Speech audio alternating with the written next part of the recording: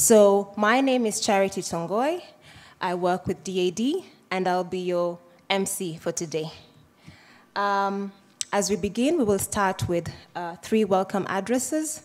To start us off will be Professor Stephen Kiama, our host and the Vice Chancellor of the University of Nairobi. Secondly will be the Secretary General of DAD in Bonn, Dr. Kai Six, who has been in office since April 2021 and is in charge of the administrative office. Thirdly will be His Excellency Mr. Sebastian Groth, the Ambassador of the Federal Republic of Germany to Kenya, and he has been in office since August 2022. And last but not least, we shall have Dr. Monica Juma, who is the National Security Advisor to President William Ruto. She will give us the keynote. So I welcome the 4 of them to start us off with a welcome address.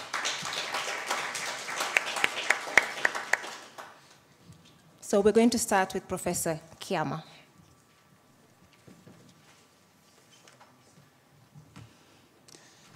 Yes, good morning, everyone. Yes, Ambassador Monica Juma, the National Security Advisor,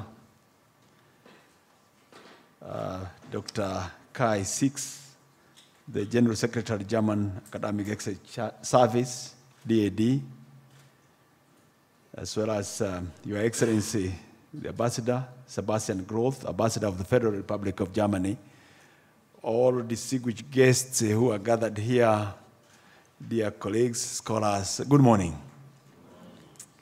On behalf of the University of Nairobi, I'd like to extend a warm welcome to each and every one of you gathered here today to celebrate the 60th anniversary of German-Kenya diplomatic relations and the 50th anniversary of the German East African Science and Research Corporation. For us today is a remarkable milestone in the history of our university and the field of education in general. It is a momentous occasion as it raises awareness of the incredible opportunities that Germany offers to international researchers and innovators. DAD has been a long-standing partner of the University of Nairobi with a relationship spanning over 50 years. We are profoundly grateful for the support DAD continues to provide in the form of scholarships and funding opportunities for our students and staff. This partnership has become one of the cornerstones of our institution's commitment to excellence in education and research. As we celebrate this jubilee of DAD, I'm reminded of the transformative power of international collaborations in the realms of education. The University of Nairobi has been privileged to work with the DAD in fostering academic exchange and promoting scholarship opportunities for our students and faculty. Many of you in this room are beneficiaries of the postgraduate scholarships embarking on education journeys that have not only enriched your lives, but have also contributed to the global pool of knowledge and expertise. DAD's unwavering dedication to supporting international academic mobility and promoting cross-cultural understanding has been instrumental in shaping the lives and careers of countless individuals, including myself. It has provided our students and researchers with the opportunity to experience the world, to learn from diverse perspectives, and to build connections that transcend borders. The University of Nairobi takes immediate pride in its diverse and rich network of DAD alumni. It is a testament to the quality of education and research that many of our alumni have acquired and gone on to achieve great heights in their respective fields. Our alumni who are DAD scholars have become leaders in their respective fields, driving innovations and making meaningful contributions to the society. This is a testament to the transformative power of education and international collaboration. Their achievements remind us that investment in education is an investment in the future of our people, not just individuals, but of entire nations and the world at large. One notable alumni, and which you are all aware of, and who deserves special mention is His Excellency the President, William Ruto. His exemplary journey from a student supported by DAD at the University of Nairobi to become the president of this country reflects the transformative power of education and the impact of organizations like DAD in shaping the future of our nation. As we come together to commemorate this momentous occasion, let us not forget the invaluable contributions that Germany has made to the field of education, science, and research.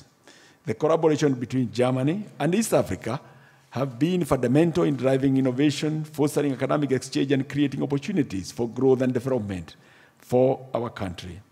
As we celebrate this important milestone, we look back with pride on the many achievements and breakthroughs that have emerged. We also look forward to the future with great enthusiasm and anticipation. The world is evolving at an unprecedented pace, and the challenges we face today require innovative solutions that can only be achieved through collaborations of brilliant minds from diverse backgrounds. Today's event is also a testament to the strong bond between Germany and Kenya, and the University of Nairobi stands as a proud symbol of this enduring partnership. We are committed to continuing our collaboration and cooperation with German institutions to nurture and support the next generation of leaders, innovators, and researchers. I want to express our deepest gratitude to the German Academic Exchange Service, its dedicated team, and all those who have been part of this beautiful story and history. Let this gathering be a catalyst for further collaborations, and let us together explore the boundless opportunities that lie ahead. Once again, I extend my heartfelt welcome to all of you as we celebrate this milestone in our shared history. Thank you, and God bless you.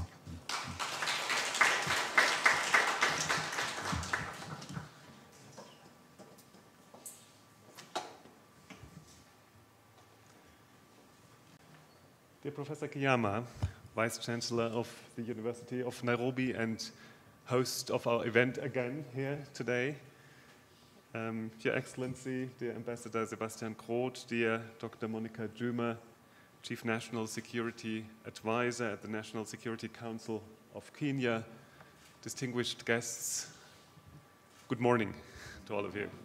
A warm welcome, and indeed 2023, it has been said, is a year of two remarkable jubilees.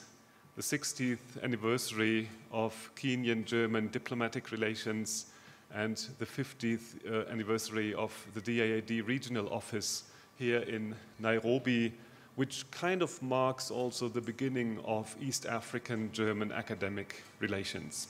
And for this reason, I'm really thrilled that today we take the opportunity of the intersection of these two anniversaries to discuss the status quo and the perspectives of German-East African relations from different angles, particularly from a diplomatic, an academic, and a social perspective. And it's great that so many of you from so many countries have come to join us in these discussions today. Thank you very much. I hope I do not say too much when I state that DAAD has contributed a lot to German-East African relations over the past decades. We stated yesterday that over these 5 decades, we were able to fund 45,000 students and researchers from the region, which includes 7 countries, including Kenya, the location of our office. This is a true reason to celebrate. 45,000 is a huge number.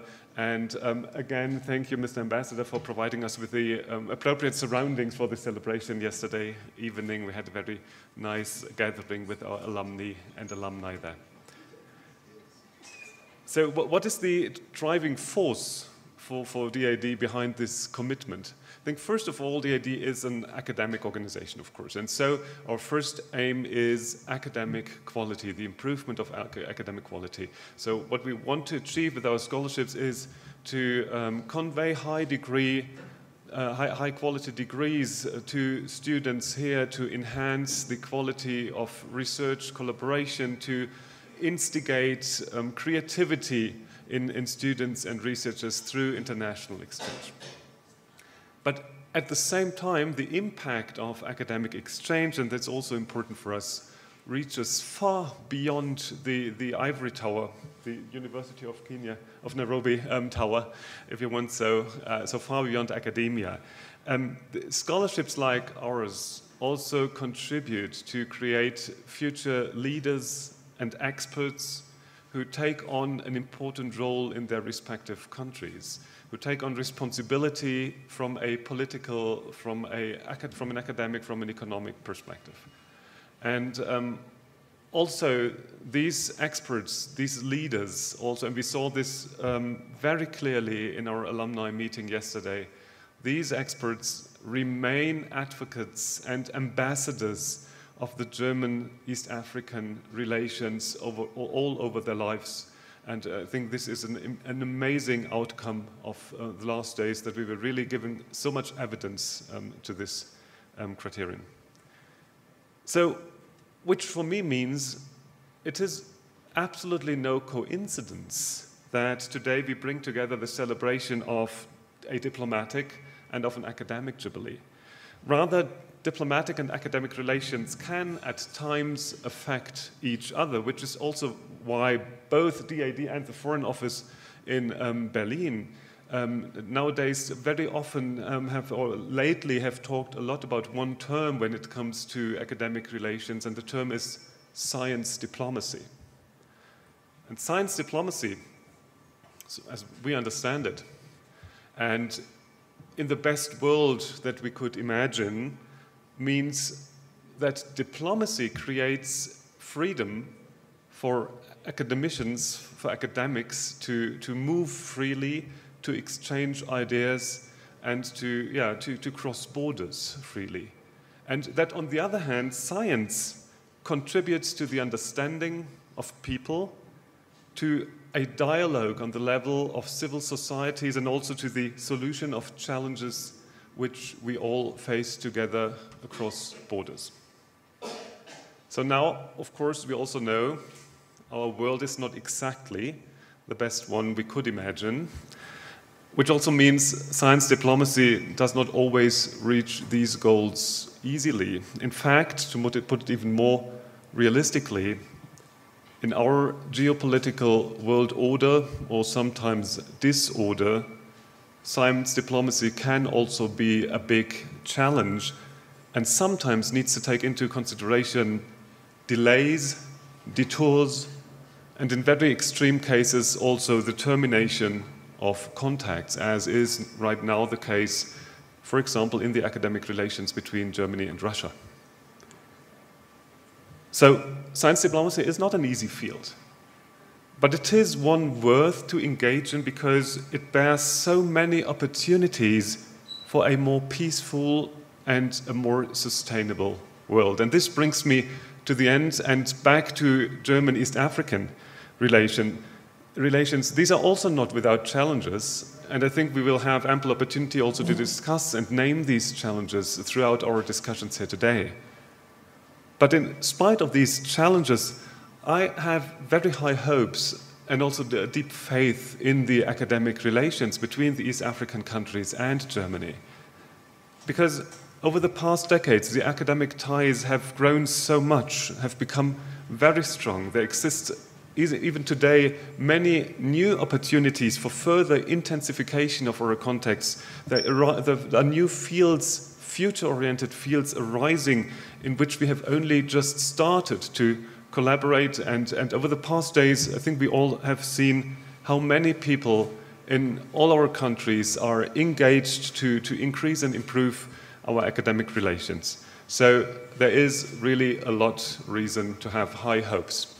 So, and against this background, I am very much looking forward to discussing with you today the status quo and the perspectives and the future perspectives of political, academic, social relations between Germany and East Africa. I would like to thank very much the partners with whom we organized this event here today, particularly the embassy, but also our partners from Megatrends Africa. Thank you all for coming. I wish you an inspiring day. Thanks for your attention.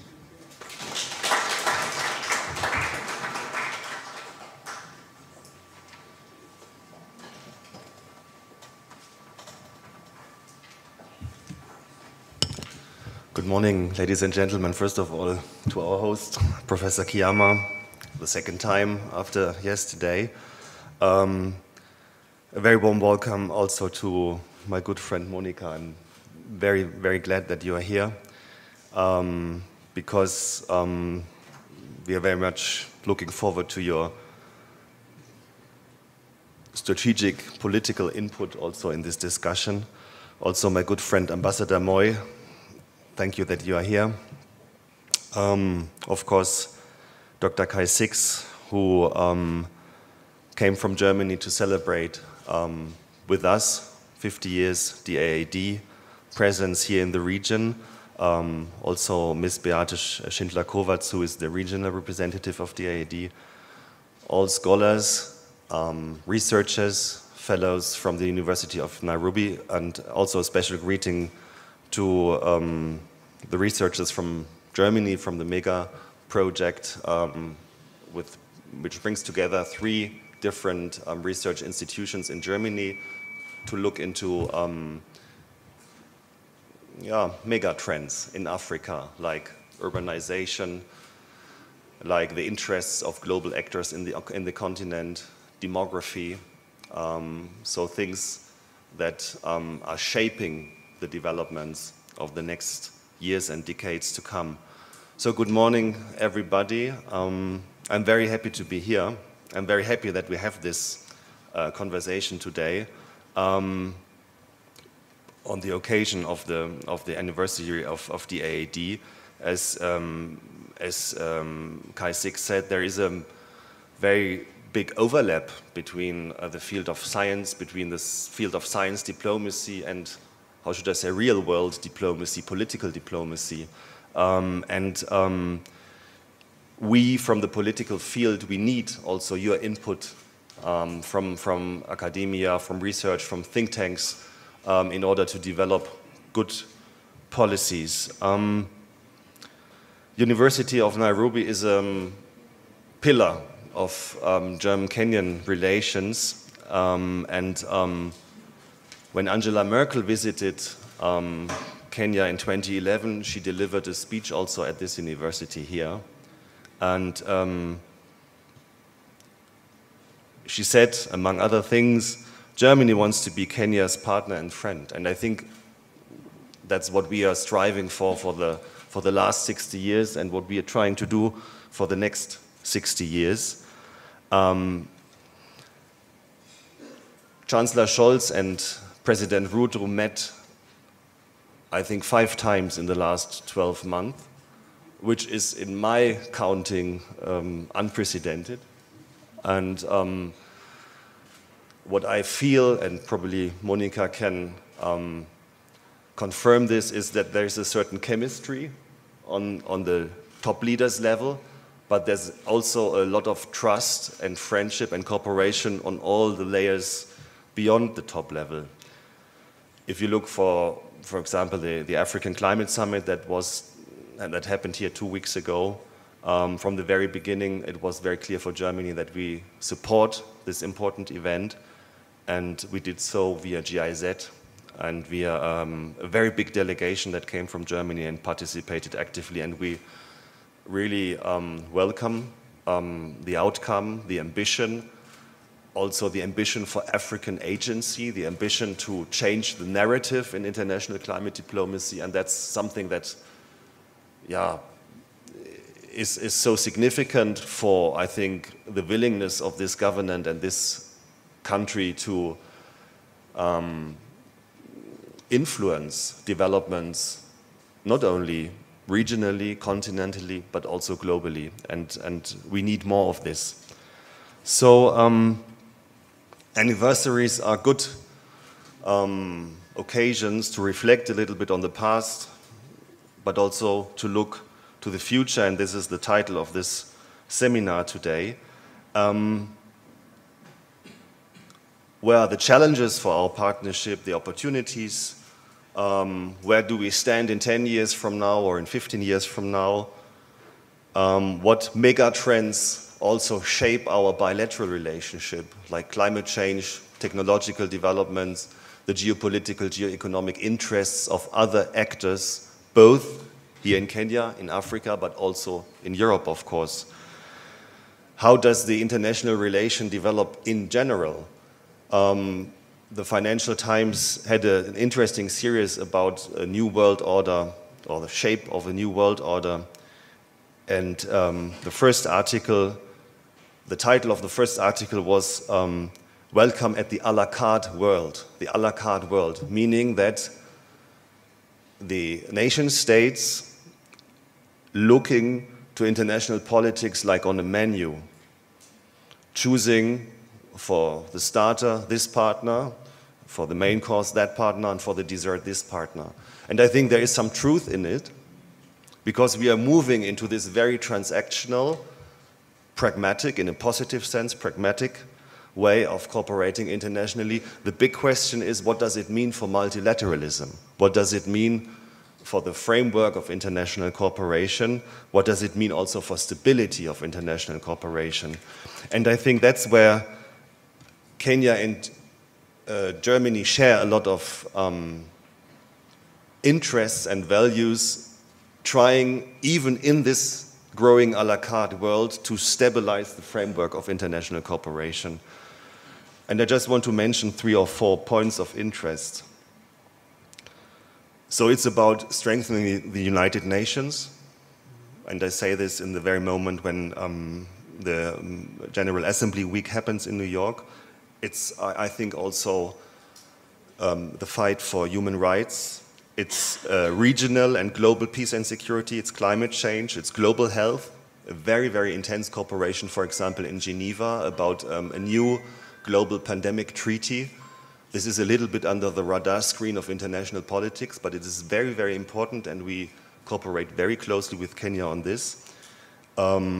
It's about global economic governance, and we know that it's a very, very important subject for President Ruto, but also for the German discussion. Germany tabled some proposals to reform the World Bank, and I think this goes very much in the same direction what President Ruto has on mind, strengthening the climate aspect mainly in international financial governance. And last but not least, trade relationships and a fair exchange of assets and resources. And I think what we will see in the next 10 to 15 years is that we grow out of a relationship that is very much based, or was very much based, on development cooperation. Still, this will be a very, very strong element, and there is a gap in prosperity, 1 to 20. Per capita income in Kenya is $2,000. In Germany, it's about 40,000, more or less. And of course, there is a need to support the economic development of Kenya. But my feeling is that we will look more and more for political projects on the international agenda that we can push forward together, beyond development cooperation, or on the basis of our experiences in development cooperation. And again, I would like to give you some examples where this already happens. Kenya and Germany together developed ideas how to regulate the international cyberspace. This will be a very important element in a project of the UN Secretary General that is called Our Common Agenda. There will be an important summit next year, 2024, about the future of the United Nations. And one element in this is the regulation of the cyber world. And Kenya was a partner of Germany in bringing together more than 17 African countries here in Nairobi, and we developed an input paper for this process. Another field where we cooperate closely on the political level also is climate change and security. Germany is pushing this issue always in the Security Council when we are a non-permanent member. We introduced this subject in 2011. But when we were a member of the Security Council, was it 2019, 2020, then Kenya took over, I think 2010 to 2021, and Kenya took over the dossier and put it on the table of the Security Council.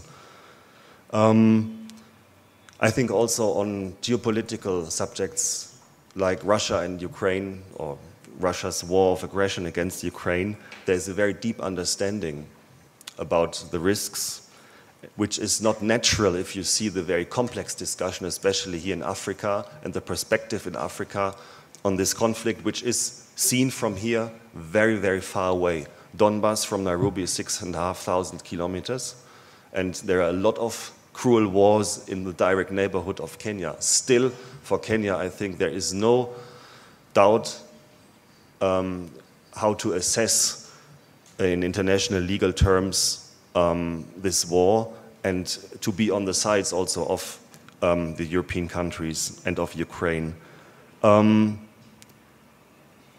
One important point is the regional role of Kenya as a stabilizing factor in Congo, in Somalia, in Ethiopia, in Sudan, in southern Sudan. And Germany is trying to help Kenya in this role through project funding, through expertise, through political support. And I think this goes also far beyond development cooperation. And last but not least, more in the bilateral field, I would like to mention a migration partnership, a labor migration partnership that we want to conclude with Kenya, bringing skilled labor from Kenya to Germany. That was a very important point on the agenda of the talks between President Ruto and Chancellor Scholz. This has nothing to do with development cooperation. This is in both our interests also. So we can both, the Chinese always talk about a win-win relationship. And I think there we really have a win-win relationship, because Kenya is growing by 800,000 to 1 million people per year that desperately look for jobs, and Germany has a gap of at least 400,000 people per year that we need to fill some of the gaps in our labor market. And I think we haven't seen this in the last 60 years, but we will see a lot of this in the next 60 years. And I'm very much looking forward to the next 60 years. I'm very much looking forward to this conference, and I thank you very much for your attention. Thank you.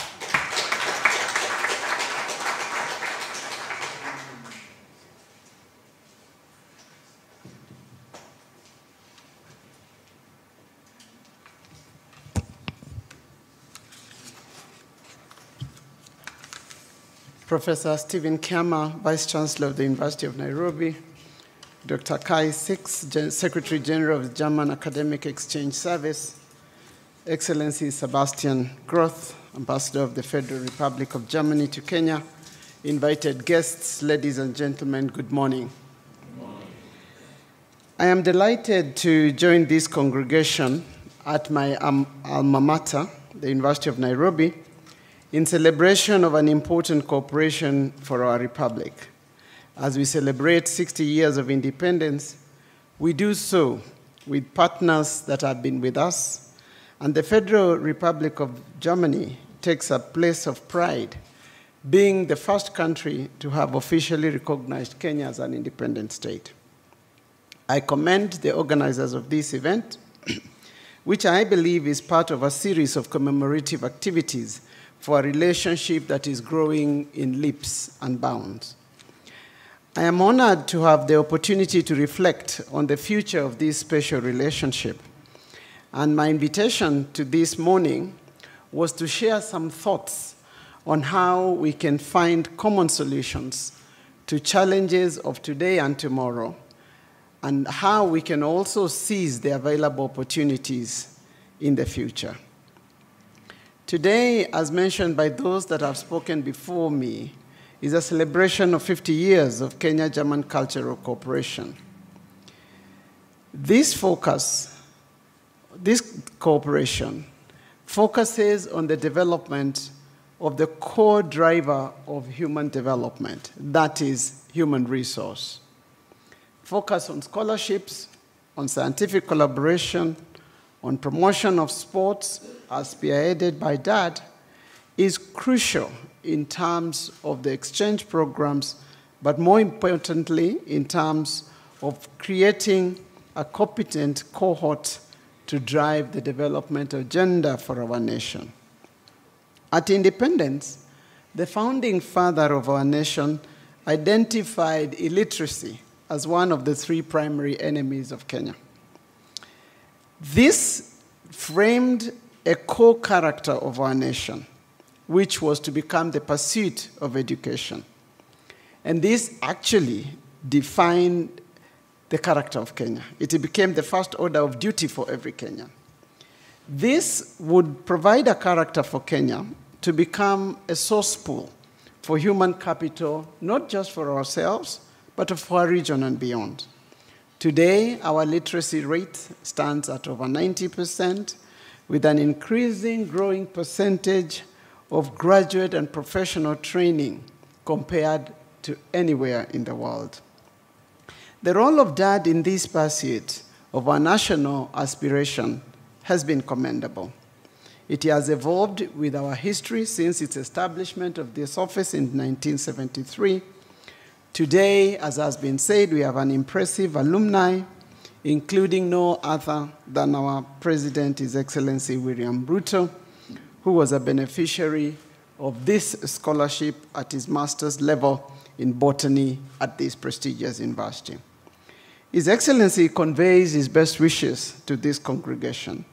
He would have loved to be here, but as I'm sure every one of you knows, he has joined world leaders for the 78th United Nations General Assembly in New York.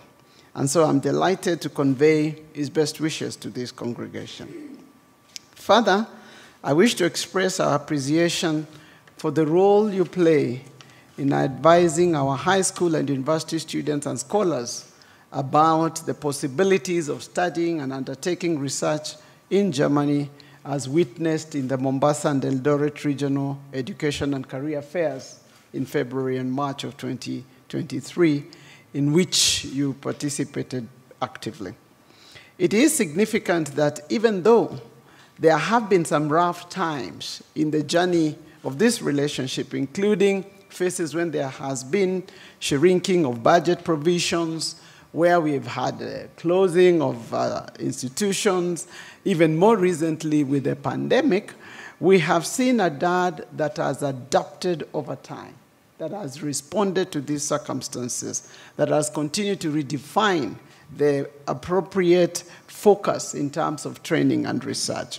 And I therefore want to express my commendation for DAD on its 50th anniversary and look forward to the next 50 years. Congratulations. This morning, I wish to reflect on our two countries' journey through these noble causes. The Federal Republic of Germany, as has been said, was the first to recognize us, and in diplomatic relations, this is a real big deal. You know, carrying a CD1 is significant because, in a sense, it provides an alliance that is historic. It almost provides a duty of care, a duty of friendship, a duty of seeing things from the same side, so to speak. And therefore, we stand with Germany aware that we have a country that we can look to, that we can engage with, both at bilateral but also at global level. This relationship, as has been said by the ambassador, has been growing in depth and diversity. It is ranging from the cultural, from educational, to economic, to technological, to political, to geostrategic. And as he says, as he elaborated in terms of the mega trends and what we project it to look like, we believe it is going to be a relationship that will continue to strengthen moving forward. And why so? Because, as has indicated, it is a relationship that has been reaffirmed from the highest strategic level. In the last 12 months, 5 times meetings at the VVIP level. Again, not a simple thing, not easy, not usual. We are hoping that actually tomorrow there will be another meeting in New York to make the 6th, you know, so to speak. And so, and this also confirmed with 2 state visits in a year. That's also, those who are in MFA will tell you this is not an easy thing. It is not usual to have this kind of engagement. Critically, at the last state visit here, there was a very significant strategic guidance to us. And I recall a guidance to myself and my counterpart, Jens, to commence engagement towards discussions to transform this relationship into a strategic partnership between Kenya and Germany. And I think this is what is going to be framing the next 60 or so years of the Kenya-German relation. It is in the light of this firm foundation, comprising of a clear strategic guidance, sound and tested historical relation, that the question placed before me to reflect upon this morning is appropriate. How can we define the mega trends that are confronting us today? And how can we partner in addressing this, as well as in taking the advantage that these trends present for us? Ladies and gentlemen, I wish to address this question in two parts. First, I would like to contextualize the current environment and projections. And secondly, then I will propose some modalities which I think could be applied in addressing both the challenges as well as leveraging on the opportunities. A look at the global environment today is indicative of seismic changes. Some might call them transactional changes, some might call them, whatever, but I think they are seismic.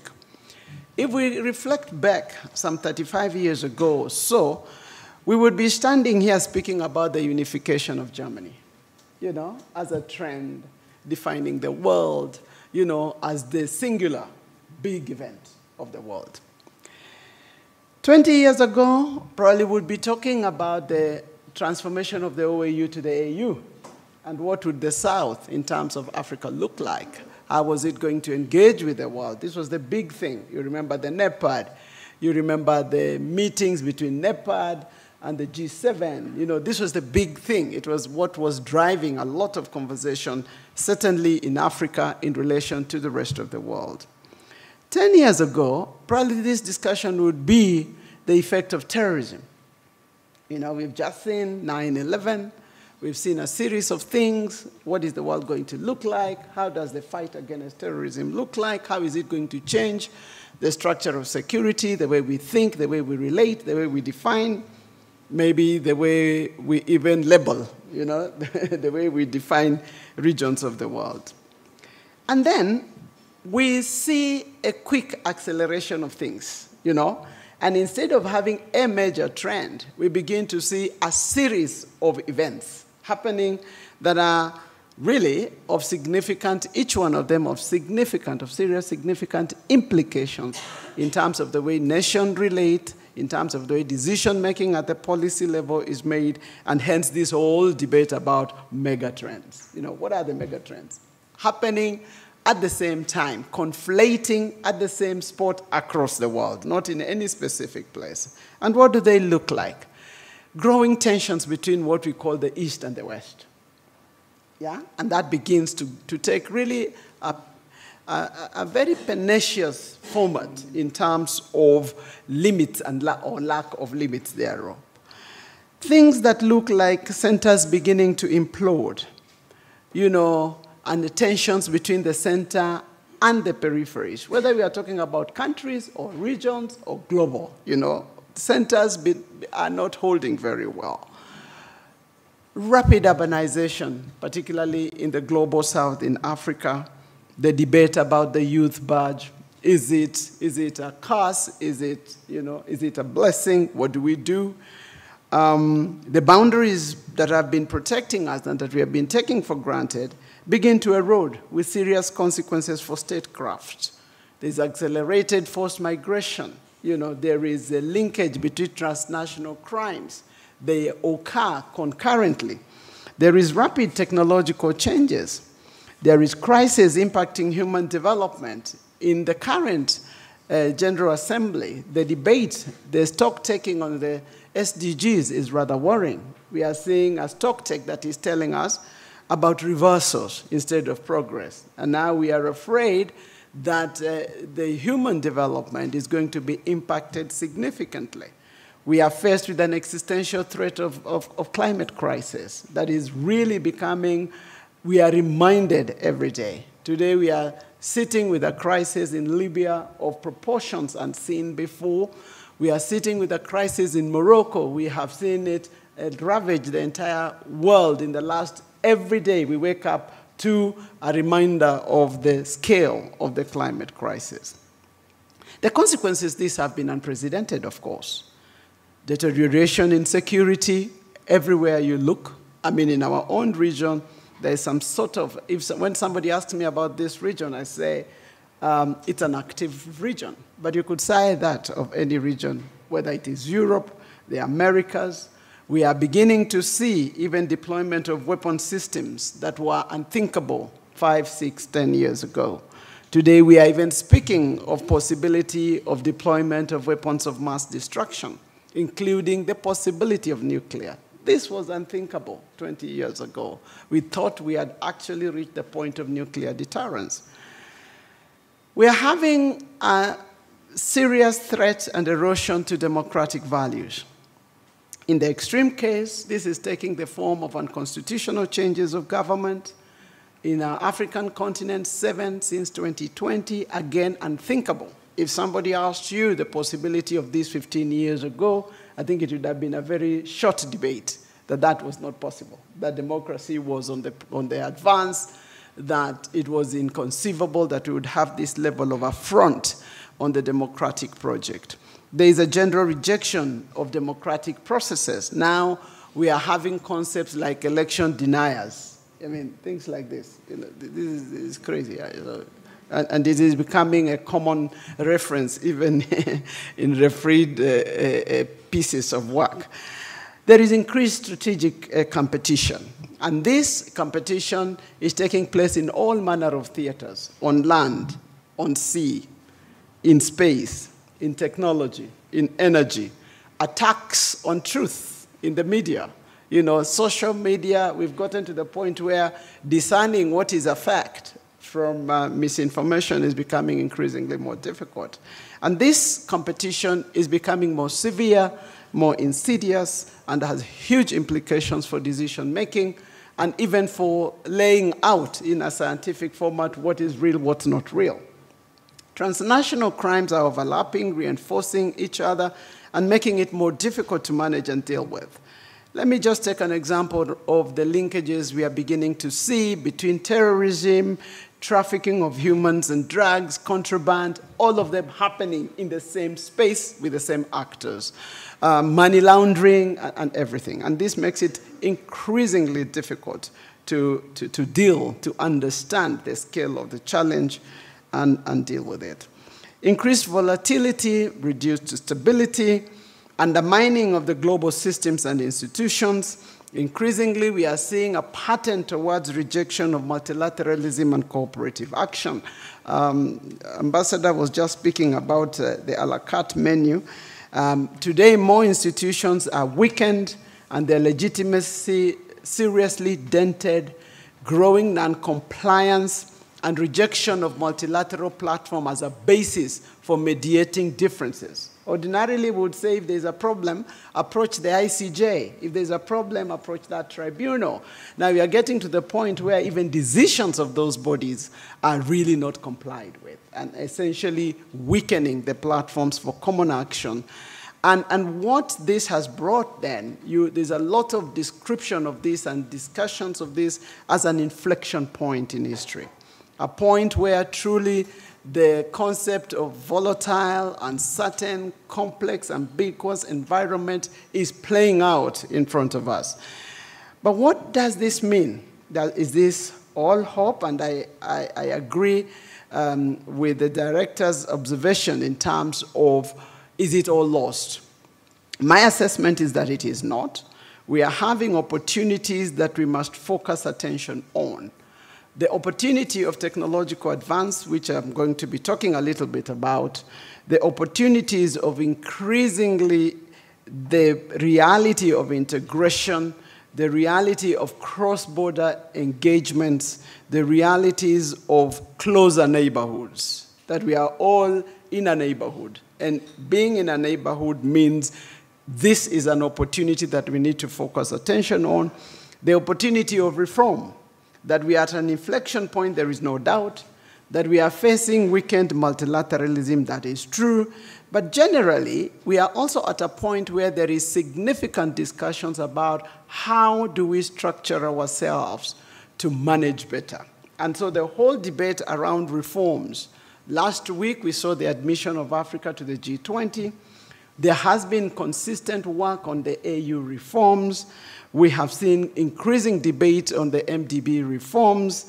We are seeing very bold proposals, including those that have been placed by the Africa Group led by President Ruto, to enable climate action at the urgency that is required, at the scale and quantum that is necessary, and in a manner that enables access to resources that are adequate, that are flexible, that we can target in order to deal with the necessity and the imperative for ecological rebalancing. So how should we actualize these opportunities? I want to argue that we can do so focusing at all the three levels of bilateral cooperation, of regional cooperation, and global partnerships.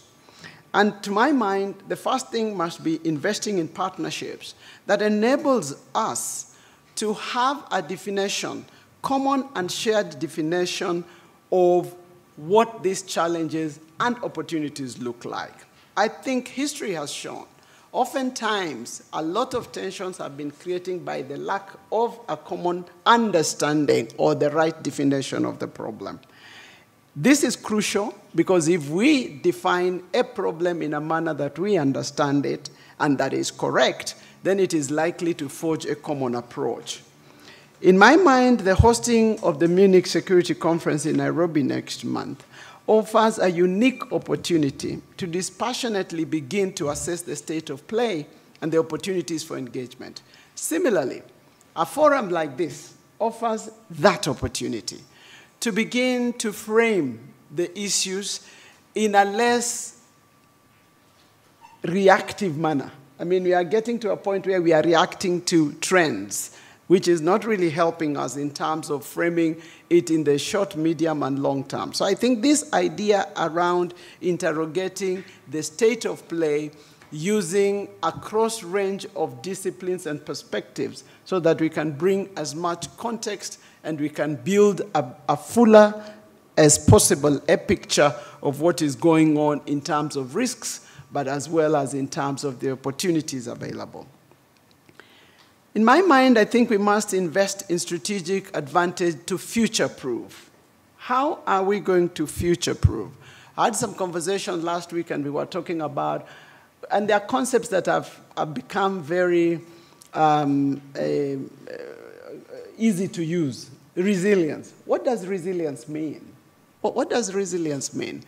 How do you create resilience at an individual, at societal, at state, at humanity level? How does resilience look like? But I think we have to come back to those discussions and ask ourselves what we need to do if we are going to create resilience against multiple trends that happen at the same time. But how do you do that? And I think it pushes us to be more multidisciplinary, to be more inclusive in terms of different perspectives at different levels with different actors. I think, in my mind, one of the new spheres of engagement, and Sebastian made reference to it, is the growing partnership around the area of green growth. As elaborated during the African Climate Summit, we have 3 buckets of areas, I think, that need significant work, whether it is in terms of research, whether it is in terms of the technological R&D that is required, and so forth. Whether we are talking that provide unparalleled opportunities for mutual benefit for every country and region, as well as humanity. For example, within the green growth agenda, if you think about the entire debate around decarbonization, the renewable space, the discussions we've started to have with Germany leading in terms of green hydrogen, it brings together the possibility of turning the green asset portfolio, for example, on the African continent, to drive development that responds to a lot of the other issues, the youth badge, the labor, the jobs, the productivity, and so forth. So if we're just to think about decarbonization, But to think about adaptation or mitigation the same. What does smart agriculture entail in terms of what science is needed, what technology we must develop? Or how does the nature-based solution to climate crisis look like in a manner that they drive equity?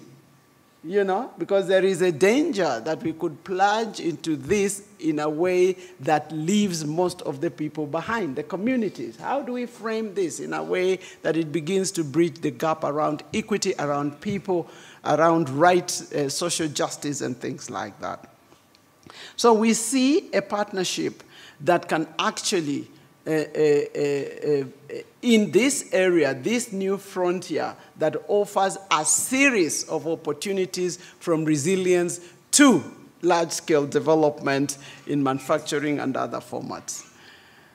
During the state visit here, there's a lot of conversations around the need for scaling up the technical training and the support and what cooperation between Germany and Kenya would look like that creates a pipeline to the labor, to the market, and to a job, and so forth. And this leads to the need for very conscious growth in the German Development Cooperation. We know that Germany is the second largest financial donor to Kenya, but I think we have a basis for growing that portfolio significantly with Germany, but also within the European Union context. There's a whole area around the question of the support and cultural development that has also been evolving around the cooperation, around the cultural, the museums, the artifacts, and things like that, which I think is very important in terms of reaffirming the software of people and the histories that people share. And this, again, I just wanted to lift it as another area so that we are just not looking at the technical issues alone. The future outlook for me, I think, is bright. We have shared values which have been leveraged and which can continue to anchor this relationship.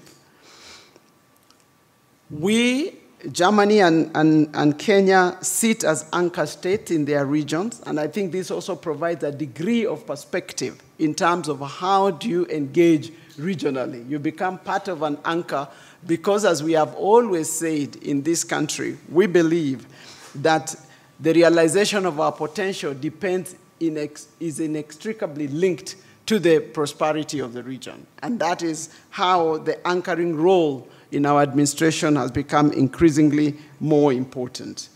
We also share a second value in terms of the both countries relying largely on the small and medium enterprises to drive the economy. I always tell people Kenya is an SMSC country.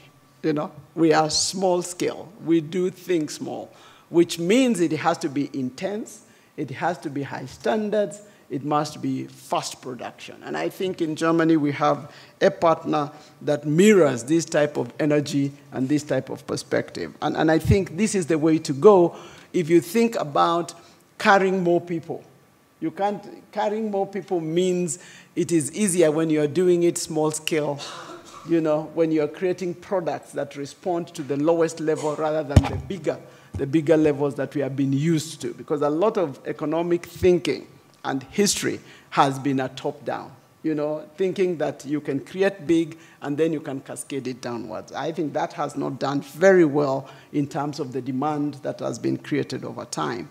So thinking small and making small efficient and allowing for the agility to be agile, and the support system for those agile systems, I think, is a critical value that we can grow, that we can build upon, and that we can actually share even within our regions. There is also the possibility of what you are calling strategic partnership. The role of the stable anchor state in stemming, in curtailing, in tethering unhealthy geostrategic competition. Because I think the world is going to depend on the middle states to stabilize globally. And so what is the role? How do we create alliances and coalition of middle states to stabilize the intense east to what we are seeing as east to west, or now we are beginning to see another set of BRICS, and I don't know how do you create alliances that can actually tether this strategic competition that could actually destabilize already a very volatile situation?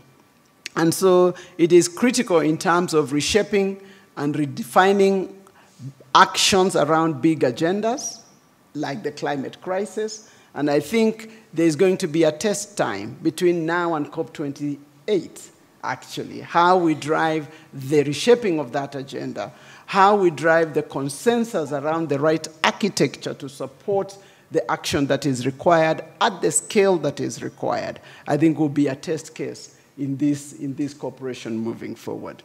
In conclusion, I really want to underscore our confidence that the future offers us possibilities for a better relationship between our two nations and a better possibility of contributing to the dynamism of global politics, of regional cooperation and integration, and of managing and dealing with the challenges of today, whether these be the mega trends that you have looked at in terms of inclusion and participation, whether it is in terms of the human development indices, whether it is in terms of trade and strategic issues. So I'm very delighted, and I'm sure this seminar will frame the next steps in terms of the right research, the right science, the right technology and R&D to take us forward. Very delighted to have had this chance to speak to you, and wishing you a good day. Thank you.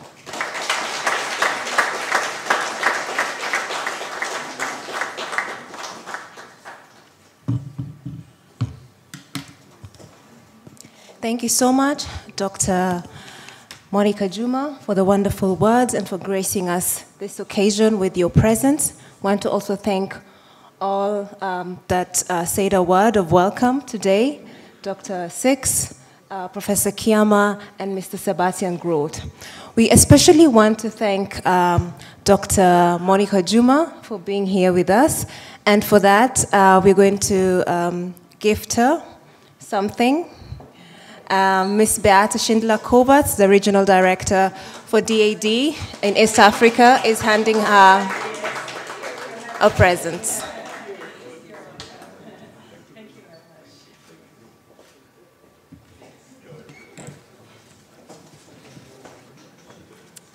Thank you, Ms. Beate Schindler-Kovacs, for that. For now, the next session will be a group photo session, and because of time, I'm kindly inviting all of us to the 5th floor for a group session, because not all of us will be here for the whole day.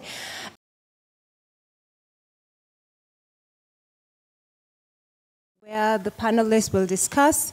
We shall also have an opportunity to participate actively through an app called Mentimeter, where all of us gathered here and also online viewers will be able to participate by answering questions on the Mentimeter, and my colleague will come to explain to us what that exactly is. It's supposed to be an app that engages us to, by using live polls or a platform where we can answer questions, and we can be able to see the answers today live here on the screen, and we can be able to participate and not just be passive listeners. So thank you so much, and now invite my colleague, Jules Onyango, to just explain to us how this Mentimeter works so that we can continue.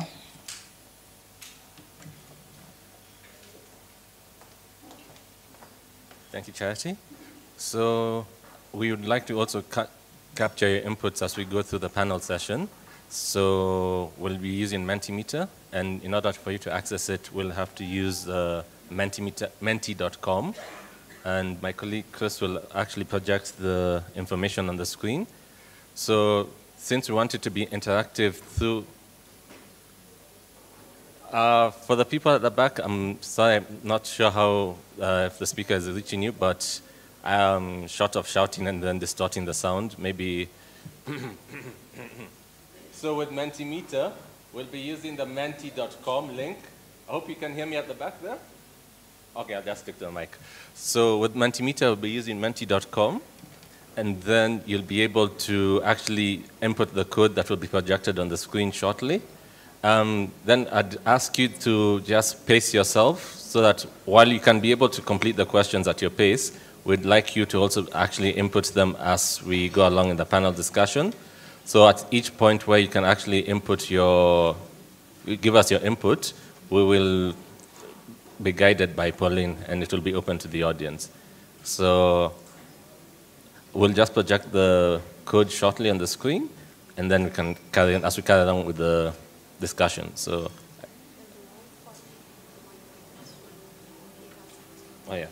And also, in case you need to actually connect to data or Wi-Fi, you can just raise your hand, then we'll come along and help you set up with the university Wi-Fi. Yeah. So by a show of hands, so one. So we'll go around each table just to help you set up on the Wi-Fi, even as we project the code. So I can hand over to Charity to move us along.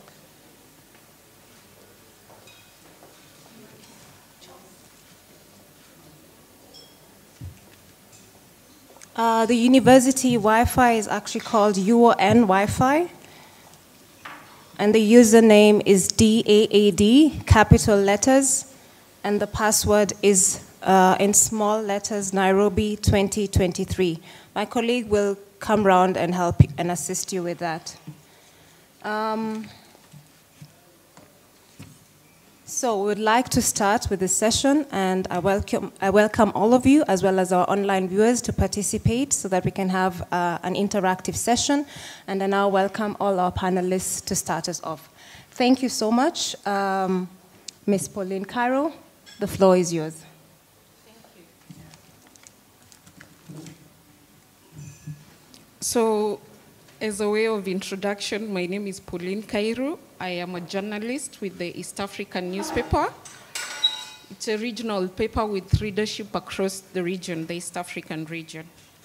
For this session, we will be focusing on 4 themes: the scientific and diplomatic relations between Germany and the East African region. For this period, the last 50 years, for DAAD, and the last 60 years for relations between the region and Germany. And then the other thematic area that we're going to focus on is going to be looking at insights and experiences of the many years of cooperation in diplomacy and science. And we're going to also request our panelists to showcase best practices and initiatives that have taken place over this period. And then, of course, you're going to participate. We're going to request that you participate in the discussion using the Mentimeter. So to kick us off, to Professor Boga, Dr. Akia, and Professor Gaspard. So Germany was the first country to recognize Kenya diplomatically in 1963.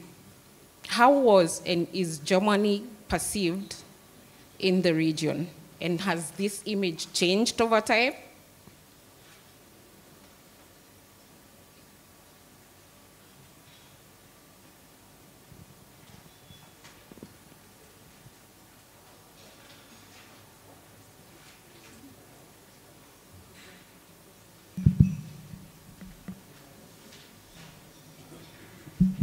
Sorry about the hitch.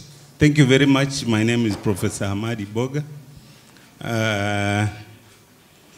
I come from Diani in Kwale County in the Coast region. The reason why I mention this is very significant because as a young person growing up in Kwale, we started interacting with Germany quite early because the tourism sector in the coast, in the south coast of Kwale is mainly dominated by investors from Germany and Switzerland. So as kids, we were really struggling to learn German so that we can already engage the tourists as they come to play football with us in the villages. And this is significant because when I went to Freiburg to do the language course, in Themen Neu Eins, the book which we were using to learn German, I realized that the perception of German tourists abroad was also a topic for discussion. And you found that most Germans took themselves as if the world was looking at them negatively, while in the real sense, as kids, we were really excited to interact with German tourists. And they were a very important part of our growing up. And apart from that, in Kenya, everybody was a lover of the Football Made in Germany program. And I think everybody here can relate that. So even through such activities like football, you found that every young man wanted to be the Beckenbauer or the Rummenigge or the other person. So even socially and societally, it was very positive growing up with some of those experiences. But also once we landed in the university system and we started interacting, the coveted scholarship that everybody aspired for was there, one for German Academic Exchange Service. And it was very instrumental because it was given to the best student who had a first class. So it was very much merited. I remember getting mine when I was in the village. Somebody just called me and said, you have a scholarship from DAD because you are the best students in the class. And I didn't have to ask anybody. And from there, and we have also tried as alumni to continue selling that gospel. So I think from Kenya, I would say the experience has been very positive and the engagement very positive across the sector. Later on, if given the opportunity, I will also how that has helped, especially when I was working in the Ministry of Agriculture. Lots of positive interactions and engagements. And so the overall picture is very positive. Thank you very much. Thank you very much for this opportunity, and congratulations for DAAD and for Kenya and Germany for this milestone of celebrating the 50 and 60 years celebration. My name is Professor Gaspard Banyankimbona. I'm here wearing an East African Community flag as the Executive Secretary of Inter-University Council for East Africa, an institution of the East African Community, but I'm also originally from the Republic of Burundi. So back to the question that was asked. At East African Community, I think we are best placed to understand the role and impact of Germany. If you have ever been in Arusha, you can get an office down there whereby GIZ, which is a part of Germany, is they are working. And we can go along all the projects that have been funded by Germany in the region, and the impact is real. Back to myself as a person. I had an opportunity to study in Europe. I picked that time a DVD recorder. The make is Magnum. And I was told it is from Germany. I bought it from 2008, and believe me, 2023, it's still working. So I've been moving all around. I've been seeing people driving very nice cars, and I talked to a number of people who are really fan of Mercedes-Benz, and they convinced me to acquire one. So I just acquired one the last month. And the way they convinced me is Germany is quality. And indeed, in East Africa, we share that particular values of quality. And their first engagement with us in higher education was quality assurance. So thank you very much for that.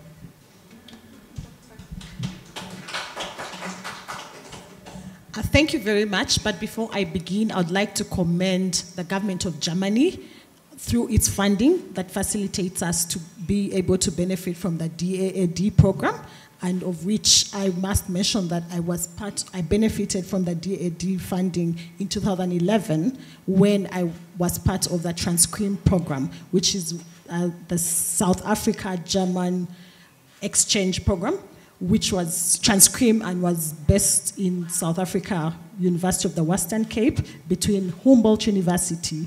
And I must commend Dr. Dorothy Weiler for being very, very significant in ensuring that one of the centers of the DAAD excellence, which I belonged to, the UWC and Humboldt University Cooperation, was run smoothly and effectively. And unfortunately, it's closed, but it's now a research center, which going forward in my discussion, I'll be able to talk more in that regard. So thank you, and we welcome you, Secretary General, to East Africa. For me, Germany and East Africa, and to be specific, Uganda relations is very significant, because for me, it's a personal experience. Germany, the German ambassador to Uganda, was very instrumental in getting me to make history for my country. Not only for my country, but for the continent in Africa, when I got elected as Uganda's or Africa's endorsed candidate to the CEDAW committee. And you know the basis why the German ambassador to Uganda was very, very, very confident that Uganda nominating me as its candidate to be endorsed by the African Union would be significant, was because I was a DAAD scholar. They associated being a DAAD scholar with being exceptional. They associated being a DAAD scholar with being hardworking and being creme de la creme. So that is why I was able to, and I would say this is how the ambassador decided to set up a meeting with Ministry of Foreign Affairs of Uganda for me to have a conversation. He said, because I believe in you being a DAAD scholar, I believe in you being exceptional, I will just help you set a meeting with the Minister of Foreign Affairs, and how you fly, how you convince him is all up to you. And I'm so glad he set up that meeting, and I guess my position right now becomes history because of that opportunity that the German ambassador to Uganda. So for me, the relationship, based on your question that you've asked, the relationship that Germany has with East Africa, and specifically Uganda, is really extremely positive and significant, and which can be reflected directly through the experience and the opportunity that I was given. Thank you. All right. So what I'm hearing is quality transfer of technology and leadership to the region.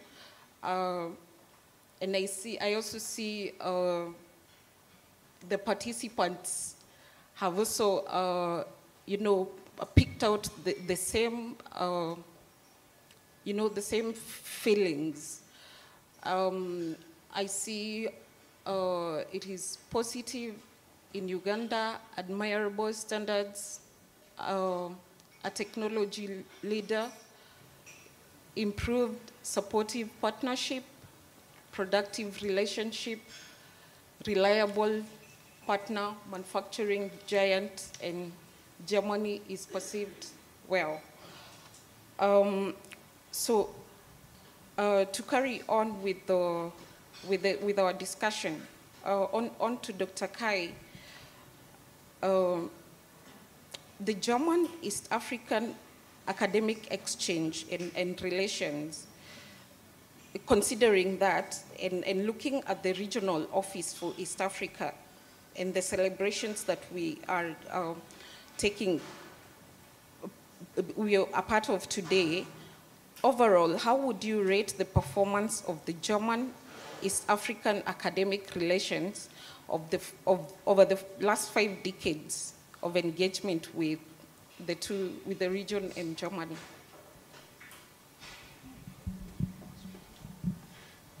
Thank you very much. Before I answer this, let me tell you a little anecdote referring to what Professor Hamadi-Boga said in the beginning on the perception of Germany from other parts of the world. So it happened that only 6 weeks ago, we also celebrated a 50th anniversary with our cooperation partner, Japan. And on this occasion, I was given a poem that has been written by one of our cooperation partners from Japan, so a Japanese calligraphy with a strong metric poem. And the poem read approximately like the following. So, "Oh Germany, land of my hopes and inspiration, and I really appreciate you so much. But tell me, my friend, what's going on with your football?" And I think that's a question that many of us ask ourselves these times.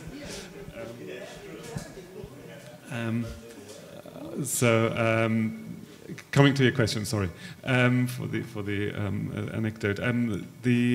I think what Dr. Monica said before, that relations between Kenya and Germany have developed in a way that they have gained in depth and in diversity. And I think this is also the bottom line for the development of East African-German academic relations. We started in the 1960s with scholarships which we provided for students in Kenya and the region to study in the region. And that was like the basic and the fundament, and these scholarships are still very important until today. And step by step, we added new layers of cooperation from this start. So we intensified the opportunities for scholarships, also for people to come to Germany. We provided scholarships for language courses in Germany, sometimes also here for summer courses and so on. So it all started with this kind of personal funding that we provided. And for almost 15 years now, and you already talked about the African Centers for Excellence, which are an important paradigm here, we added a new layer, which is institutional cooperation funding. So at the beginning, it was persons and people whom we funded, and now we also fund the interaction and the cooperation of academic institutions. I think this added a whole new layer to our collaboration, because now we also contribute to the academic structures that are being built here in the region. And then, of course, we also have to consider that DAAD is by far not the only German research organization or academic organization which is active here in the region. DAAD is part of a so-called alliance of German research organizations, and we have overall 10 organizations being united in this alliance. There is the Humboldt Foundation, which many of you know and are fellows of. There is Max Planck Society, there's the German Research Foundation, there is Fraunhofer, and others more. And almost all of these science organizations are active in East Africa and provide their own opportunities to collaborate and to carry out joint projects.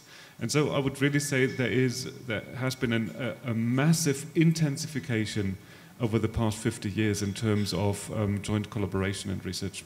And so I think we are now in a time where we can really say there is a broad fundament of academic joint endeavors that can really make us optimistic for the future.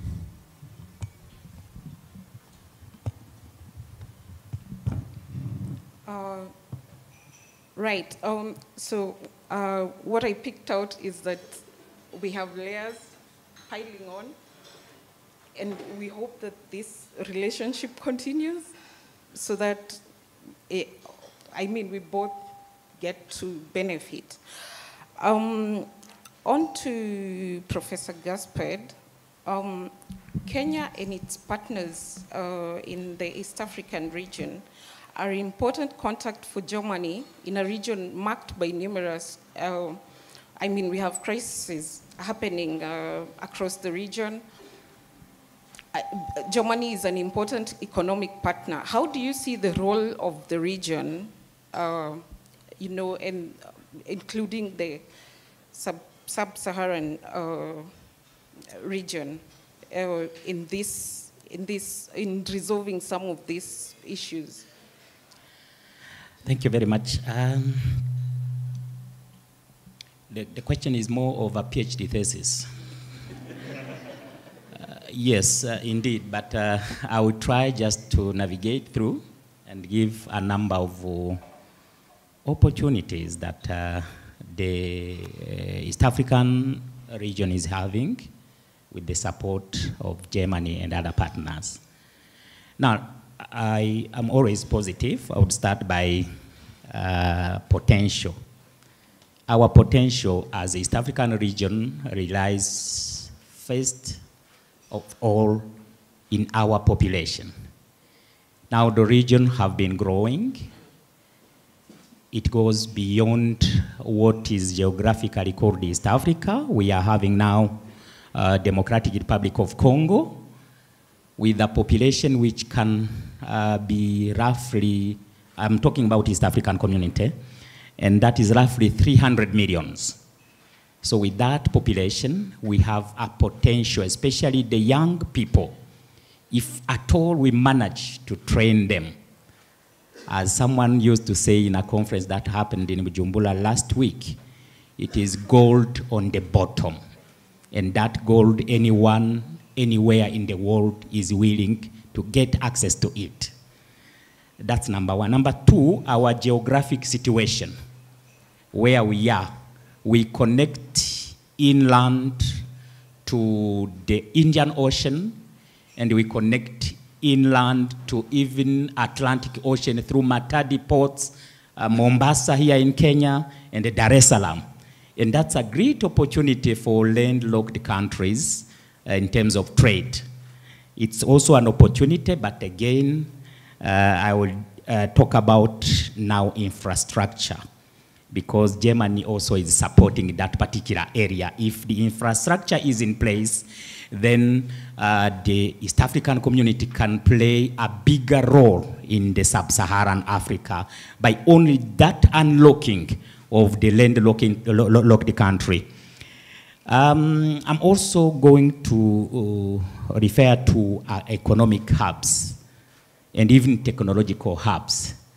Like this city here where we are sitting in Nairobi, I've been doing some research. It is sometimes referred to as Silicon Savannah in comparison to Silicon Valley. And you understand what it means for the whole region. A hub is a hub. It's meant to influence the whole region. So I think anything that we can do to advance technology is increasing the role that East Africa can play in the whole sub-Saharan Africa. And we also have a kind of advantage when you look at our regional integration structure. Actually, it is also documented that we are among the fast growing RECs in Africa. And other countries, other regions can really benchmark from us. I am not saying that it's all success, but at least we have managed to do it in a way that can inspire other countries. And I can also come back to my own sector, the higher education sector. In all RECs all over the African, sub-Saharan Africa, we are the best to have a coordination unit of higher education. The Inter-University Council for East Africa, which is a unique institution, being number one, an intergovernmental organization, getting that part of the government support, but also being a membership institution whereby universities apply after they have met a number of requirements. It gives us an opportunity not only to have that academic freedom of universities contributing to anything that we are organizing, but also using our decision-making process to be able to take any suggestion to, into policy that are implemented in our partner states. I'm also going to refer to peace and security. Of course, it was referred to as a challenge. Indeed, it is a challenge in the region, but from the history, any country that succeeded in this world went through hard times. But I believe it will be over soon. But again, countries from East Africa are peacekeepers elsewhere in the world. So as long as we have challenge, but we also have solution that we can also export elsewhere in the world, mainly in sub-Saharan region. I would also refer to a very important aspect that is tourism and conservation. When you look deep in our region, I believe we have the most attractive safaris. That is also a kind of potential that can really be put forward as we partner to make sure that it is well looked at and it is well used for the good. I will end up with the last one, which is our cultural diversity. For those who are not from this region, you can take time to move around and appreciate the cultural diversity. I'm not going into details because that is not my area of competence, but you can only appreciate by just getting a few information of what is published. I'm not sure if I have managed, but I tried. Thank you. Thank you, Prof. So you're calling upon the region to leverage on our population growth. It's a golden opportunity that we're in. You're saying take advantage of technology for development in the region. Moving on to Dr. Akia, Africa has strong women, and women play a big role for families, for the economy, and also in the scientific sector. How do you perceive this when you think back on developments of the last decade? Thank you very much. I must begin by saying where gender equality was before is not where we are now. Before, women historically weren't in boardrooms. I would not be seated right here speaking with all of us, many of us, all of us women would not be seated here. But look at what the transformation that has happened and how do we associate this to the different, because we're in a DAD German funded aspect, we're looking at how has the German government been able to help us bring about this transformation where women and girls are able to be in boardrooms, are able to have positions, are able to take up leadership positions, but also are able to participate in the day-to-day economic running of their countries and in their homes. It's fundamentally through education. Education is very key in transforming. I'll give an example. Our South African German Center of the Transkrim Center on Transitional Justice was very instrumental in ensuring that majority, I think over 50% of the beneficiaries of the Transkrim Center that did the LLMs and the PhDs were women. Women from East Africa, women from all over Uganda. And right now, all my colleagues who went through that program are director generals in their countries. They're holding very significant positions that is transforming their communities, transforming their countries, and ensuring that gender equality is continued to be achieved. And this is where I must maybe appeal to the DAD leadership. And I mean, we're celebrating 50 years, and the Secretary General, you're here. Right now, the DAD, the Transkrim Center is now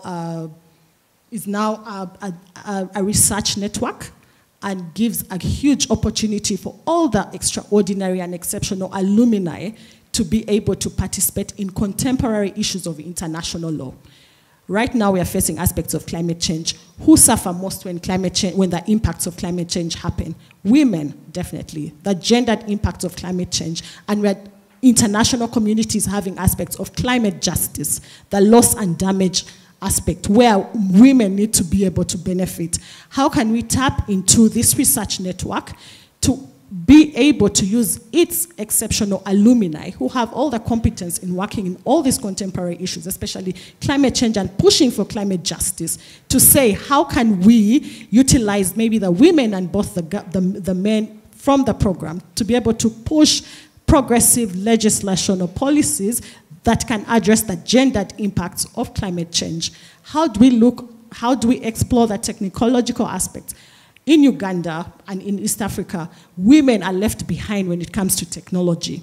How can we leverage on the exceptional alumni and build the research and the network from the current network to see how can we help Africa, East Africa, Uganda, Kenya, Tanzania, Burundi, ensure that women have equal access to technology so that they effectively participate in the technological developments in their country, but also to encourage them to take up leadership positions, because the resource that we have in this alumni network from the Transcrim Center is exceptional. When women take up leadership positions, we're going to see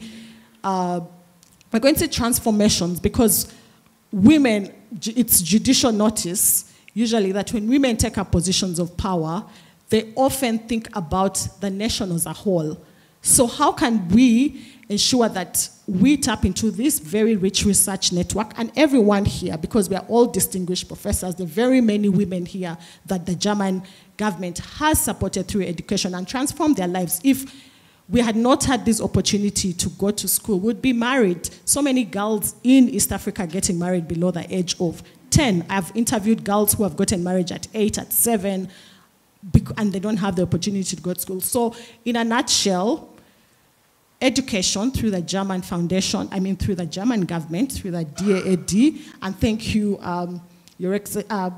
Dr. Beat, for organizing this and also for ensuring that, leading the regional center up to now, because we are getting to explore and bring us together to brainstorm on how can we women who have benefited from the DAAD program be able to transform and be in this current discourse. So my appeal in conclusion is I hope we can tap into this DAAD network, the women especially, and of course the men, but also our research network from the Transcrim Center to help informing legislation, policies at the international, domestic, and regional level to be able to progressively support women to effectively and meaningfully participate in decision-making, in economic transformation, climate change aspects, technology.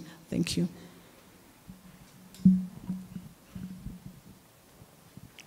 Don't give out the mic yet. Dr. Akia, you're the Ugandan woman elected to the United Nations Committee on the Elimination of Discrimination Against Women.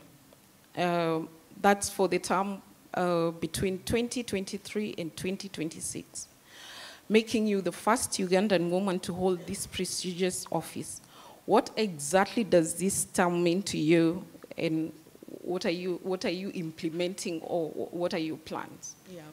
Thank you very much. The CEDAW, depending on which jurisdiction one is from, the CEDAW is a treaty. The CEDAW committee is a treaty body based on the Convention of Elimination of All Forms of Discrimination.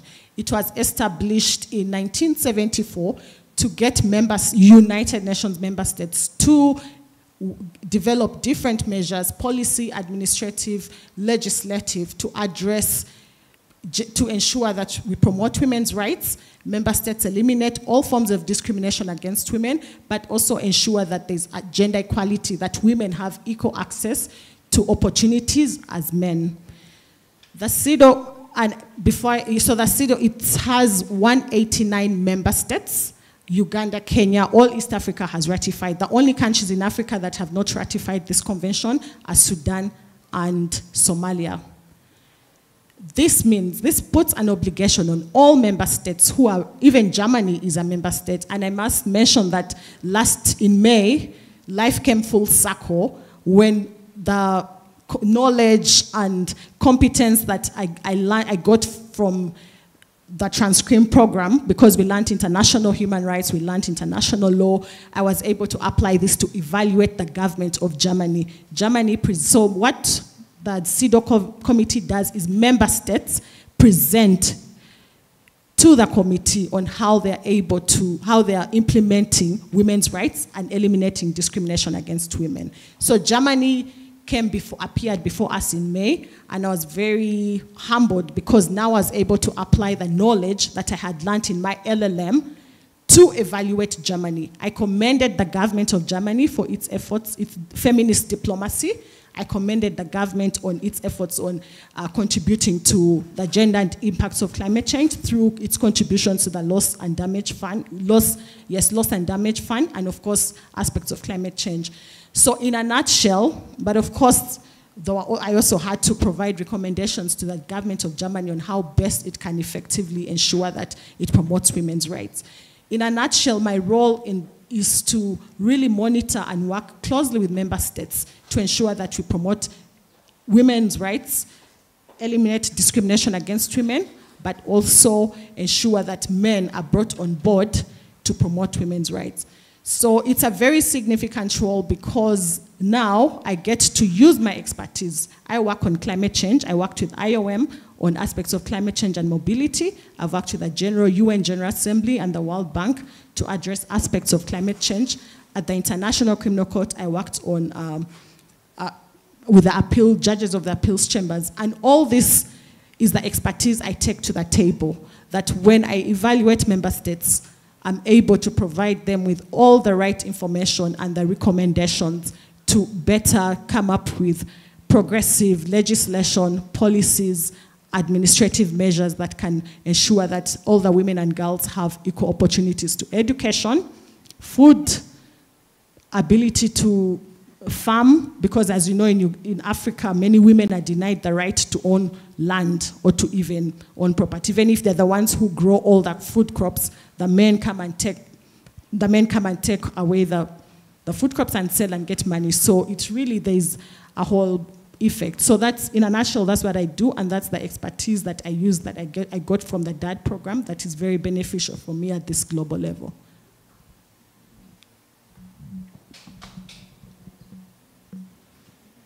So at this juncture, we'll have to excuse Dr. Akia.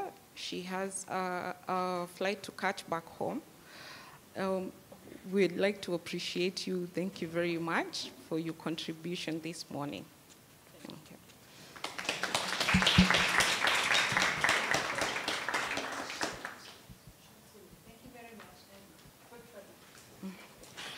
All right, so moving on, Professor Boga. In the area of international agricultural research, Germany uses an overarching multilateral approach. The background to this is calculations according to which global agricultural production must increase by 50% by 2050 in order for us to secure the world's food supply. Germany supports international agricultural research centers around the world in developing sustainable and appropriate solutions for agriculture. These include 3 institutions that are headquartered here in Nairobi, including the International Livestock Research Institute, the World Agroforestry Center, and the International Center of Insect Physiology and Ecology, ICEPE.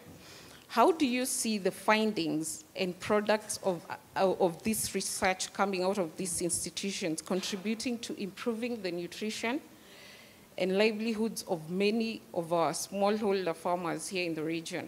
And what role does German support play in this? Thank you very much.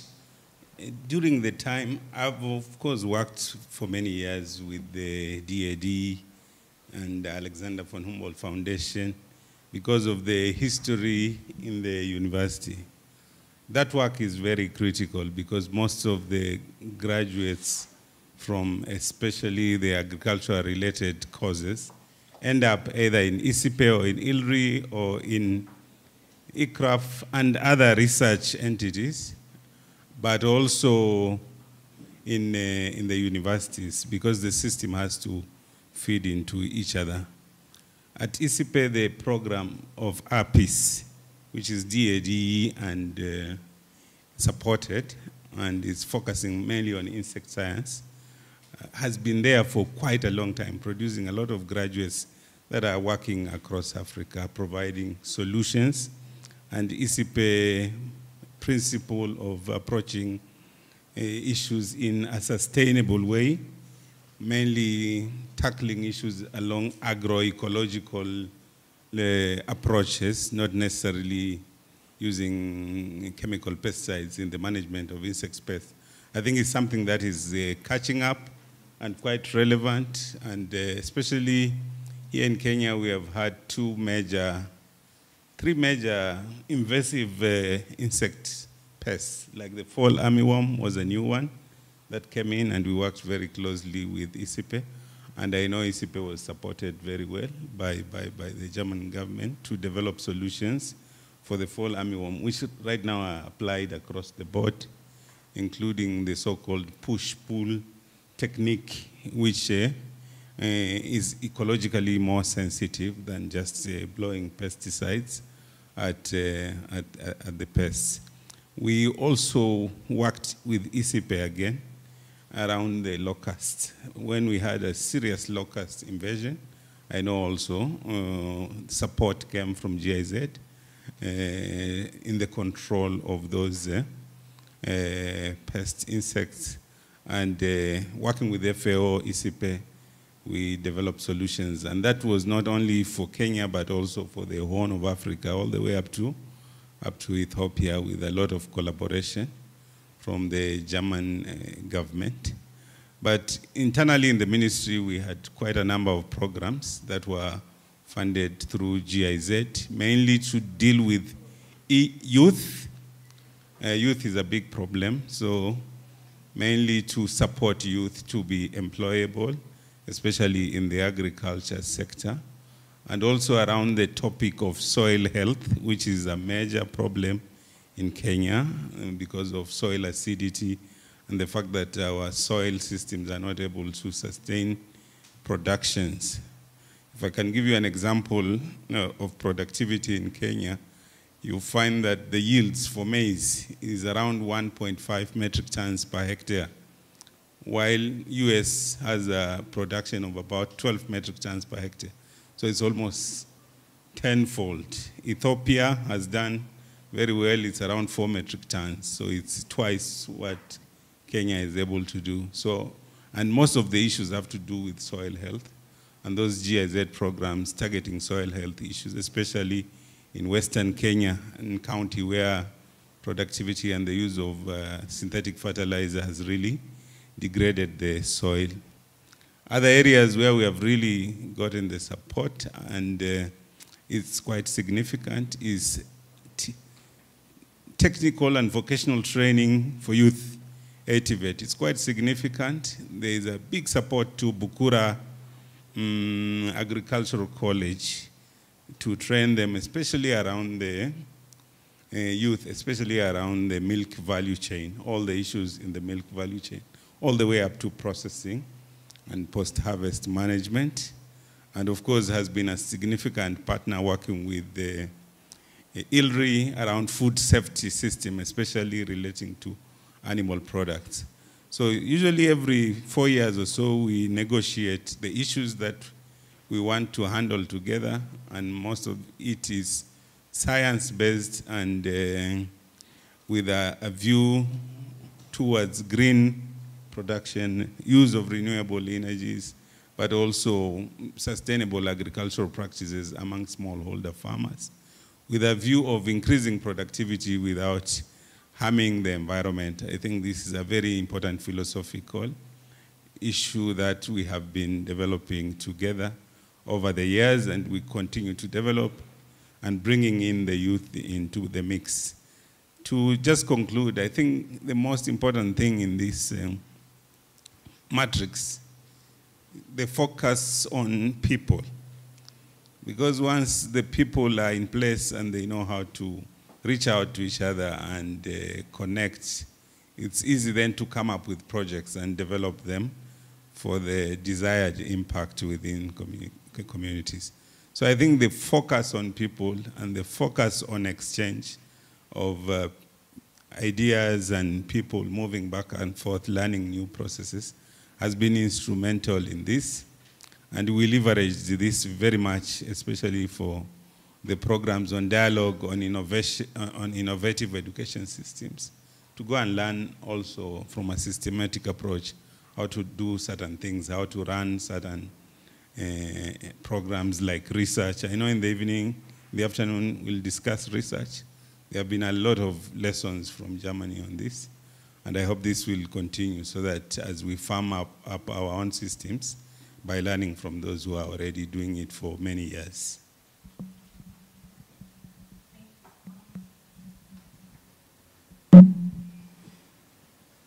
Dr. Kai, the Federal Foreign Office finances the African Excellence African Centers of Expertise as part of the DAAD project funding. Could you kindly explain to us a little more about this program and also describe the impacts of these centers? Yeah. Yes, of course. I think we already heard two very wonderful examples on how these centers work, and so I think I can make this rather short. The African Centers of Excellence were the first large program which the DAD implemented in order to facilitate this kind of institutional contact between universities here in the region or in whole sub-Saharan Africa and in Germany. And it all started in 2008. And the idea was from the beginning to define certain important areas, for example, sustainable agriculture, sustainable natural resource management, logistics, also education management. So we defined certain areas in which there is a heightened need for a better employability of young people. And so the centers then, so universities collaborated together and built up new curricula in the study programs. They provided special training offerings to students there, so that, that students who went through the program, and we heard it from Brenda how well this worked, students who went through the program were actually able to quickly get an interesting position in the economy and industry here, and to contribute at the same time to a sustainable development of different fields in which they would work. And so this is the idea of the center, of the African Centers of Excellence, and we were able to fund 10 of them all over Africa. And so we now get into a new phase, into a new period of funding, because the first centers now are kind of being terminated or develop themselves further into loser networks, which are only to a minor degree funded by DAD. But we are continuously thinking about how we can also bring new centers to life, so that because we've learned that this program has been so very successful that we do not want to give it up, and we are in continuous conversations with the Foreign Office about the possibility of continuing this kind of program.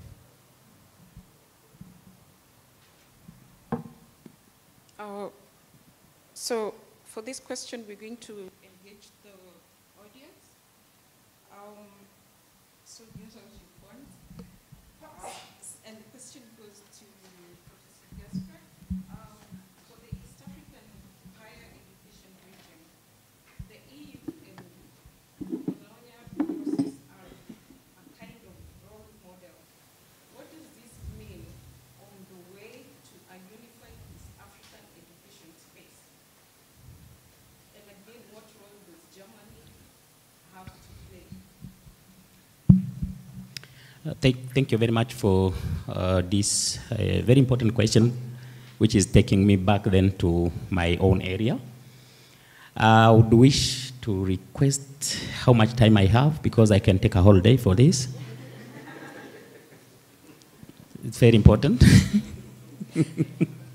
3 minutes? No, I just make an appeal first, because 3 minutes will not be enough. Because I really wanted to take you back to history of where it started. How did DAD come to connect to East Africa and then make this collaboration moving forward. Back from history, it was a meeting that happened, a UNESCO meeting happened in South Africa. In that meeting, were in attendance the former Executive Secretary of Inter-University Council of East Africa, who happened to be a Kenyan, Professor Chacha, and also a number of stakeholders from, higher education stakeholders from elsewhere in the African region. So, and that meeting happened after the regulatory bodies of higher education, that means currently what we call here in Kenya, University Commissioner for University Education, Tanzanian Commission for Universities, and National Council for Higher Education in Uganda, they had signed a memorandum of understanding whereby they wanted to leverage on quality education to unlock the inter-university exchange. So now, in a networking session, the delegate from IUCA entered into contact with the delegate from DAAD. So they discussed, and eventually they agreed that DAAD can support East Africa to move in terms of quality assurance. Looking at what was happening there, remember, the debate on Bologna process has just started, and they were starting to move it, to implement it. So from there, DAAD organized here in Nairobi a high-level policy dialogue, and the PSCs and vice chancellors were in attendance. And DAAD organized even a study visit in Germany, whereby vice chancellors of main universities here in the region attended, and went back in 2006. Then they discussed about the first MOU to be signed between DAAD and the IUCA. Exactly, I have to say that we were inspired with what was happening in Europe through the Bologna process. Now, East Africa was not at that level of taking immediately part of that particular process. So there was a need for capacity building first. So now the first interaction with the DAAD started now with the capacity building programs, quality assurance managers, and then setting a number of policy and standard. And I can name a number of policy documents that came up through from that particular engagement. They are first of all what we call Roadmap to Quality. It's a very famous publication which is available on IUCA website, whereby they guide, it's 5 volume, setting the guidelines for the whole higher education management processes, starting from the assessing of the institution to be accredited up to the external and self-assessment. So from there, I come back now to the pillars of the two systems. The Bologna process was having as pillars a degree comparability. They were focusing first and foremost on quality assurance, on mobility of students and staff, on the 3-cycle training, which was not a problem here because it was already implemented, that the bachelor, master's, and doctorate as the 3-cycle of training, but also on lifelong training, research and innovation, and on increased access to higher education and inclusivity. Now, when you look back to the pillars of what finally was defined here in East Africa through a long process of improvement of our quality assurance process and frameworks in terms of qualifications, in 2017, the heads of state declared East African community as a common higher education area. And that common higher education area is having the same ambition as what is the Bologna process. We have an ambition of first harmonizing our education systems. That's the best start for them to be able to speak to each other and then allow free mobility. And we have quality assurance as well. We have credit transfer, and we have student, staff, skills, and labor mobility as we implement what we call the Common Market Protocol, which is one of the pillars of the integration, the East African Community integration process. And last is the regional accreditation of program, and we have just started one. Now it is open for regional programs to come to IUCA for accreditation. So having said that, we really benchmarked, and up to now we still move the same way. Of course, we are having a challenge because there is a number of disparities in terms of picking up in different countries. We still need a number of capacity building activities to bring on board all the countries to be able to pick it up. We have a challenge in terms of postgraduate supervision, whereby we do not have a capacity to train a critical number of PhD holders, but through capacity building, we believe we can make it. And we also have, and I come back to what Dr. Kai said about the centers of excellence. We want to take advantage of those centers of excellence. They are those initiated by DAAD. We are also coordinating a number of centers of excellence funded by World Bank, and a number of TVET centers of excellence also funded by World Bank. We want to take advantage of those to be like training hubs, especially for PhD holders to be able to take over and then to be able to move the way the Bologna process is being moved today. Lastly, there is a kind of follow-up that happened in the European Bologna process. As a follow-up, they created a program, it is called Erasmus program. It's a good program that we are also trying to benchmark. We are willing to come up with a program which is not really similar, but from that one we customized a bit. We call it East African Community Student Mobility Scheme. We call it a scholarship, but it's not kind of scholarship. We have multi-holders involvement, whereby we want parents or guardians to contribute, universities also to commit to waive the fees, and then IUCA also to contribute and facilitate maybe research or transport, so that we can, at long run, also have it as East African Erasmus program. I will stop there. Thank you. Thank you, Prof. So Kenya and its neighboring countries are emerging economies, and East Africa is increasingly establishing itself as an internationally oriented location for research and innovation. The higher education sector, for example, has been greatly expanded in the last decade. Where has Germany provided capacity in recent decades, and what is still needed? Professor Boga?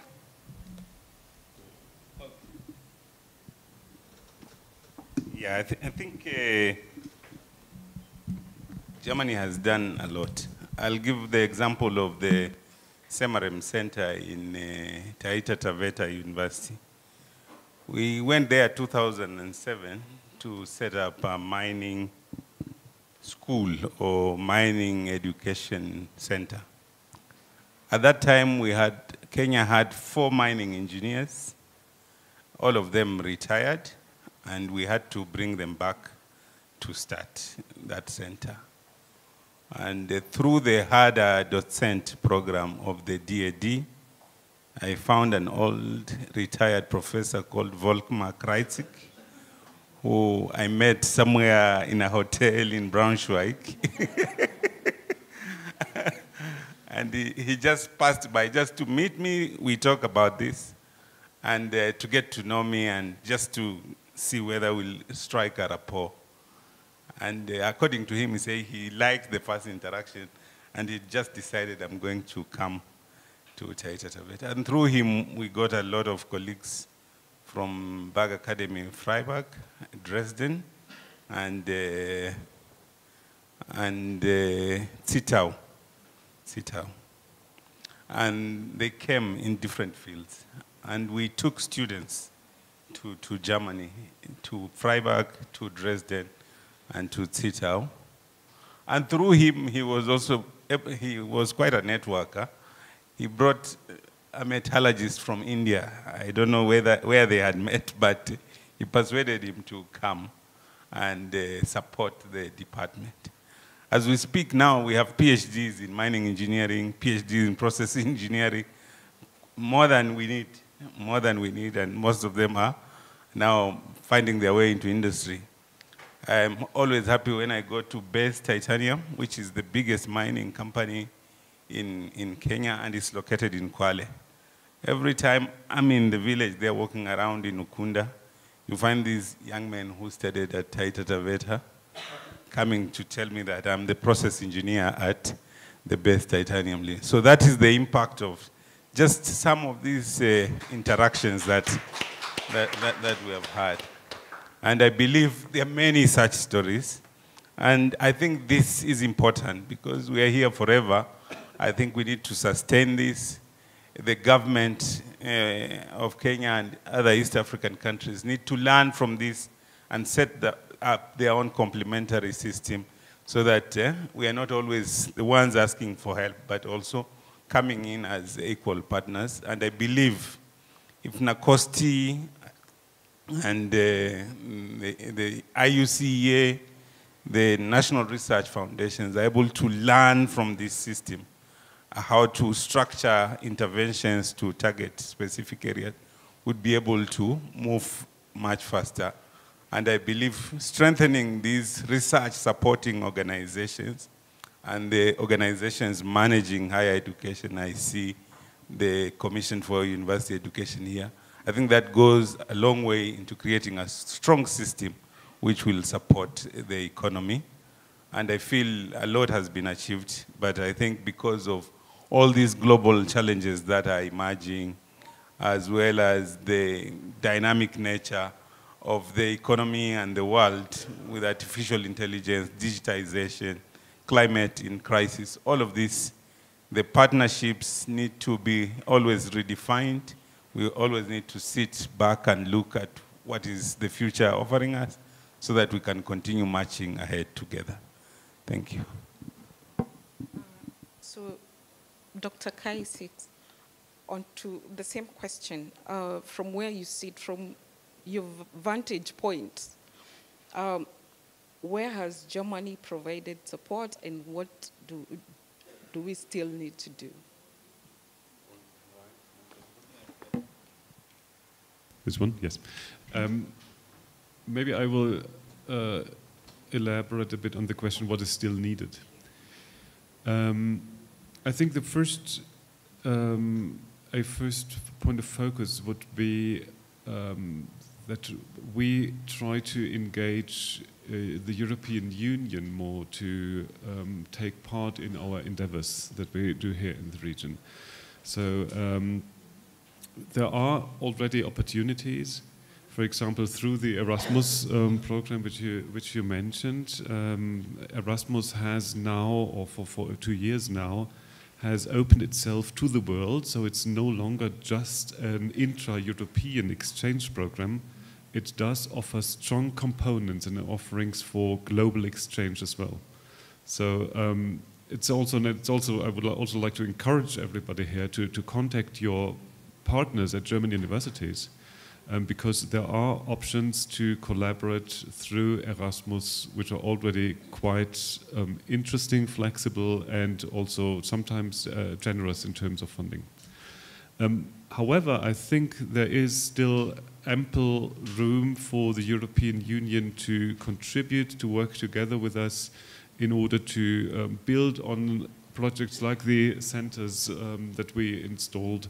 I think there is a high willingness on behalf of the member states of the European Union. Our French partners are here today, and I think they are also very committed to that. And I think it's our joint task to convince the European Union, the European Commission, to engage also in higher education collaboration in this area. So a second aspect now, again related to Germany, what is needed is German language training. I think there are many opportunities for students from the region to come to Germany, and in fact, German universities face a situation where the numbers of German students go down. And so German universities are open to provide capacities for international students. But the language barrier remains an actual barrier. And so the more language proficiency students have in German, the easier integration will be, and the easier the access to the German system will be. And so I think what is also still needed is an enforcement of German language training here in the region. And the last thing is, I think that over the past years, and I said this in the beginning, we have seen a massive extension of collaborative projects and funding. And I think that given the overall situation in Europe and in East Africa, I think it is important that we kind of come at least to a period of stabilization of what we have. I mean, you all know that I think that inflation is a big challenge for all of us. It's also in Germany and in Europe. It is a big topic, particularly in Germany and Europe.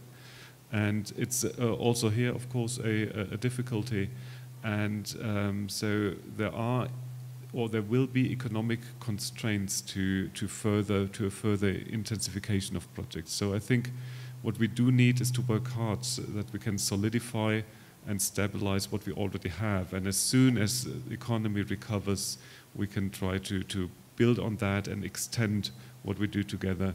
But for the time being, I think it's a phase of solidification. Okay.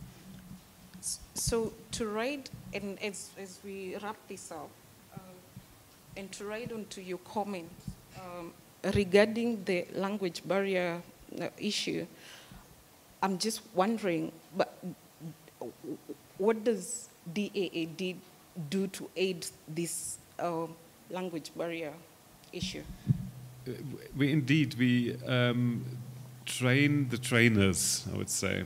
So we do offer support for universities in the region which offer German language training or educate German teachers. We do this through, for example, lecturers whom we send here and to teach German language and to educate future German language trainers, teachers. And we also do it through online platforms through which we provide teaching material which has been developed together between partners here and partner universities in Germany. And we also, now we start a new project very soon which tries to even improve the quality by building networks of universities which teach German or which have a German language department and German counterparts, so that there is even even closer collaboration, and the quality of the language learning is even increased. What we can do has also certain limits, because what is difficult to do is to send German teachers in big numbers to Kenya and neighboring countries, because we observe that worldwide there is a lack of language teachers. What is not only true for German, but also for other languages. And it's indeed a challenge for us right now to find appropriate numbers of language teachers, even in Germany. And it's really a challenge to find enough who are willing to go abroad. So it's for us the way to go is to educate German teachers here on the ground. Thank you very much. So to wrap this discussion up, and to the participants as well, kindly participate using the Mentimeter on this question. To all the panelists, Kenya and the East African states are important partners of German development cooperation. With close cooperation, especially in the fight against climate change and the promotion of youth employment. This is also reflected in the Climate and Development Partnership that was signed at the end of last year. What role does scientific and diplomatic political cooperation with Germany play in these issues? you want to take it? Thank you very much. This is a very critical issue, and at our level, at the Inter-University Council for East Africa, we looked at it and we wanted really the researchers from our region to play a bigger role, because what we have seen is, especially in terms of regional integration, they were like not deeply involved. So we created what we call an East African Academic Research Network for regional integration that we do think will really focus on all those issues and advise. Number two, in our strategic plan, we also wanted as IUCA to play a bigger role, because we have noticed that, yes, we have a number of centers of excellence, but the culture of think tank is not that empowered in the region.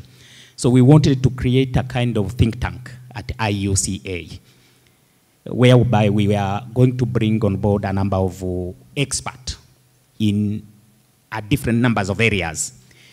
And we are targeting as a matter of priority agriculture and agribusiness, climate change, and peace and security.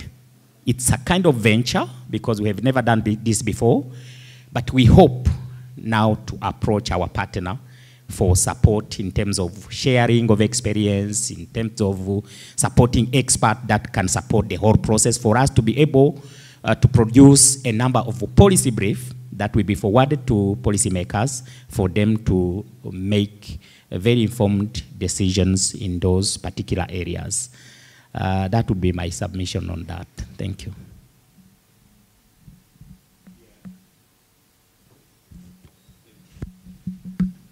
Yeah, I think I've spoken to this earlier, but what I can attest to is the fact that when in the Ministry of Agriculture, we developed what we called Youth in Agribusiness Strategy.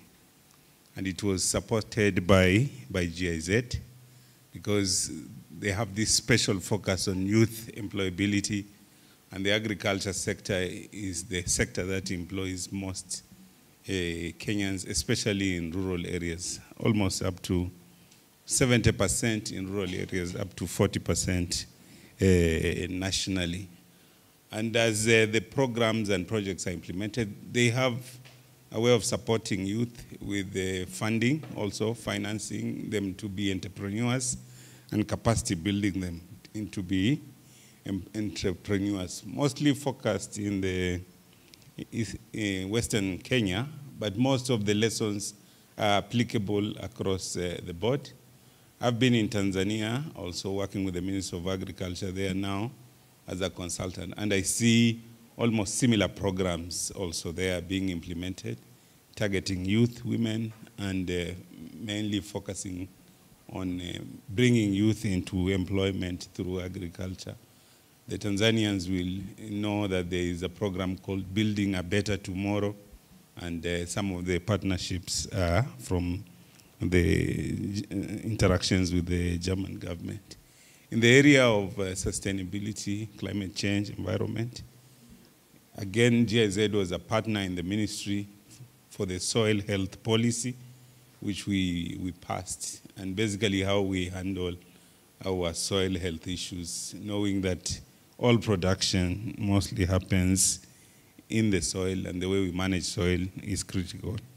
So again, technologies around adaptation so that people are able to adapt to climate change through irrigation, through efficient production, through better seeds systems that are probably maturing faster than normal because of the unpredictability of climate, but also mitigating so that learning through institutions like ICRAF and ILRI, better management practices, especially agroforestry, how to restore the land. One of the biggest projects that was supported by the German government is called SOCNOT, Southern Kenya, Northern Tanzania, which is covering all the way from the Mara, all the way to the Tsavo ecosystem and to Mkomazi National Park, integrating agriculture and conservation. And it's quite big, and it's not just government, it's communities, it's county governments, and it's agencies like WWF, which are also interacting in that space. And it was quite, for me, it was quite good because of the previous interaction with Germany. It was good to meet them in the Ministry of Agriculture, again supporting a lot of work there, and it was easy working at that level on these two critical areas: youth, soils, and then the issue of environmental degradation and landscape restoration. Yeah, thank you very much.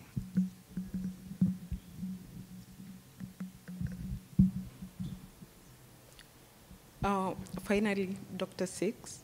Okay, I don't want to repeat what my two colleagues here said, because I totally agree to that. I just would like to highlight that indeed both topics, sustainability and employment, are focus areas in which the German government engages very much. And so the foreign policy has also been developed into a climate-related foreign policy over the past years.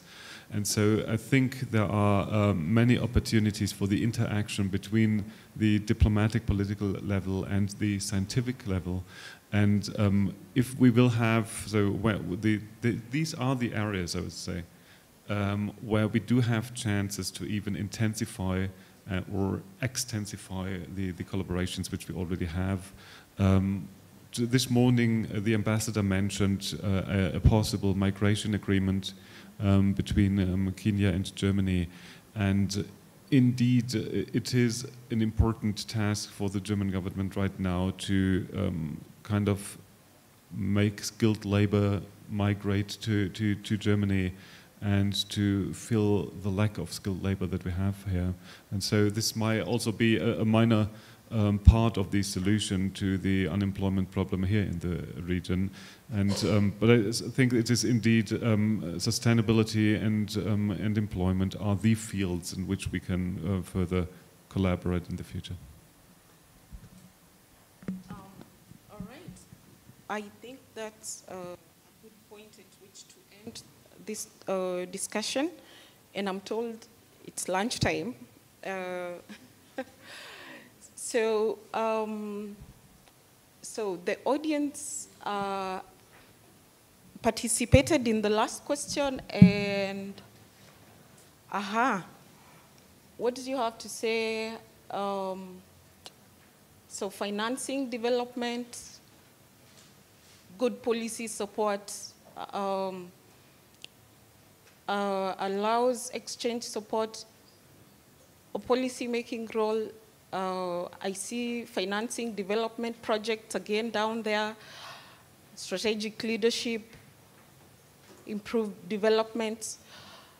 I would like to appreciate your participation as the audience and the panelists as well. Asanteni sana. On to you.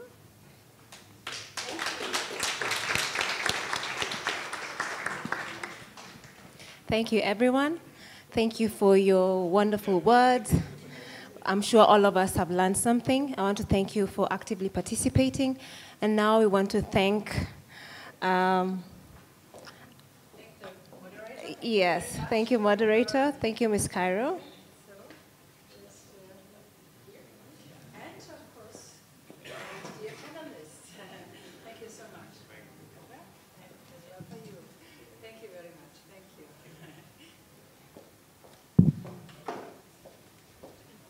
Thank you, everyone. You can have a seat. So now we're going to lunch. We invite you to lunch at the Norfolk Hotel. Lunch is until about 1:15. The next presentations will start here at 1:35. I'm sure my colleague has distributed the lunch Yeah, she's distributed for you. In case you haven't received the tokens that she has for the lunch, please let us know. Thank you. See you at 1:30.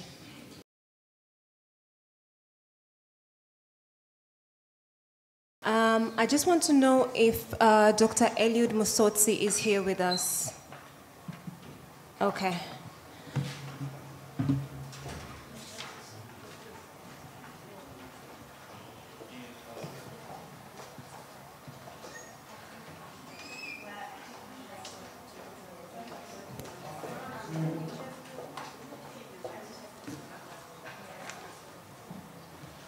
So our next session are presentations on the overview of the research landscapes. Have you ever wondered what kind of scientific landscapes or research landscapes exist in Germany, in East Africa, and what kind of research institutions we have or organizations, and what, for example, what are the most popular research fields? This and much more will be discussed in our next segment. And our speakers for this afternoon session are Anja Bengelstoff and Professor Henning Zeidler. So Anja Bengelstoff comes to us from DAD Nairobi. She's a program officer. And Professor Henning Zeidler comes from the Technische Universität, or Technical University of Berge Akademie, Bergakademie Freiberg. Yes, he is the professor for additive manufacturing at the Technische Universität, Bergakademie Freiberg. So I now call Anja to start us off with the discussions. Thank you. Okay, thank you, Charity. As this is an event where we talk about research in Germany, I have the pleasure to give you a brief and very general introduction about the research landscape in Germany. Once I'm done, the actually interesting part starts. Professor Zeidler, we just spoke a little bit about what he's doing, and I think this is really interesting. So please endure the presentation of mine, because it gives a background that's actually quite useful to have. But then we get down to the really concrete and interesting research that he's doing.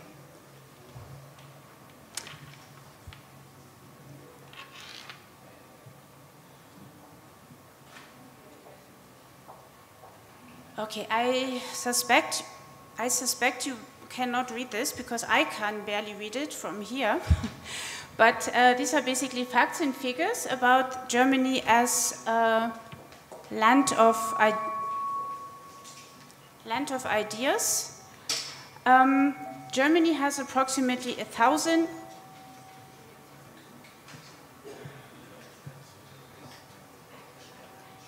publicly funded research institutions, and Germany spends 3.2% of its GDP on research and development. This is quite a good number. I think African countries spend approximately 0.8% of GDP on research and development. Germany has 736,000 staff in research and development, and 38,000 university collaborations with 163 countries. I will not bore you too much with numbers, but I thought this is quite interesting to know. So who does research in Germany? The expenditure by sector, unfortunately you cannot see this properly, but 2/3 of research expenditure are paid by the industry. Yeah, who these are, I will also get into that. 17% are spent by higher education institutions and 14% by the state. Yeah, but the vast majority of research expenditure comes from business and industry. So the pillars of the German research sector are therefore higher education institutions, non-university research institutions, and companies and industrial research. So Germany has 420 universities and other higher education institutions, of which 156 are entitled to confer doctorates. So this is particularly interesting for those who think about doing their PhDs in Germany. Not every university is accredited or capable of providing PhD training, but 156 are.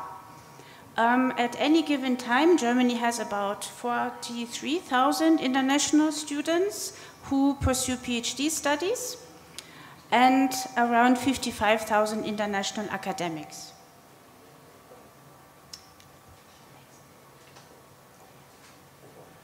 Wow. Okay, this not so fast.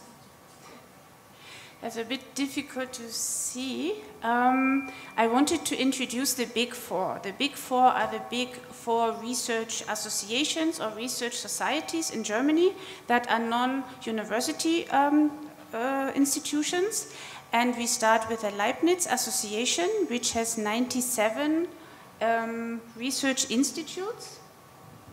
Then we have the Max Planck Society with 86. Then we have the Helmholtz Society with 18. And finally, the Fraunhofer Society with 75 institutes. I think we can skip that. You will never remember that. It's also not important, but it is important to know that federal states in Germany also fund research institutions, that the lenders fund research institutions, and there are academies of science and humanities. So there's a large network of publicly funded institutions that are not affiliated to universities, but still engage in research. So the Big Four I just mentioned, I just want to briefly tell you what they engage in. The Max Planck Society does basic research in all scientific fields, and as mentioned earlier, there are 86 Max Planck institutes. The Helmholtz Society is the largest German research organization, even though they have a rather small number of institutes, but they engage in 6 research fields in natural sciences, biology, and medicine. Then the Leibniz Association focuses on natural sciences, engineering, environmental sciences, economics, spatial sciences, social sciences, and humanities, so quite a large portfolio. And the Fraunhofer Association is very application-oriented. So their research focuses on questions in business, industry, and society.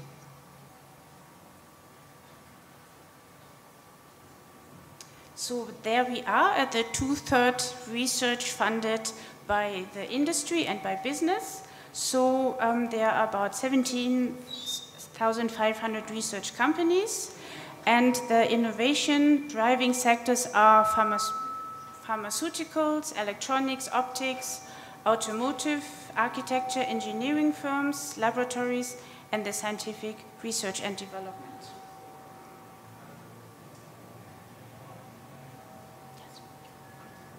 So these are names that I'm sure are very familiar to you. Some of them have offices or even manufacturing plants in East Africa.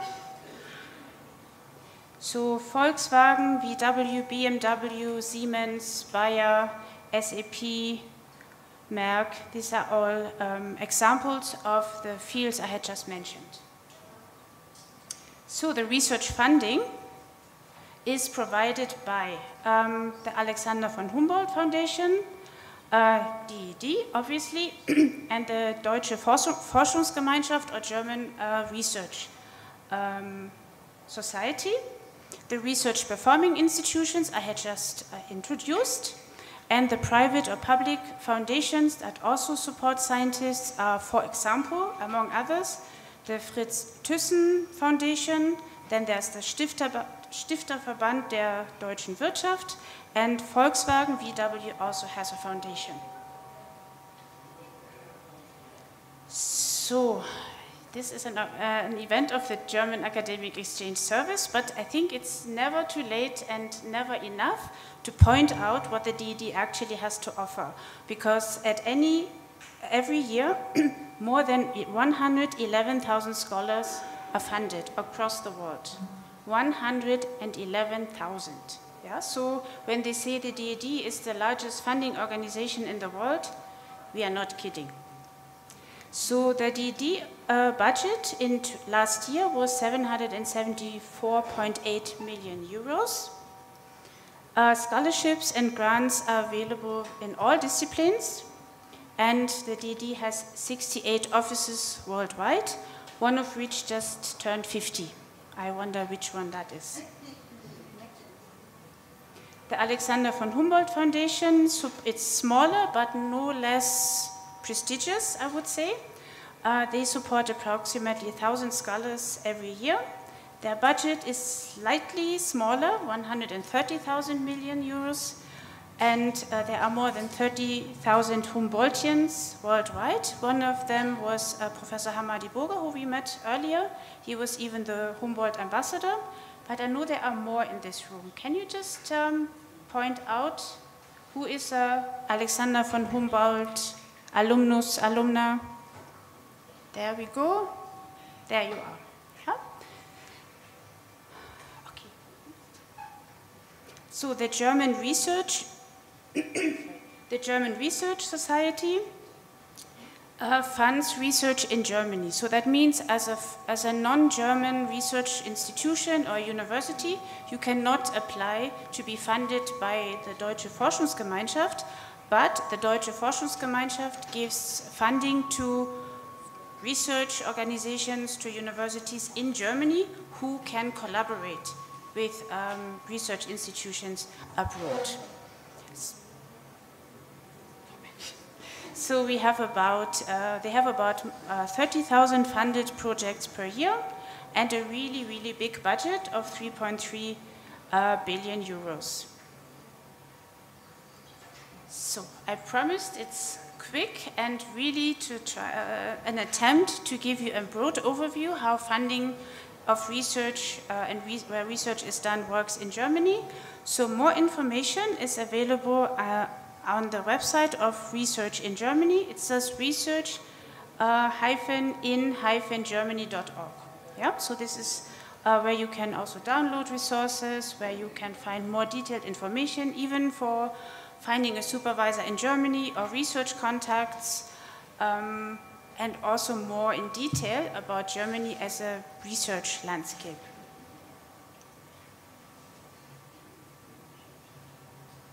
Yeah, that was it from my side. I had promised, now the actually interesting part comes from Professor Zeitler.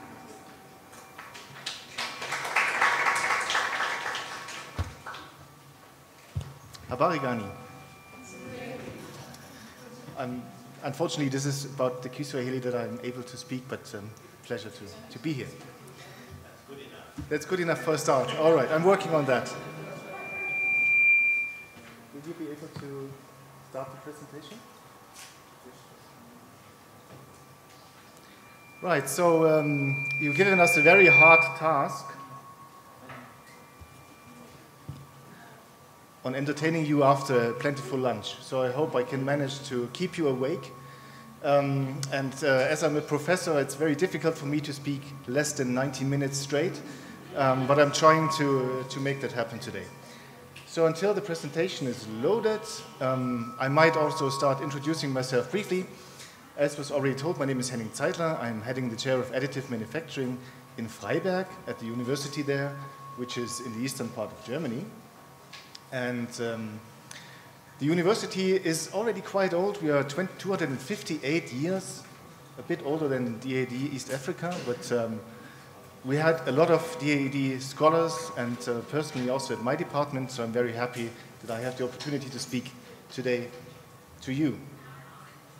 Also, we had a few prestigious alumni. For example, as we spoke about Alexander von Humboldt, he studied in Freiberg, which is also quite known. Okay, there we are. Fantastic. So, as I promised, I will try to make it a bit more practical because I hope that you are interested in finding out how to collaborate in international projects with Germany and East Africa. So after briefly introducing the university, I'll go down to a bit of the technical stuff. Don't worry too much. It's not going to be too boring. And then give some best practice examples on how we do our research on an international and national level. So as you can see, the office buildings are already quite old again. Yeah, go ahead.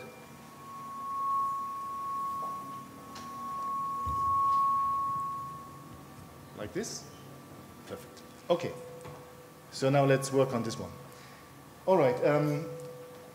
This is our buildings. We have quite a few more of them. I don't want to bore you with this. I already mentioned that we are 258 years old, and it's a rather small university of about, give or take, 4,000 students and a bit less than 100 professors. Because Freiberg and Freiburg are two German cities that in English sound very similar, Freiburg something, it's always very important to point out where Freiberg is actually located.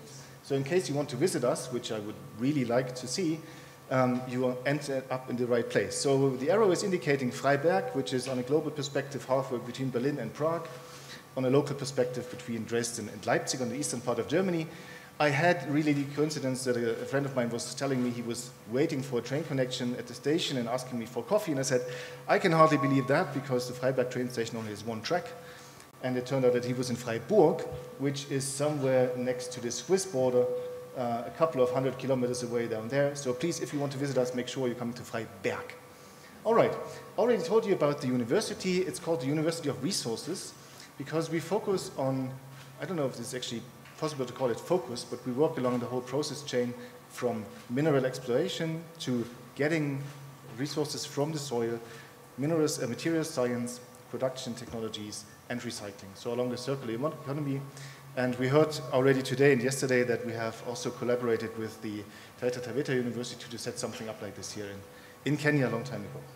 All right, as I told you, I'm working on the additive manufacturing, and I'm wondering who of you knows what additive manufacturing is all about? All right, who of you has heard of 3D printing? Come on, there must be more than that.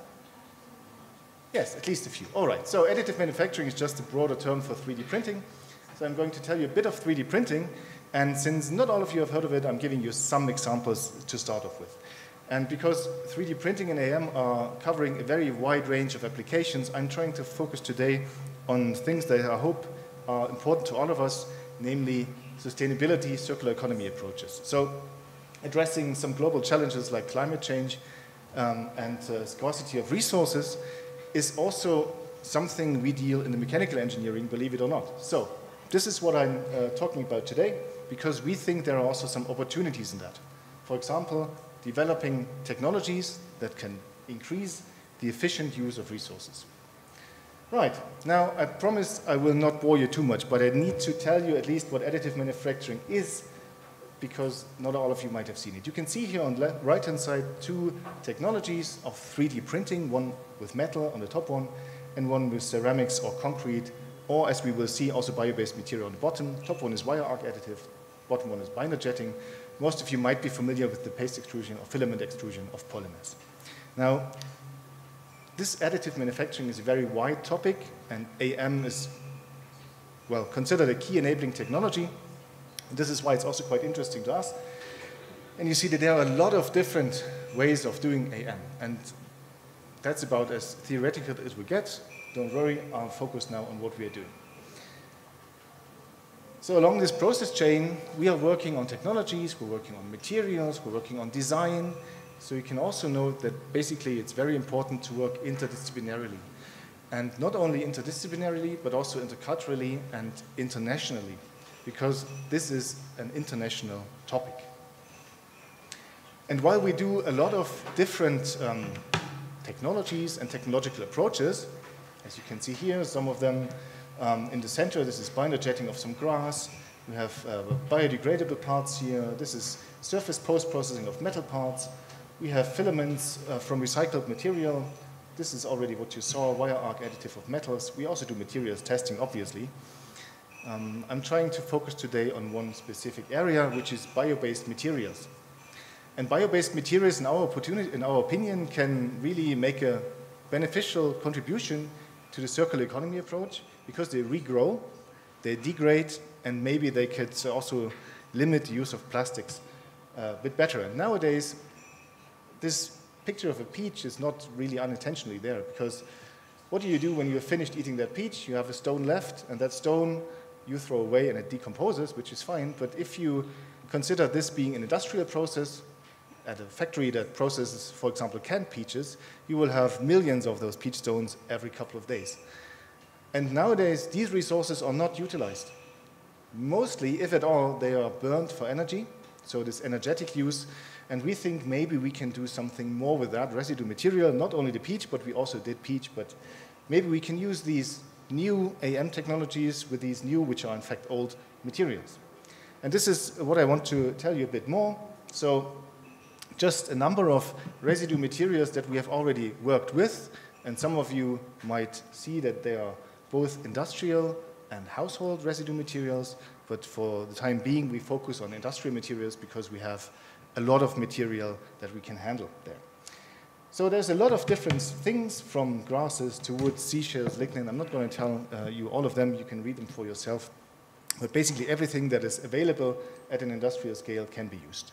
Now, nowadays, there's no way of putting these materials into existing machines because the machines cannot cope with those materials. So we need technological expertise to modify the machines. We need material science expertise to make those materials available or let's say beneficially usable in the machines.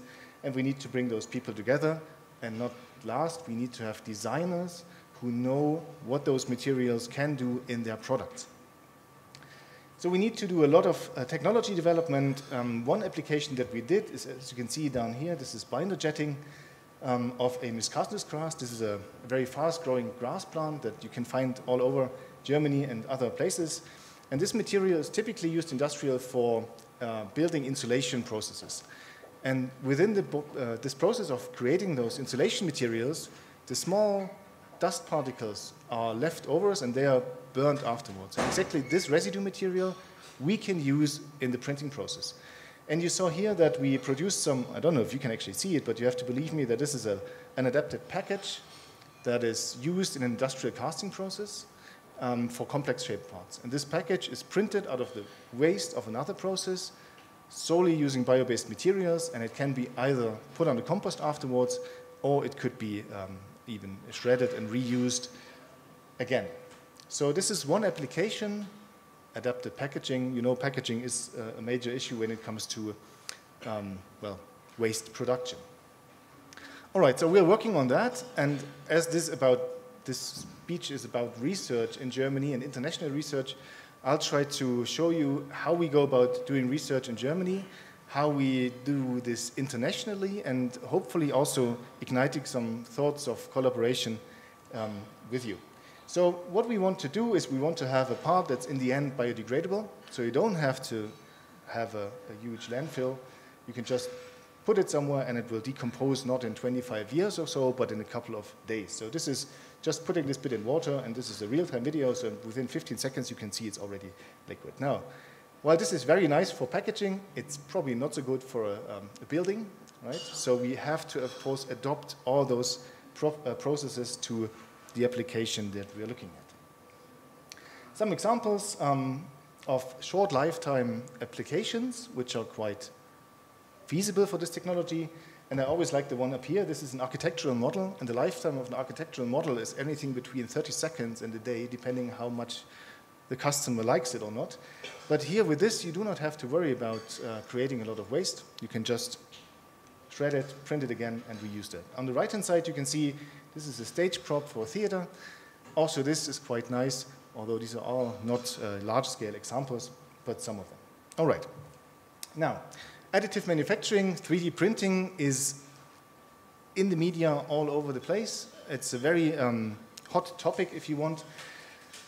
But from my point of view, from the perspective of research and development, we are still in the very beginning of developing AM technologies to be widely applied also in industry.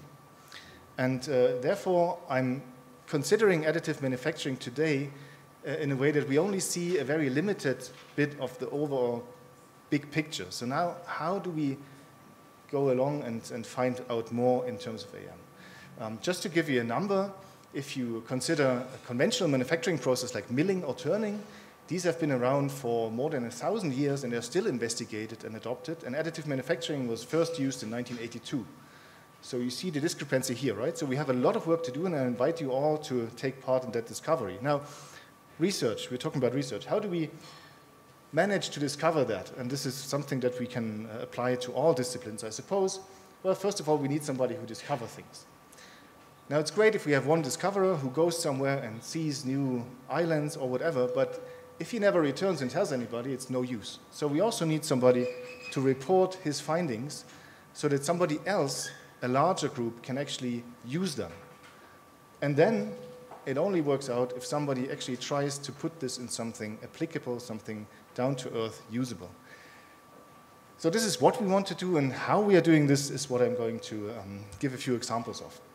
So discovery, clear, this is fundamental research. It can be top-notch science research, it can be applied research, but we need to find some things. Education is crucial to that, and I'm very happy that with the DAAD we have a tool, all of us have a tool to work on the educational topic, because we need to spread the knowledge, otherwise it will just not be used. And then, of course, we need to get it out of the Nairobi Tower, no, the ivory tower of research, but we need to get it into the industry, and this is something that we tackle both ways, once with applied research, jointly with existing companies, and by fostering innovative startups from research into small companies. And this is also something that I think could be quite feasible for an East African perspective. Now, this table, I think, you know, there will be a small test afterwards, so please learn these by heart, and I will hand out the examination forms later on. No, this is just something to show you that there is a lot of different funding opportunities within Germany. It's nothing that you need to learn or something, but what I want to show you is that they are, first of all, on several levels. So we have both state funding, we have regional funding in specific areas, we have federal funding, and we have a lot of international funding opportunities. And I think this is also something that could be considered useful for the East African region, to have several levels of funding activities, also with very different partners. You can see that we have a lot of partners in industry. HE is higher education abbreviation here, so we have industry collaboration with higher education as one of the main pillars. Now, why am I saying this? It's because, and this is now unfortunately here on the side of the screen, but many of these are actually open for international collaboration. So although they are funded by the government or the EU, many of them allow participation of international partners. However, not all of them receive funding from Germany or the EU. But in general, it's most of the time possible if there is another funding body in that particular country, for example, to work jointly on a topic and have a really strong collaboration. Also, this might be something, I don't know who of the government or funding organizations of East Africa is present, but this might be something that could be a bit moving forward to have such programs. For example, within Europe and also internationally, there are countries that are teaming up for specific research topics, where each partner is funded from its regional government, and they're collaborating on one specific topic. There are several of these funding programs, for example, the CORNET and the ERA SME and so on. So maybe this is also something we could consider for the future in collaboration between Germany and East Africa. Right, now you all learned that now by heart. This is an example of some of the projects that we are doing at my department at the moment. So it is a map of the world, as you can see, and I just selected the international projects and the funding agencies behind these projects. And you will note that there are quite a few targeting here. Where's the mouse pointer? Well, anyway, down there in the middle is Kenya. So we do have, I think, 3 active collaborations with Kenya, funded partially by the European Union, for example, the Erasmus Plus grants, which already been mentioned in the morning, which are a really nice tool to send staff in both directions on scientist level, but also on student level. A very nice tool. I can only recommend applying for this one. We have a DAAD funding. We have a DAAD combined BMBF, which is the German Ministry for Research and Science Fund, which I will present a bit later, the project jointly with JKUAT here in Juja.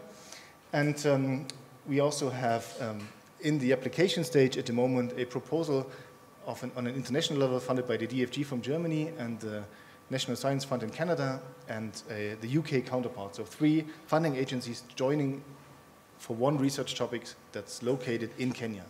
So there are a lot of different options, and maybe some of these would be interesting for you. If you want, I can give you more explanation on each of them if you want.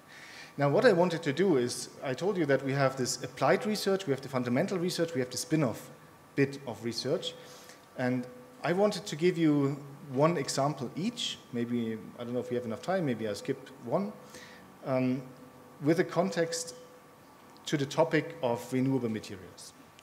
So I'm starting with the one that we have just been applying for. It's not yet granted, so if anybody from GFG is here, please tick that box.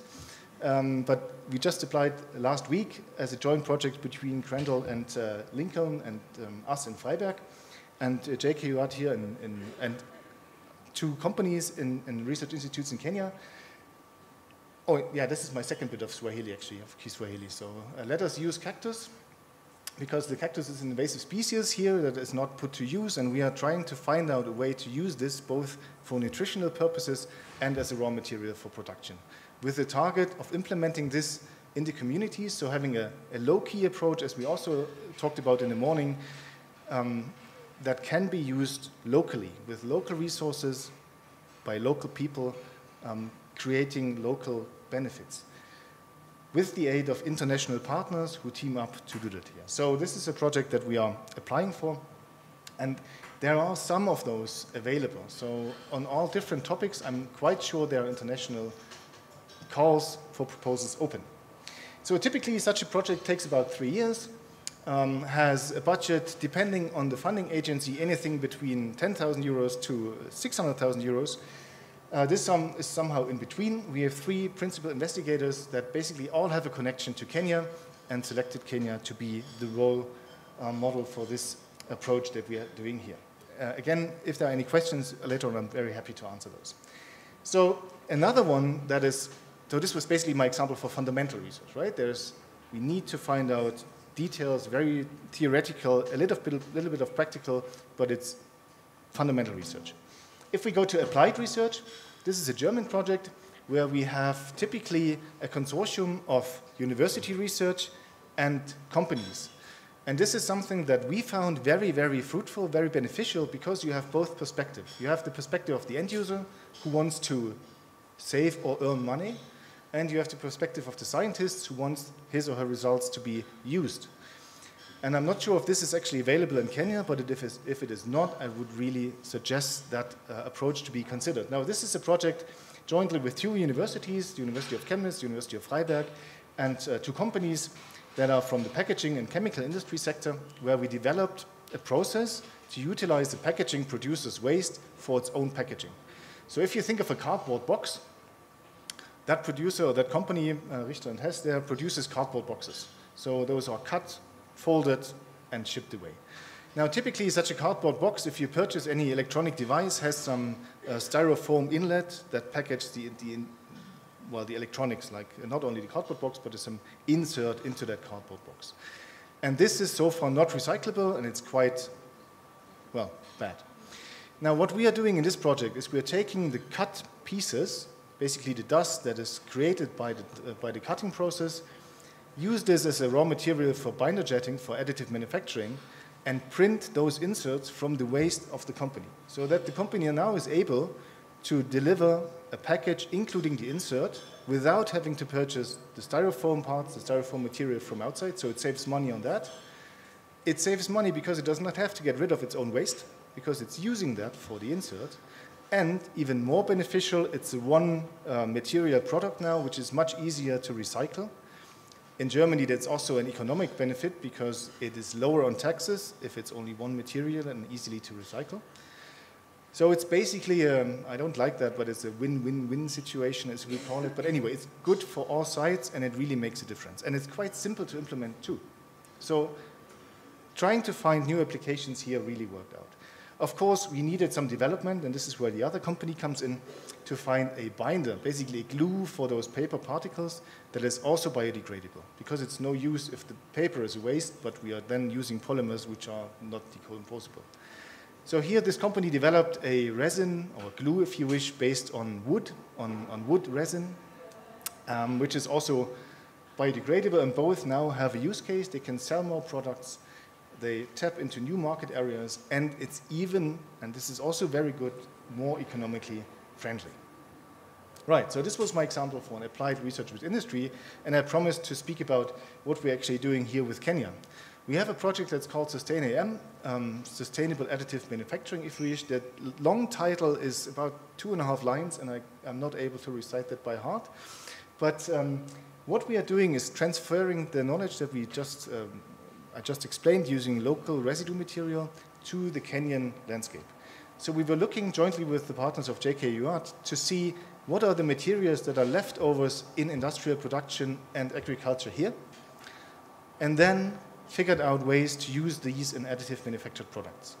And there's quite a variety, and I'm very happy that we looked into so many different things that, like for example, coffee husks, coconut husks. I'm very happy that we looked into water hyacinth, which, as you know, is a menace here. It grows on all the sweet waters.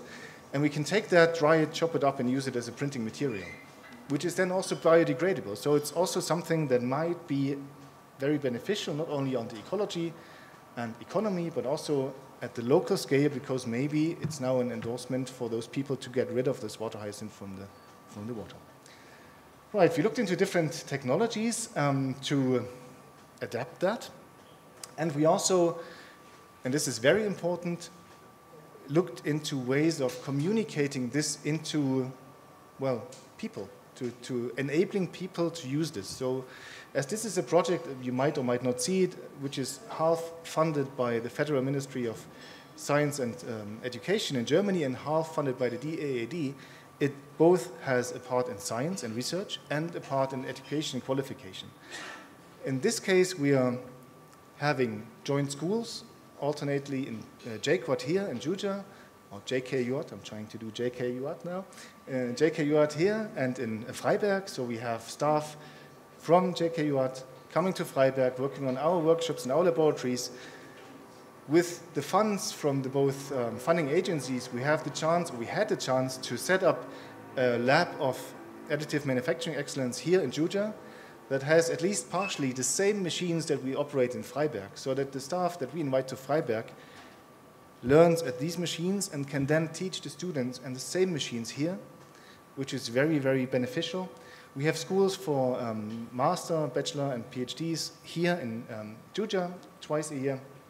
And it's a very, very nice collaboration. I can only invite you to do something like this or to see how we go about with that. So this is something that we do here. I'm not going to bore you with the work plan, but telling you that it's basically integrating educational issues and scientific research issues. And you need to do this not only within half a year's project. This is something that typically runs for a couple of years, and we're quite happy to have that funding for 4 years, which is unfortunately quite rare. But yes, we are now trying to get that also into continuation mode. By the way, this is a topic that we're also investigating a lot in Germany. So if any of you is interested in obtaining a PhD by a DAAD scholarship here, please feel free to approach us. We are more than happy to discuss that with you. We already have some, but that would be giving enough, which you then also hopefully can apply here in Kenya once back. Now, this is an example. I think this is last year's school, so we addressed here master and bachelor students mostly. Happy faces. A lot of them have visited us later on in Freiberg, and I think it's very, very important to well, not only, as I said, do research, but also distribute the knowledge and spark interest. And all of those girls and boys were really, really well, active and keen on doing that. It's really something that worked out very nicely. All right, so much on this project. There's more information on the website, both on JKUAT and ours, if you want. Feel free to get into that. Now, one example for transferring research knowledge into industry to enable an uptake in economy is what we call a living lab. This is something that we also work with. We have an open lab, if you wish, with technology, and we invite SMEs, mostly small business, small and medium-sized, but mostly small enterprises to come, brainstorm if some of the activities we are doing might be interesting for a future product of them, and then they can have us try out their future things. So they don't have to invest into machinery before they know if it's working. We can develop this for them, and then once it's proven to work, we say, okay, now you need this, this, this, and this, and then they can work with this one. So also this living lab is something that we like to do. So you can see here a few of the images, a few of our staff members working there. And this is again binder jetting on sustainable renewable materials, mostly from agricultural and industry waste. And also here the networking is important because farmers don't know that their residue material might be usable to a technology provider who's doing injection molding somewhere else. They never meet, not even talk. So our main theme is also to get them to talk, to help them to know that they might be useful one for the other, and to foster this regional collaboration. Okay, I also, and this is the last slide that I'll be doing, since I think we are all waiting for a coffee. We also work to get research into industry by creating spin-offs. I like that, but it's also the fact that I'm always losing 4 brilliant staff members once they found their own company. Nonetheless, I brought you 2 examples. So this is just ongoing. You can see 4 engineers of my department on the right-hand side who just founded a company for post-processing of metallic additive manufactured parts. And this is a German funding scheme called Exist, which is really, really nice. I don't know if something like this exists here, but maybe also this might be triggering some interest. It fosters research transfer into your own company by funding the payroll of the founders for 18 months, typically up to 2 years, that they can, in this time span, set up the company, start already getting contracts with potential buyers. So really operating the company without having the risk of going bankrupt in the first couple of months. So their income is basically secured for 2 years or for 1.5 years, up to 2 years, and they can concentrate and focus on creating the company, creating their business model, and then after 2 years they're basically set free. All the knowledge is transferred from the universities, all the patents and everything goes to the company so that they can really work with the research they created themselves earlier on. And this is, I think, a very, very good thing because it creates the ability for them to be self-sufficient on their own research. And what better motivation could you have than to know that this will be your own income generator and not only a certificate somewhere. Right, so this is something that is ongoing at the moment. Very important is that last bullet point, which is a large investment grant. In mechanical engineering, if you want to buy a machine, that's hugely expensive, and if you found a company, that's not possible to buy that. Here, there is a sum of 250,000 euros investment included, which is, well, that's the boundary, right? But a lot of money that you can use to buy machines and then really start off producing afterwards. And that this works out is another example. That is the company Additive Drives. We spun off 2 years ago now. They are 3D printing electric drives to make them much more efficient, based on pure copper, and they are now basically in all, top-notch applications of electric drives you can think of. There are now 70 staff with a turnover of I don't know how many millions. So it works out, and this fostering spin-off is also something that I can only advise you to consider if possible. All right, I think that would about it. Yes, last slide, very important, education. I pointed out that we want to qualify the students not only in theoretical knowledge, but also in application. And for this, we try to get them in touch with a lot of processes in a hands-on experience. And this is why you see on this, I don't know if you can see it, but this image shows you a very reasonably small room with a lot of small machines. So these are mostly desktop machines, not the industrial scale machines. And why do we use these? Because it's important to make mistakes. And this is what we use these machines for. The students get sent to the lab very early on to use the machines, to work with the machines. And this works best if the machines don't cost $2 million. Because then they will have 2 years before they are allowed to switch it on for the first time. Here, they can work with it, they can make their own mistakes.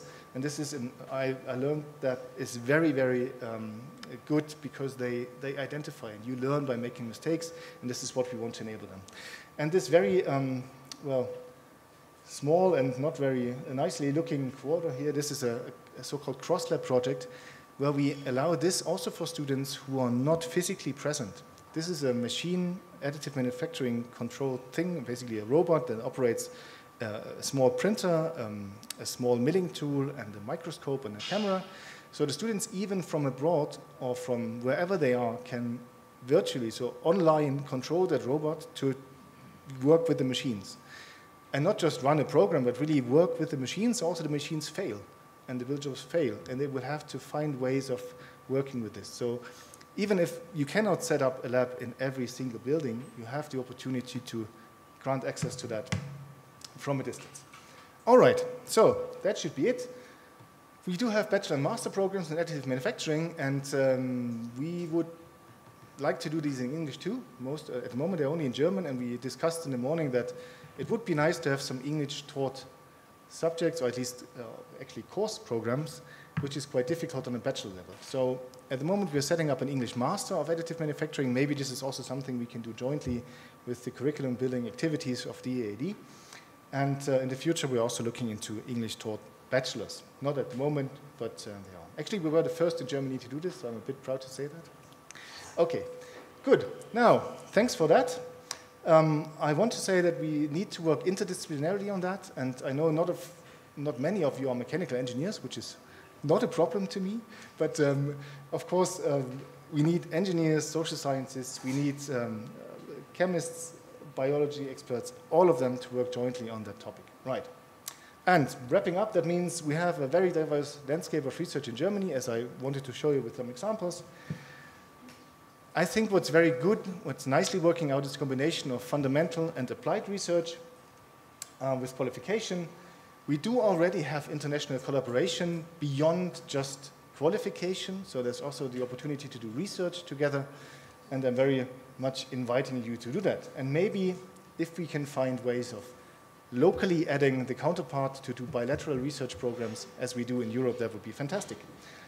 Right, and I would be very happy if that is not only something that you now know and go about, but this is something that really makes us work together, not only with myself, but with all who are here and not here. Right, okay, thanks very much. And if there's any questions, I'm more than happy to answer.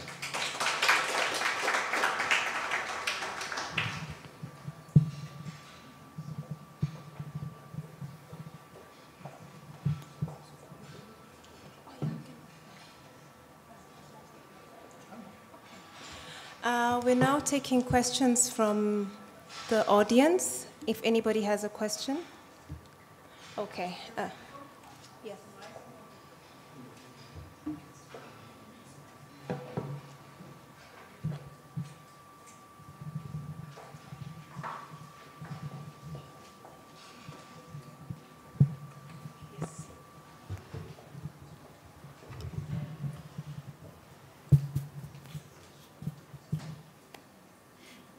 Hi, thanks so much for that.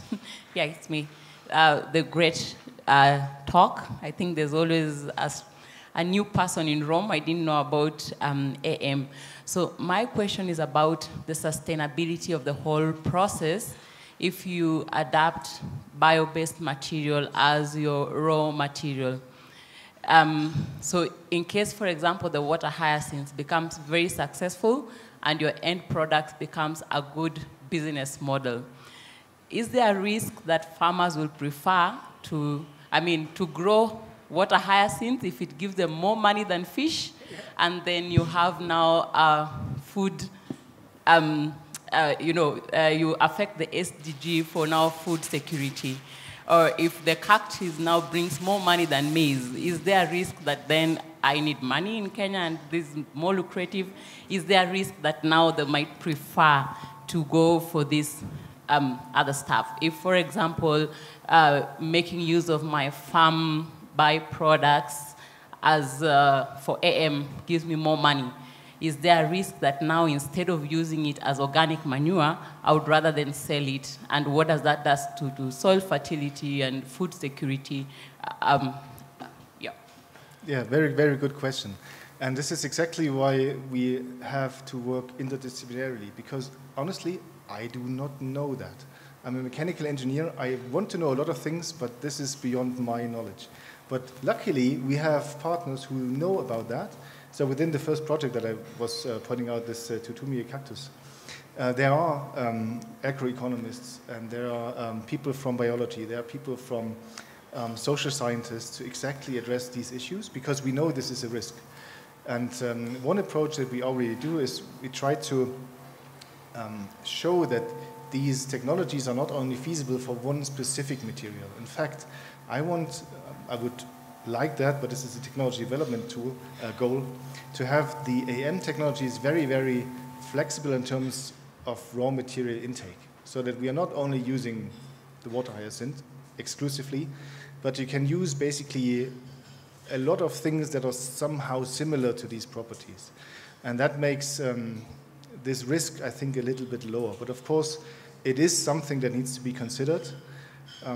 Personally, I hope it will not move into that direction, because there's a lot of the raw material there, and probably even with the best expectations, the demand side will not grow that extremely in the coming cycles. But yes, this is definitely something that needs to be considered.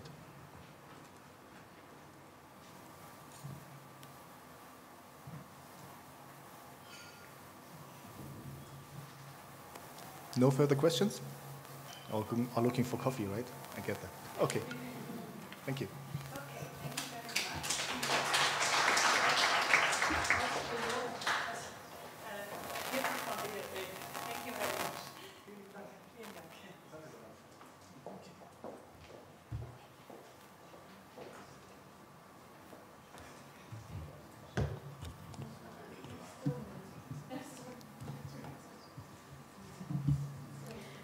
Thank you, Professor Zeidler, and thank you, Anya, for the presentations you've made. We had one more person to present to us the East African research landscape. Unfortunately, he's not here, so we can't hear that presentation. Since there are no further questions, our next session will be a panel discussion. But before that, I just want to draw your attention to some research that we've hung on the walls. One of them was stated by Professor Zeidler. It's about the Sustain AM project from JKUAT.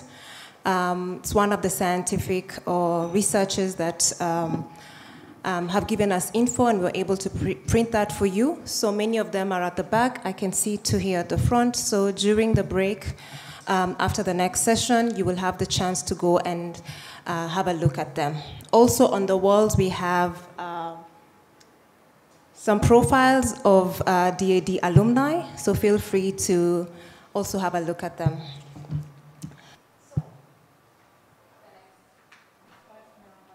Gone? Okay, thank you. The next panel discussion is about East African-German relations and how do the changing geopolitical realities shape our relations. For this, we have about 4 panelists. I hope they're all in. That is Godfrey Mwapwembwa Akagado. I'm sure you've read about him in the newspapers. You've seen his cartoons. He's an editorial cartoonist, a TV producer, and Buni Media co-founder. Then we have Dr. Benedict Erfurt, senior researcher and project lead, inter- and transnational cooperation, and IDOS Megatrends Africa. Then we have Ambassador Moi Lemoshira from the Ministry of Foreign and Diaspora Affairs of the Republic of Kenya. And last but not least, we have Professor Hirut Voldemariam, an alumna and a former Minister for Education from Ethiopia.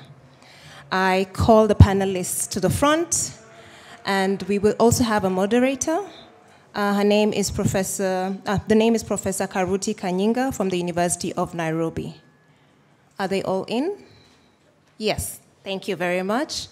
Kindly have a seat.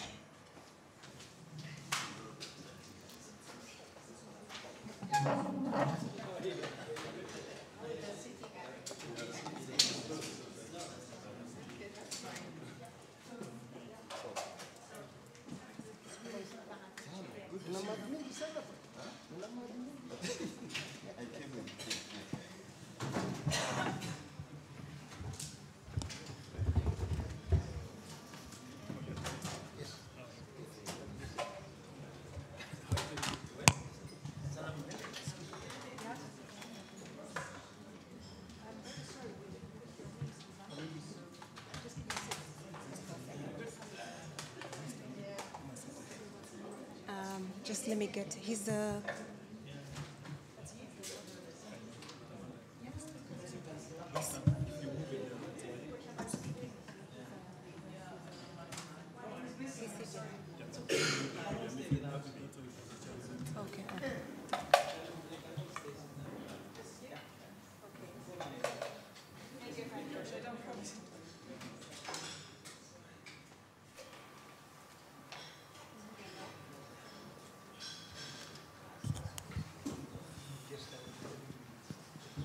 Okay. I'll now give out the floor to Professor Karuti Kanyinga from the University of Nairobi to take us through this session.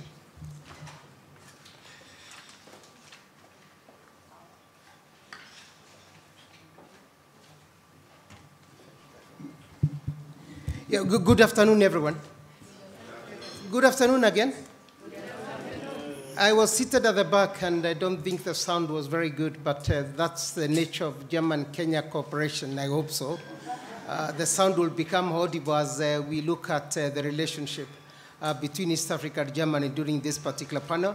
My name is Karuti Kanyinga, as we have been told, and we have got a very interesting panel today to think about what is it that we can bring on the table, all of us, German, East Africa, together. What is it that we can do in the changing realities of the world today? We have a new world order determined by different events. The world has become quite interconnected. In fact, boundaries make no sense today if we have got to think about what netizens do. Kenyan citizens today, or through Twitter or X, or Facebook, can change events in Germany. Germans can change events in Kenya simply because the world has become very interconnected. What is it that we can learn from these changing realities? And what is it that we can do better as East Africans and Germans? How can we strengthen our relationship, not only in research, not only in trade, but through new forms of cooperation? What is it that we can exploit and do things in a better way? And looking at that, and what we have done over the last 50 or so years, what lessons can we exploit for the future? I'll be throwing some of these questions to the people at the back, so be prepared. There will be an exam at the end of it.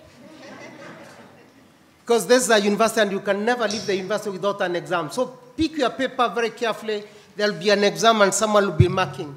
Christine has agreed she will be marking, and please bear with us. We have a very good panel here. We have got Gado for East Africans. I think Gado is very familiar with all of us. He's a renowned cartoonist. His cartoons used to lead in policy discussions, even in cabinet. He doesn't know. Cabinet sometimes would discuss him, depending on what he has done for the day, who has he drawn. And we shall ask him actually to give us a very good painting of how East African Germans can cooperate in the future, in the new. But we won't ask you to draw, just demonstrate by heart. Gado is very well known in East Africa, in Africa actually, very well known because of his rich context of explaining things in a manner that all of us can understand. And we hope through these discussions, we are not going to listen to you, we are going to demonstrate things by heart, and then we can understand it better. Then we've got another friend of ours, Benedict Aforth. He's the Megatrends Africa project leader. His research focuses on sub-Saharan Africa and particularly on EU development policy. And you have got this bios in your folder, please. You can see it very clearly. Please, if you have got any questions that will not be, start writing questions that you like the panelists also to address at particular times. We shall be coming back to you. Then we have got Ambassador Lemoshira, our friend again, who is a career foreign service officer, working in the Director General's office in the State Department for Foreign Affairs and Diaspora Affairs in Kenya.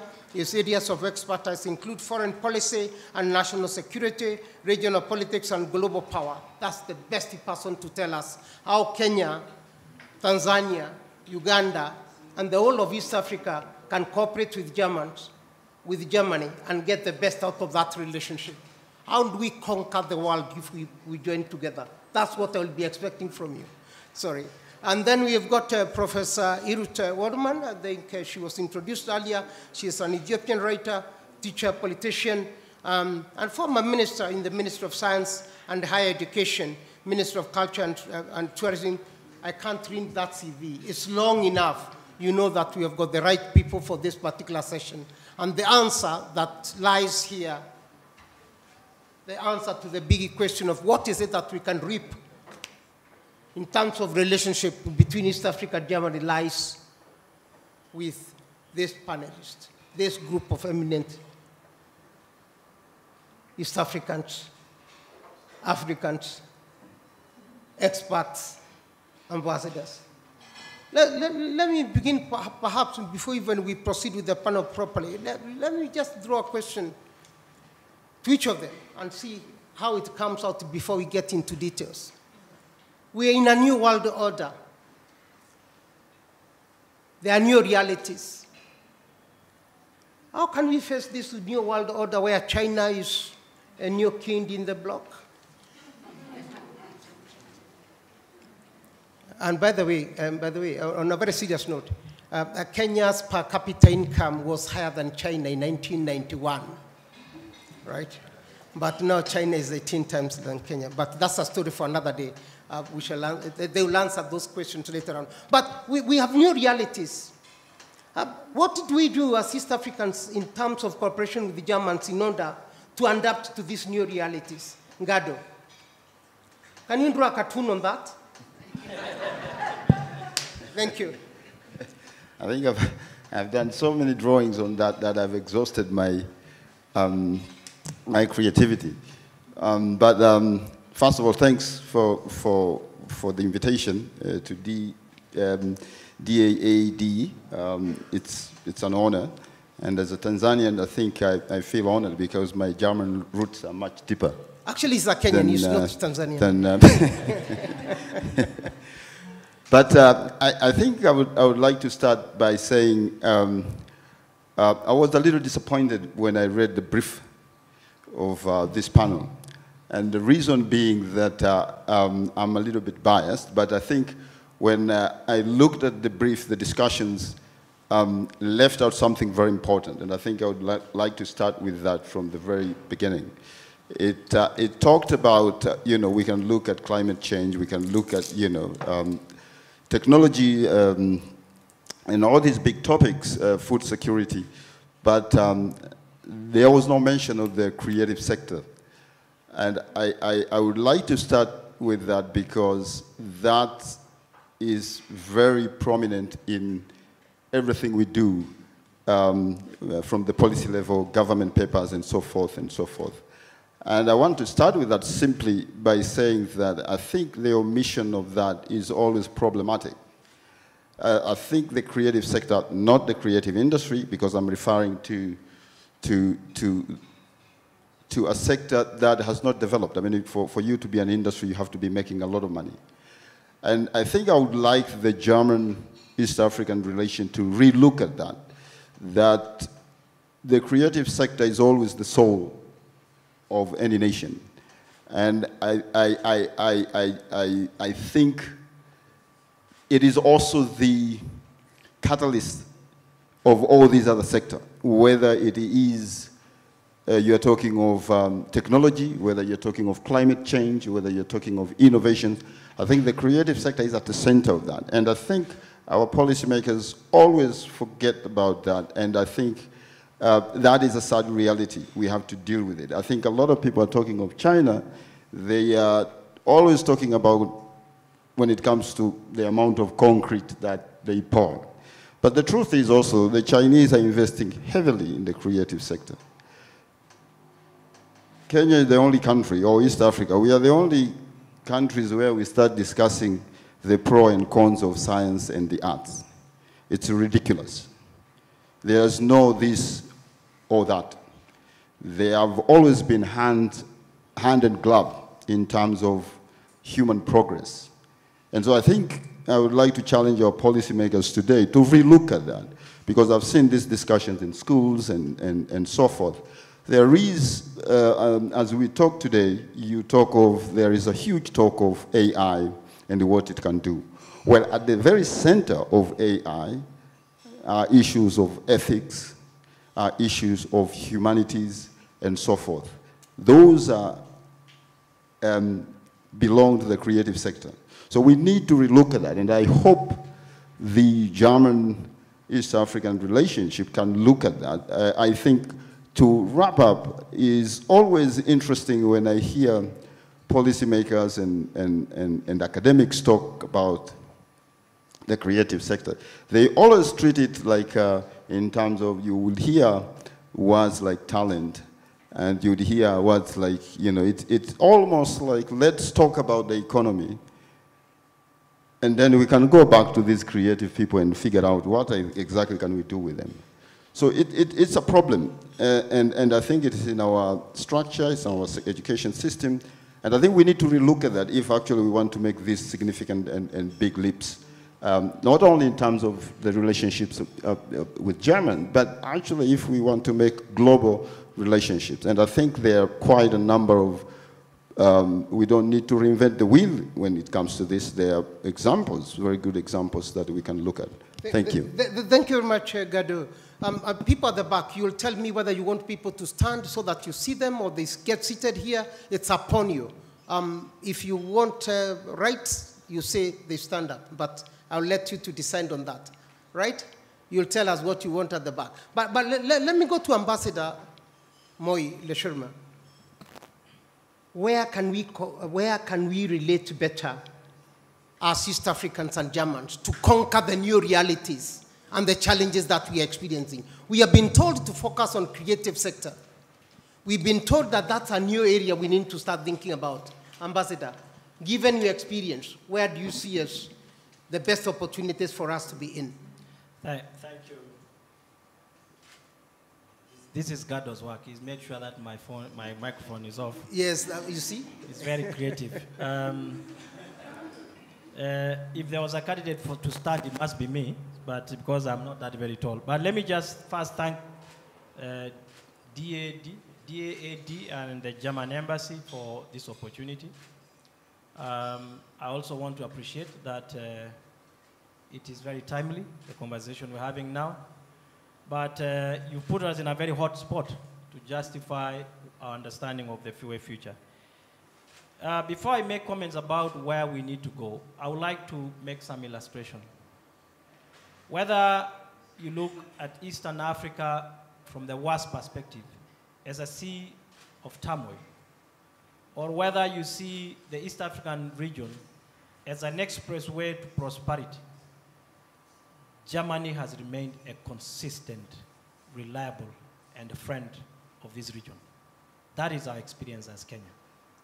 So as we discuss on the future of these important relations, it is important to record this appreciation and our recognition of the consistency of Germany as a friend of the East African region.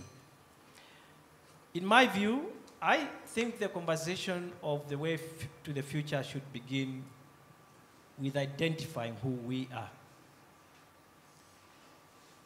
60 years down the line, East Africa was a very small region.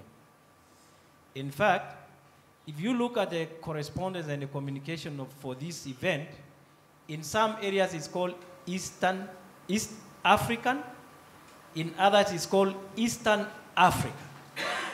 And those are very different, diplomatically, politically speaking, those are different regions. The East African is the East African community, which of course after the joining of DRC has become an enhancement. But from the African Union perspective, and in fact from a global diplomatic presentation, the Eastern Africa is a grouping of 14 countries. This is where we need to start the conversation. Germany has a leverage, has a leeway to look at its partnership within this region from a wider perspective, beyond the East African community understanding. That is number one. Because where you have more countries, there are more opportunities. We as Kenya, as East African community, are looking at our region from a wider perspective. The challenges that we see, we experience the East African region, the wider region are similar. Aspirations for sustainable development are similar. And I think it will be good for our good friends in Germany to also look at their strategy from that wider perspective. That's number one. Number two, we have a narrative, the African narrative. Africa is of age and mature to determine its priorities in sustainable development and to give a voice on Africa's issues to the extent of offering solutions to global challenges. We will discuss more, but I think all of us remember the outcome of the recent Africa Climate Summit. I see Professor demanding the mic back, but I must say that there are two critical elements which I hope we'll discuss in this. Number one is the democratic dividend. Where does democracy take us on the way forward? How do we improve political transitions in our region? How do we make the people, the citizens, more participatory? And how can we determine our policies as prescribed by the needs of our societies? Finally, our relationship with Germany has to focus on widening the net of prosperity, investing in younger people. That is one of Africa's largest resources, the young people. How do we make sure that a partnership between Germany and the East African region is pro this very important population in our region? Thank you, Professor. Thank you very much, Ambassador. I think he's brought some two new insights that I had never actually seen. That there is good in a relationship to be consistent. That a partnership that is consistent in what people do is better. And then broadening the focus of this particular relationship also matters. Let me hear from Ambassador, from Professor Hirut as well. Yeah, thank you very much. And thank you for having me in this panel, Beata.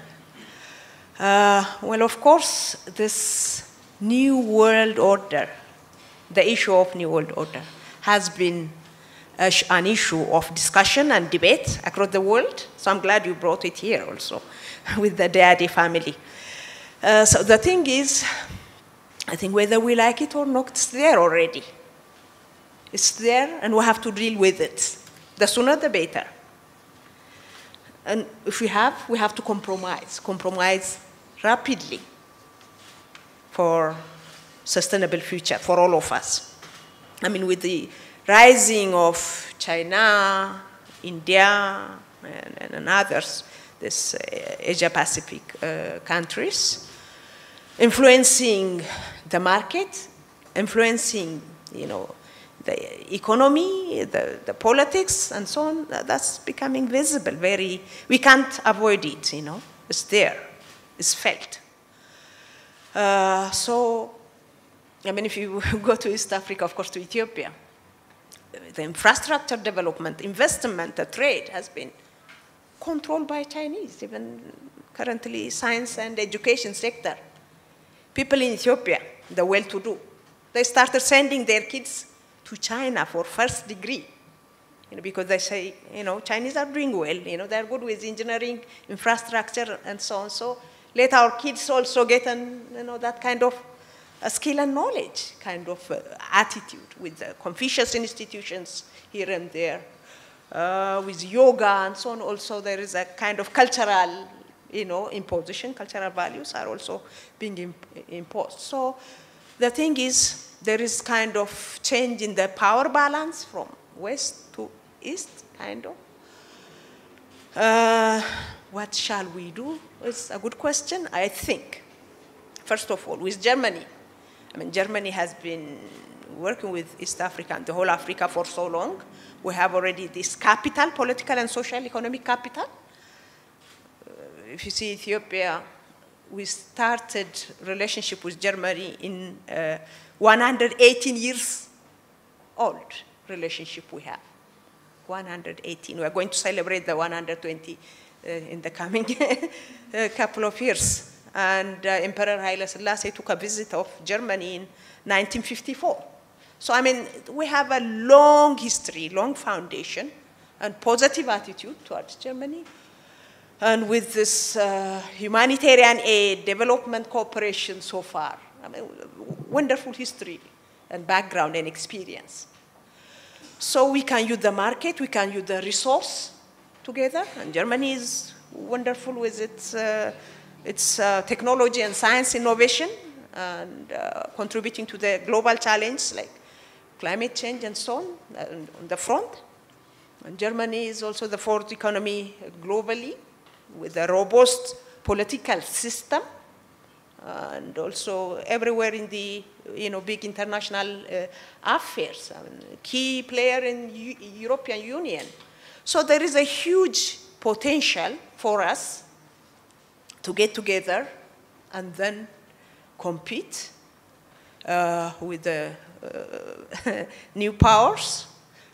But not only that, I also feel like we need also to accommodate the new powers, to embrace them, to adapt to each other's interests, with mutual respect and kind of attitude, and then work at the multilateral platform together for, in order to address this global issues like climate change and so on.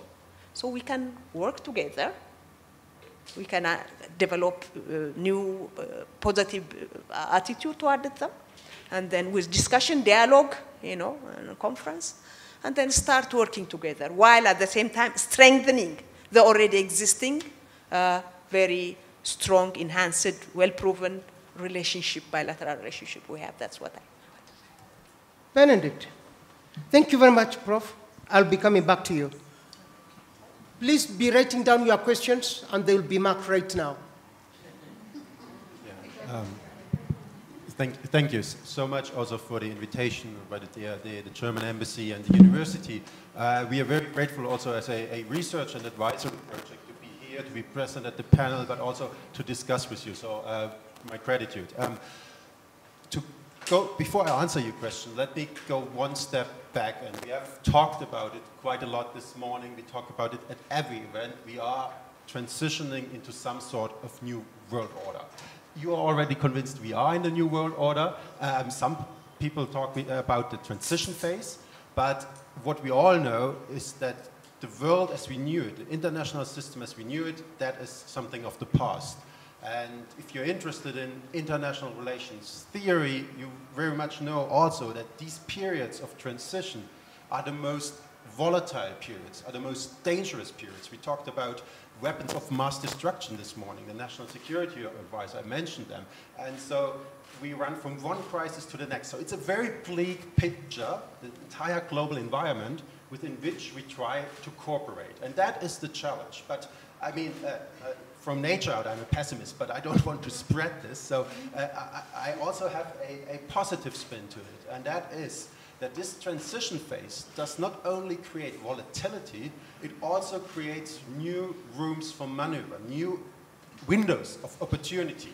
And what you see in the long-standing relationship between Germany and the East African region, but also between Germany and Kenya in particular, is that there is a heightened interest on both sides. And you mentioned the consistency, and I would underline the consistency, and the consistency has been there. We are celebrating 50 years of their presence and 60 years of this friendship, but what you have is a newfound interest, and you also need to be frank, that interest was not always the same on the German side. So a lot of things were taken for granted, and that is not the case anymore.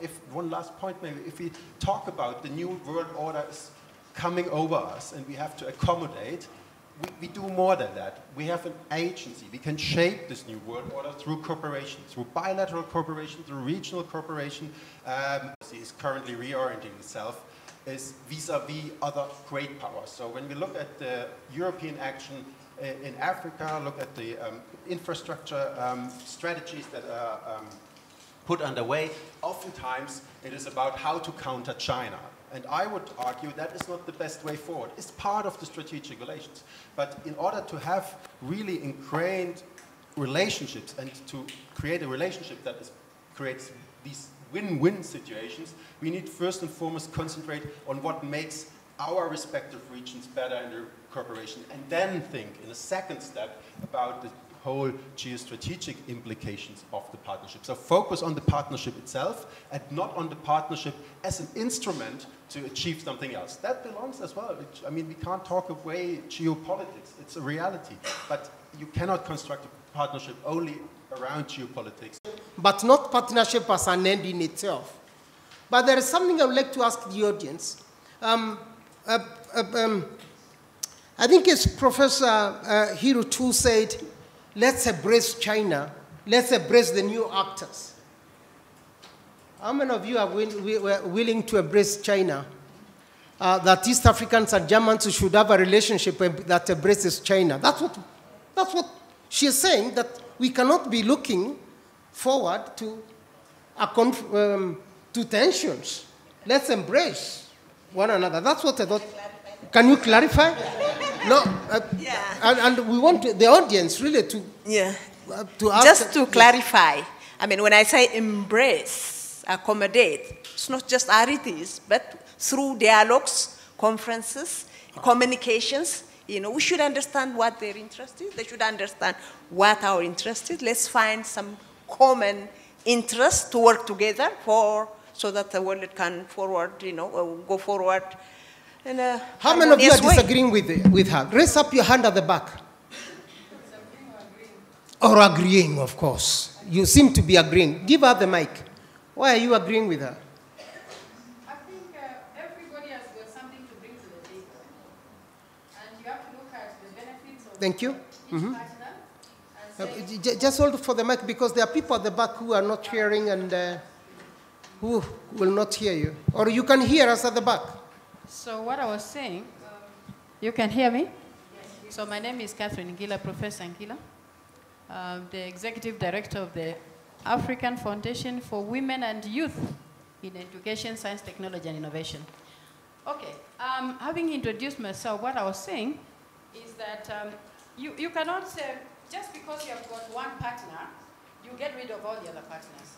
Because when you look at, when you review partners, you say this partner is strong in this area. Let's have partnership in this particular aspect. Let's have partnership in this particular aspect, and so forth and so on. So when I believe I understood what she was trying to say, that yes, China has partnered with Ethiopia, I suppose, and in developing this and that. Germany has so many years has really viewed East Africa particularly and the whole of the world in terms of scholarships, internationalization and all that. We're happy with that. So the fact that Germany has been so, sort of sustainable in terms of funding does not necessarily mean that you negate and say that there's nobody else who is going to come. Canada is coming tomorrow, has got another aspect they want to bring. The UK is coming in, wants also to bring, have partners, but you know where the strength of each partner is. So that's what I also wanted to agree with that. Thank you very much. Let's clap for her, please. Now, let's now shift the attention slowly to areas that I think we may want to say these are the greatest opportunities that we can collaborate in. As Eastern Africans or East Africans, we have been told to be very careful about the concept of Eastern Africa or East Africa. I'm very the ambassador here has told us we need to be very careful about that, and yes, we shall play that question. But Eastern Africa are the Germans. What kind of opportunities can we tap together when we collaborate and when we work together? We are faced with new realities. You mentioned artificial intelligence, digital technology, netizens are everywhere, climate change is with us. what are the opportunities and what could be the challenges? Let me begin with the last, with Benedict now. I'll be getting everybody unprepared. The same with the audience, right? And I can see someone sleeping, but I'll name you very shortly. I'll name you very shortly. Yeah. Benedict, please. Thank you. Maybe also to transition from the little comment to your question, I think there's no absolute added value in just trying to replicate and ultimately only compete with China in the same sectors. If we look at infrastructure across East Africa, Germany was to say what the European Union currently is with Global Gateway to some extent, but only on paper largely.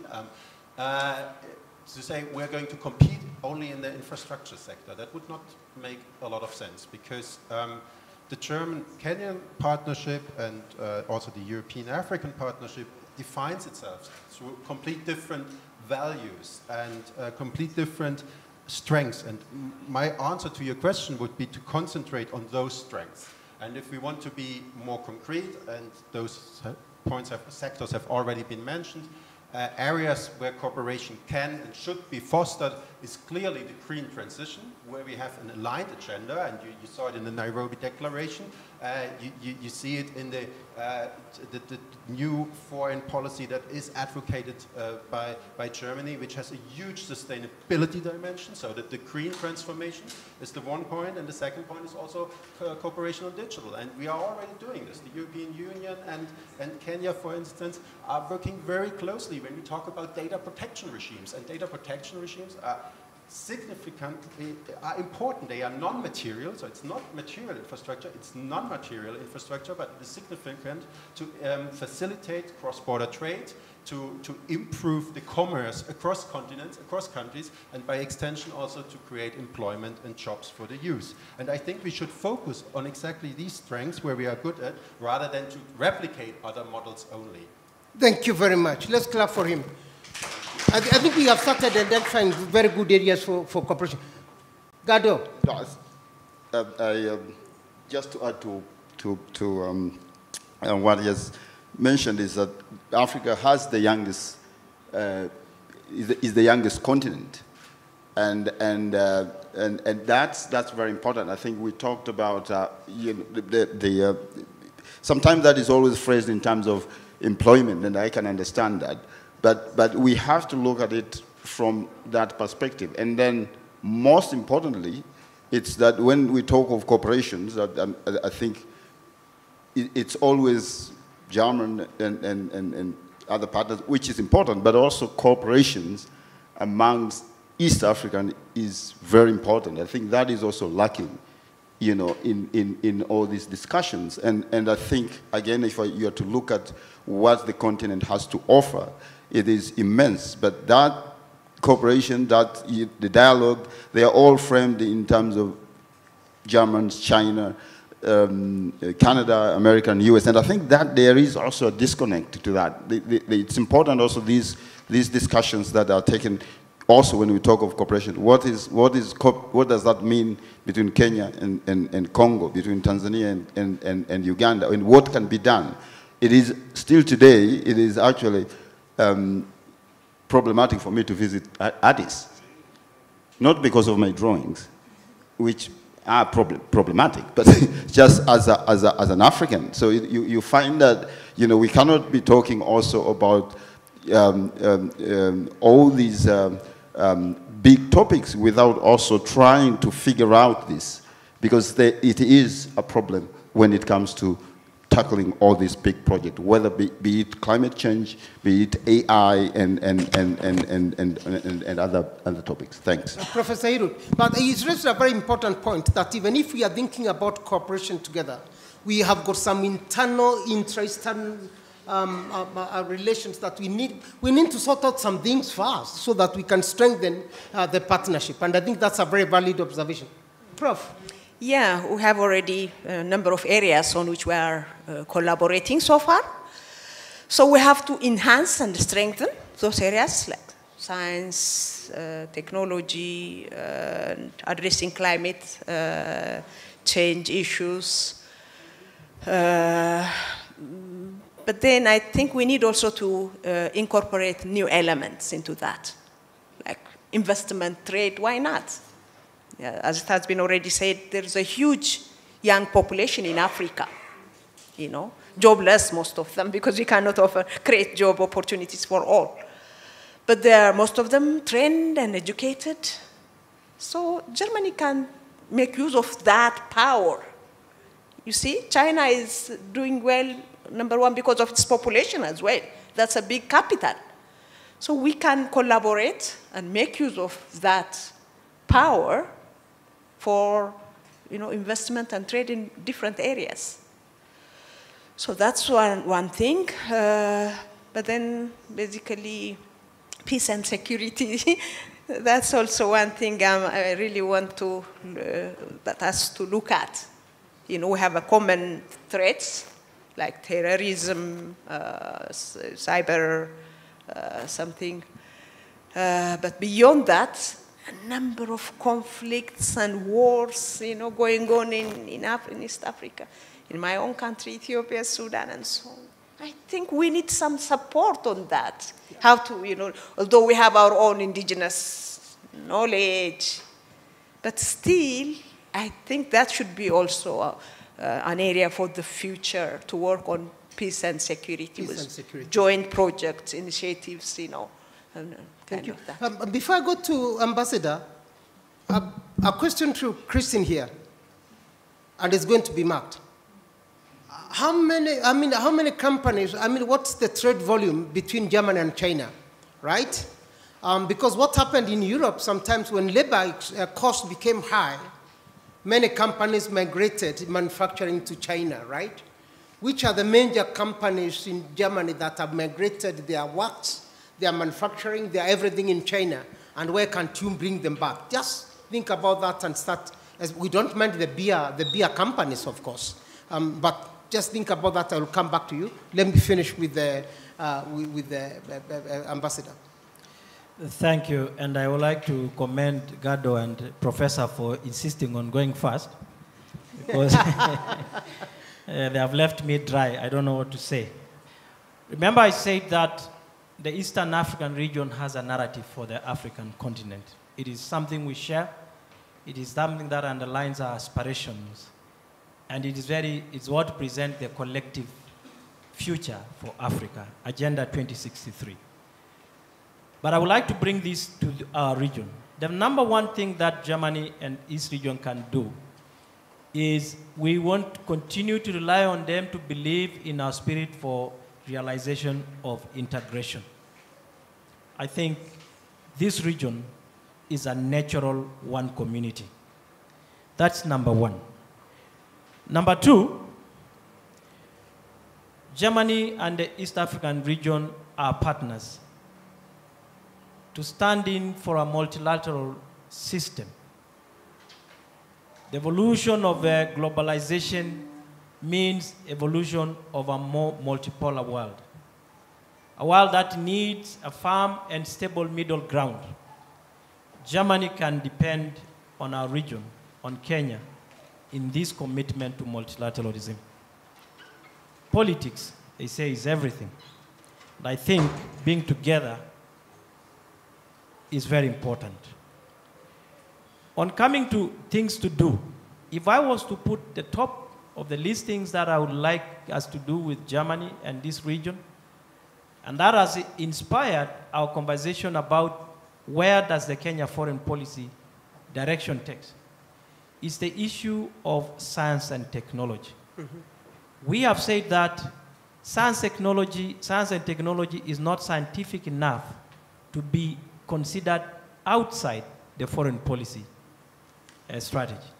So that is a new area, and the science and technology that goes beyond this room of academicians and research to solving real problems that are in our region. Whether you talk about cooperation in energy, whether you talk about climate smart livestock, which Germany is doing very well through collaboration with the International Livestock Research Institute, or whether you talk about renewable energy, and Germany is one of our highest and most productive partners in that area as well. Now, Kenya's government bottom-up economic transformation agenda, BETTER, highlights some of the very critical priorities that can be put in perspective in this conversation. And I would like to speak to one of them, making the employability of our qualified youth, highly digital qualified youth, opening up opportunities for them in the German labor market. This country produces a lot of artisans. The region produces a lot of doctors, nurses. Putting what we call the people-to-people face value of our friendship and our relations will be very critical for the years to come. I am happy to see, even in the World Cup series now, we are seeing more and more multicolored national teams. And I think this is part of the conversation we have to have as a world. We are a one people.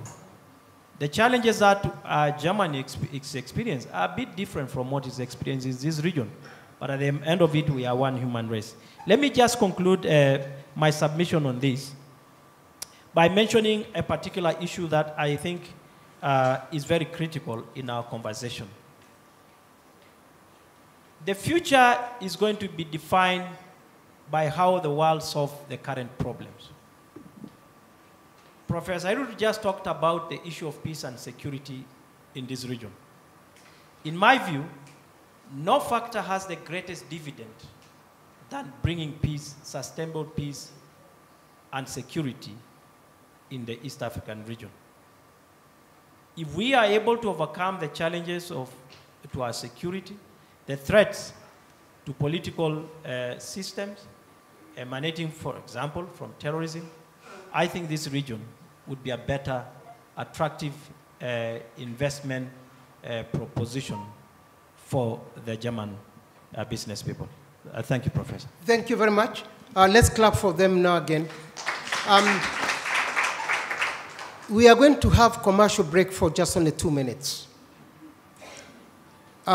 Every table, I would like you to just answer that question. In which areas can East Africans and Germans cooperate together? And what are the best opportunities can we reap when we are working together? Each table, put down your point, maximum 2 points, and bring those pieces of paper. Christine, you don't have to continue with your question. That is resolved. Just on the commercial break, please. And it's maximum 2 minutes.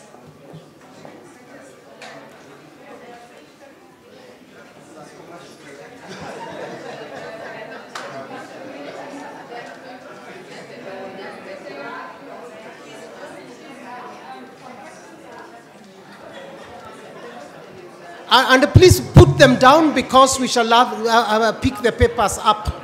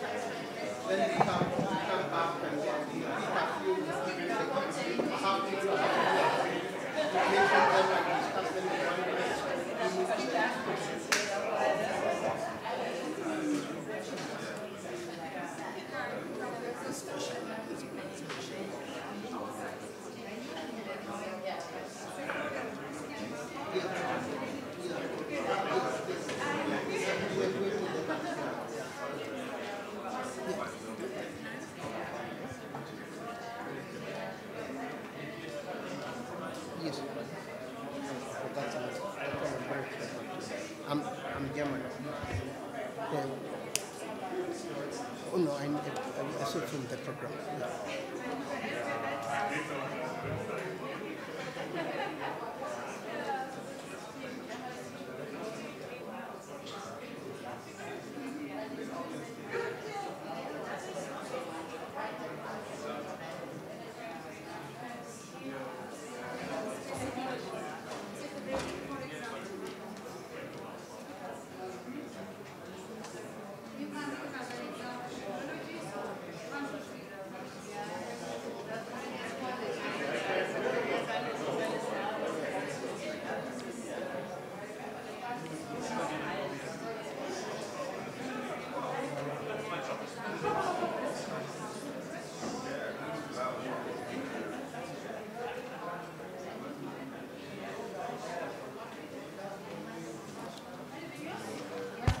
Okay, let me ask someone to collect all the papers.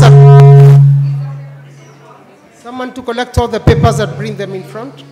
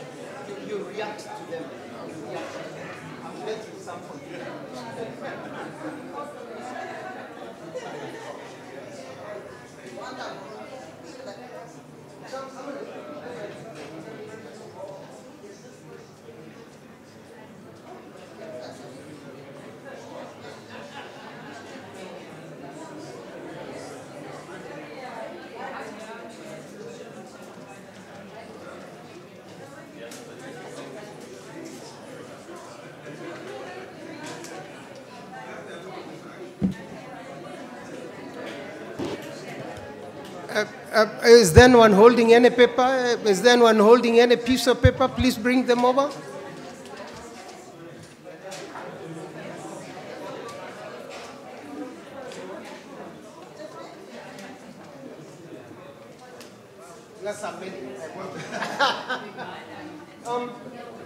Okay, please,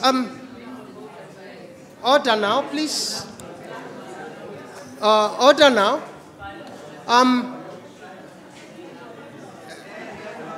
Excuse me, please.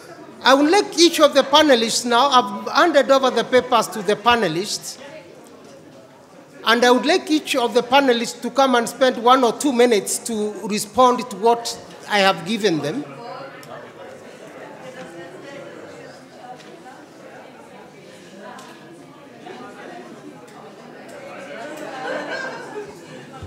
If there are many, you can pass over to Benedict.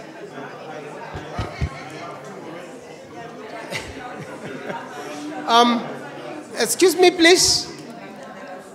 I have asked, I've handed over the responses to the panelists, and I would like to give each of them, I'm giving each of the panelists 1 minute to respond to them before we go to the next, session. I will ask Gado to respond to what he has, but we shall collect the papers back so that the rapporteurs can have them. Gado, please go on. So I have, this is table 3. I suppose number 1, education and research. Number 2, exchange of skilled manpower. Number 3, technology skills, e.g. energy. By GTZ, I think they've given an example there. There's no, I don't know which table this is, but it's number 1, green energy. Number 2, sustainable consumption and production. Number 3, education. Areas of cooperation. There's no mark on this one. Number 1, labor market corporations. German, providing opportunities for jobs. Kenya, money is best home. Have money for investment. I suppose that is in Kenya. Number 2, grants for research. Number 3, attract German investment, linking it up with learning and of language. Number 4, science and technology. And subtitle there, scientific technical cooperation. I think that's what I have. Thank you very much. Any reaction to that, Gado? I think the underlying one that I can pick is technology and skills. And you go back, yes, I think I would like to touch on that, the fact that there is also the this big technological advances that are actually probably sprinting, and we are, I think as a race, we are catching up. I mentioned the AI. I think that's an area that definitely it needs attention, especially when it comes to the cooperation, no doubt about that. And number two, I think the bigger one is also the climate change. I mean, we in Africa, we are facing with that, and I think we need to, there is a lot of talk about all these buzzwords going on, but I think when it comes to climate change, is that the reality is we are living it. And there has to be a way where these buzzwords or these words translate meaningful to the grassroots. Thank you very much. Thank you for that. Let's move straight then to Professor Hirut. Yeah, I have two papers in my hand. So the list given here is education at all levels, and partnership in climate change, mitigating climate change, and cultural exchange, again climate, water management, and renewable energy. Yeah, these are most important areas for us to collaborate in the future. But there is already existing, cooperation in science, education.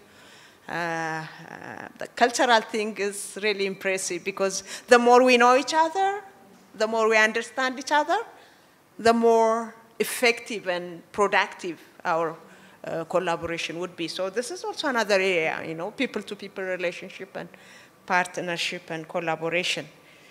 So the climate thing is, we have already mentioned it earlier, it's top important because Germany is a leader of, this addressing issues of climate change with this innovation, renewable energy, and so on. And East Africa is suffering from the consequence. 80% of Ethiopian population, for example, they're living in the rural area, they're farmers. So they're suffering, as the result of the climate change because of the irregularity in the rain season. So we can give insights for research, for policy, and for innovation. So, yeah, thank you very much. Ambassador, before I come to Benedict. Thank you. Benedict wanted to go before me. Let me ask, table 5, put up your hand, please. Table 5. Table 5. Table 5. I think, although only one person responding, you are the most active in submitting the list. First, before I comment on what they have put, we must agree that Germany and East African region we must agree that we do not talk about potential anymore. We talk about opportunity. We must see our relations from not believe in the potential between the region and Germany, but actually in pursuing the opportunity. Because opportunity causes action. So, having said that, I've had the following. One is agricultural research. I want to put together agricultural research to agricultural productivity. Our region has capacity not only to contribute to feeding Africa, but also to meet global needs. Kenya, Ethiopia, DRC, and many other countries in this region have incredible opportunities for food production, not just only to meet the local demands, but also to address global needs. Let me also say that in terms of agriculture and agricultural research, we have to look at about value additioning. It's a clear concept that the rise of the middle class, the capacity to consume in many of our countries demands that we invest more on value additioning. In that sense, we'll be able to have not just production, but also fully processed products in our region. Now, energy. If there is an area that really depicts the success of a country-to-country partnership, it must be the partnership between Kenya and Germany on renewable energy. The future is renewable. And I can't agree more. We need to fast track, we need to articulate what we must do in this very important area. And I think the outcome of the African Climate Summit, as Professor Hiruraj said, gives clear pointers of this conversation. Tourism. Tourism is about the culture, the people, the heritage that each country has to offer. Related to tourism is the fact that tourism, actually upstaging tourism in this region, gives Germany an opportunity to intensify the use of German language. As more Germans come to Kenya, come to this region, the necessity for use of German as a language, which is a critical component of understanding and appreciating the German population, will be very important for us to look at it. And I want to say that the Goethe Institute here has done a great job. Now, mining, artificial intelligence, machine learning, research and development, all this indicates that the East African region has capacity to contribute to German success in driving breakthroughs in technologies. This region, we do not need to reinvent the wheel. Of course, we have our small breakthroughs. M-Pesa isn't small. Using mobile technology for inclusivity, using digital-enabled system to solve problems in the health sector, are clear examples that this region actually has capacity to absorb and to put to use some of Germany's breakthroughs in technology. Finally, we cannot escape the fact that the future of development has to be in the digitalized world. The Concert City is a dream happening. I believe that the Concert City has an opportunity, a real opportunity, for German companies to launch their investment in the East African region. Already, we are conversing about how to manage, how to deal with data for development. Without digitalization of what you call the public services, then we wouldn't have realized the optimum benefits of data for sustainable development. I think, Professor, I'm lucky that the group, the paper I got is from a very active and good participatory group on Table 5. So I would like that you demand they be given a round of applause. Thank you. Finalist Benedict. Yeah, I received 3 sheets, and I think we skipped the coffee break if I engage with each item, but maybe I can detect some threads here. So I will read it out and then quickly comment on the overarching threads I see. I don't know which table they're coming from because they're not numbered, but the first point was research and scientific research and technology, security, culture, tourism, that we heard several times, competence-based higher education, then enhancing vocational skills and job opportunities, trade and manufacturing, and last but not least, historical justice, colonialism et altera. So on several of the individual topics, my esteemed colleagues have commented, but what I see here is thread number 1 that you would discover underneath the heading of research and technology, but also trade and manufacturing, is the importance of co-creation. It is highly important, I think, in the partnership to think more precisely of how to co-create. Co-create in business, that means like close business relationships, trying to find solutions that are needed in the 2 respective regions jointly. We can talk about digital solutions.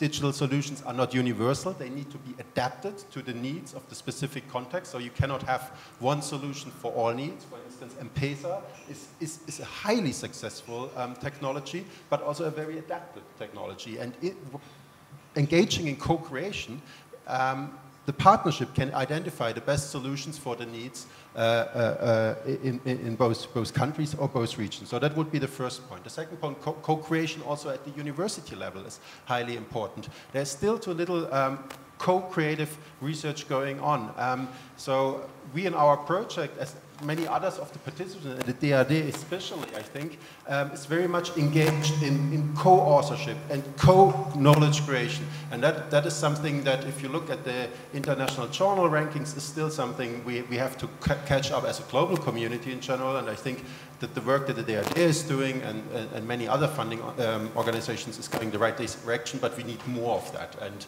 that's also an appeal to all the universities in both regions and the research institutions. The second point which I see, or the second thread which I see going through tourism, culture, but also the reckoning of historical justice and colonialism is one point that has already been mentioned, that of mutual understanding. Only if people at the people level understand each other better, and understand the idiosyncrasies, the differences, but also the similarities, then something like trust is developed. That will have positive impact on the willingness to invest in another region. That will have positive impact on putting actually money behind the words and living up to the declarations that everyone is very keen on committing to. Thank you very much. Let's clap for them. This is another commercial break. Going to take place in two different approaches. One, I would like to ask every table to think about, again, only one issue, not two. What can East African countries and Germany learn from each other? Only one thing. One thing. What can we learn from each other? But for the panelists, this is the most tricky question because I would like also them to have a commercial break. Their questions are going to be tricky. And I would like you to listen to the question. They are in a lift. Each of them is in a lift separately, and he happens to meet the President of Kenya, President Ruto, and the German Chancellor Scholz. And the Chancellor and the President are going to the first floor, so there is no time at all. And they are going beyond the lift. And the lift is going to the first floor, therefore it's moving very fast, right? If you have got to tell them about how to enhance cooperation between the country and Germany, and the lift is going to stop almost immediately, and security will not allow you to proceed, what is it that one thing you'll tell them before they get out of the lift? You are meeting Abe, Prime Minister Abe, and the German Chancellor. What is it that you'll tell them before the lift closes the door and they're out? So think about that, and then the commercial break for everyone here is, what is it, one thing that you'd like we can learn from? 2 minutes, and then we are done.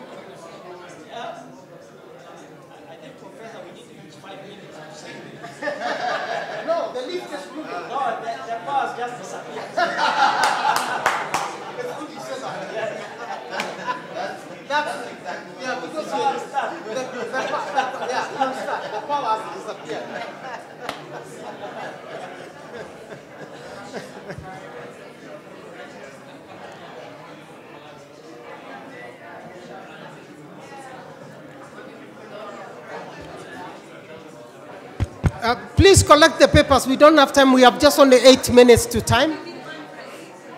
Please collect the papers. It's only one thing that I want to hear from every table. Only one. Who can collect the papers for me, please?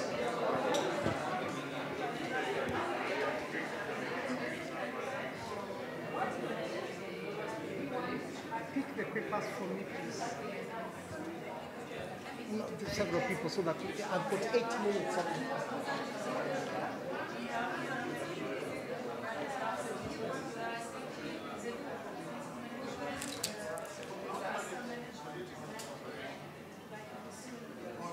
We shall end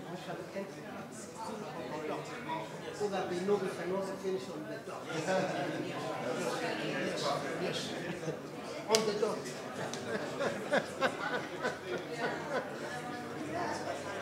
On the dot, like this. Bring the papers, please. We have very limited time. I'm sorry.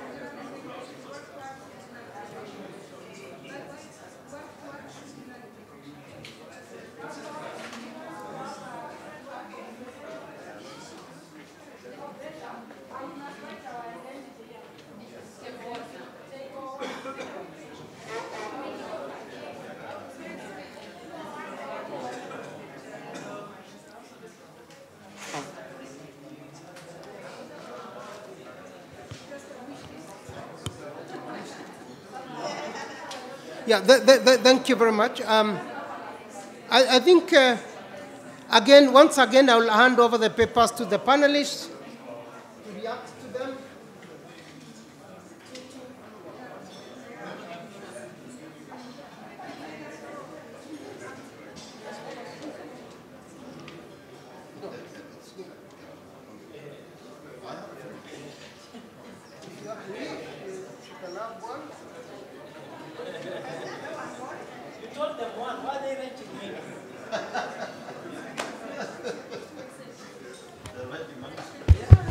I will ask the panelists to just only read and not comment on them very quickly because we have no time. I will begin with the ambassador. Thank you, Professor. And one of the conditions that you didn't mention on the lift is that... No, we are not beginning with the lift now. Read the response. We shall go to the lift shortly because that's the flight. It seems our people did not follow the instruction. They wrote more than one. Good governance, policy formulation and implementation, research, table 4, enhanced cooperation between Germany and East Africa. Table 5 again, Kenya to learn from Germany, being meticulous and efficient. Germany to learn from Kenya, Ubuntu and socialization. And then no table and no direction. Point 1, flexibility. So that cannot be... Germans are not particularly flexible, so I assume that is what Germans can learn, flexibility. On the other hand, point 2, direct and straight to the point. Yeah, I guess that is the other direction. Point 3, federal governance systems, and then there is an error in 2 directions. And the point number 4, startup culture, Kenya can learn from Germany. Thank you, Prof. Again, I have 2 papers. One says, what Kenya can learn from Germany is technology and innovation. Yes. And then ethical values. What can Germany learn from Kenya? Rich culture, openness, taking it easy, and friendship. Friendliness, I'm sorry, friendliness. And the other table wrote that Kenya can learn about Kenya can learn from Germany about technical and vocational system and skills. And Kenya can learn German work ethics and German to Kenya. I'm sorry, I can't see them. Oh, Hakuna Matata. Hakuna Matata. Hakuna Matata. I thought it's English expression and that, right? Yeah, I think, that's it. German's orderliness. Preciseness, this work ethics, it should come to Africa. That's one very important thing we need to learn, discipline. Thank you very much. And Gado? Yeah, I have no number on this table. Sustainable friendship bears fruits. Table 3, transparency. And no number here is respecting cultural diversity. Thank you very much. Let's clap for everyone now. Now we go back to the lift. There is President Ruto and Chancellor Charles. They are going to the first floor. Ambassador is with them. Ambassador, the lift is closing, is opening and closing very quickly. Thank you. And just as we all go in there, the power disappears. So I have more than a minute before the generator takes effect. I forgot to mention you're in Germany where power will not disappear. Okay, go on. One of the drivers of modern development is technology. One of the obvious gaps between Germany and this region is technology. I will tell them, focus on technology for sustainable development. Thank you. Thank you very much. Technology for sustainable development. Benedict. So the power is running again? The power is running. Power is running.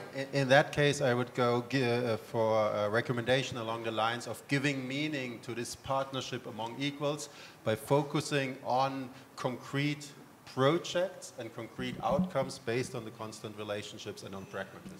Concrete projects, concrete proposals, right?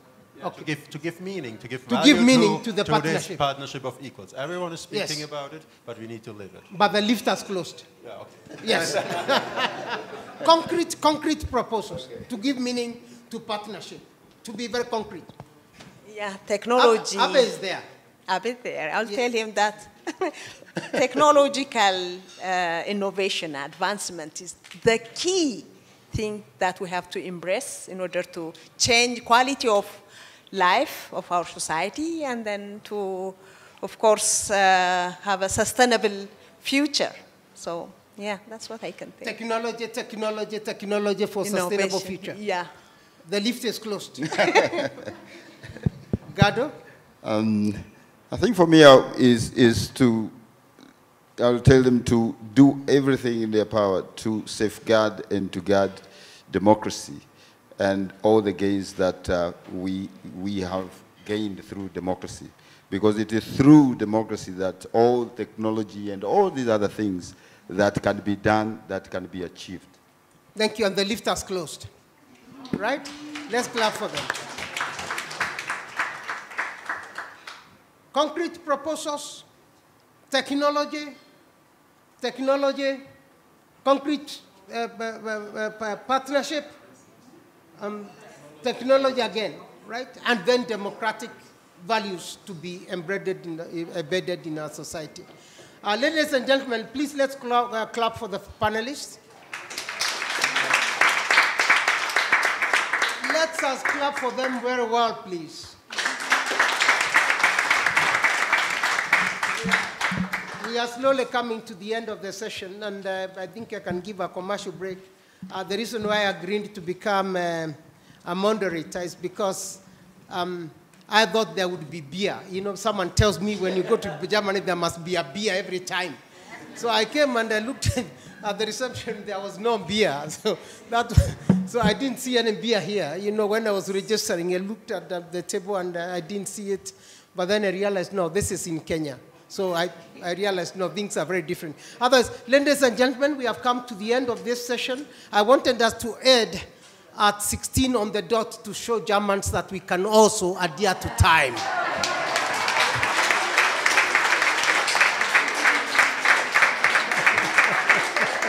So thank you very much. Thank you very much. And thank you very much. It was fun having you here. Thank you. Thank you. Thank you. Thank you.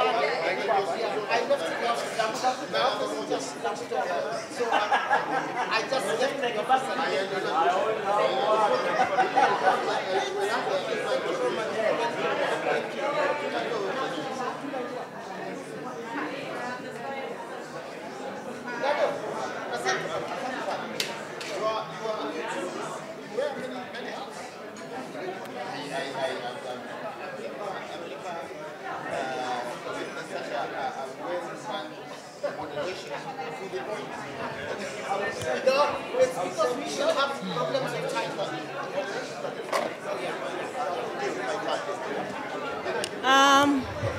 Hello, everyone. I would like to have your attention. Attention, everyone. Attention, everyone. I would like to ask all of you, let's give a very big round of applause to the panelists and to the moderator.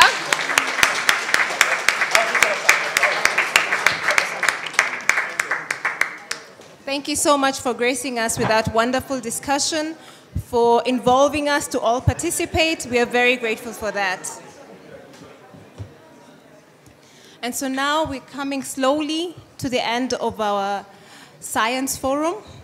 And I would like to invite Elisa, who's a German lecturer at the University of Nairobi, to come and give us a summary of what we've learned today, what was shared. Yes. Welcome, Elisa. Hi.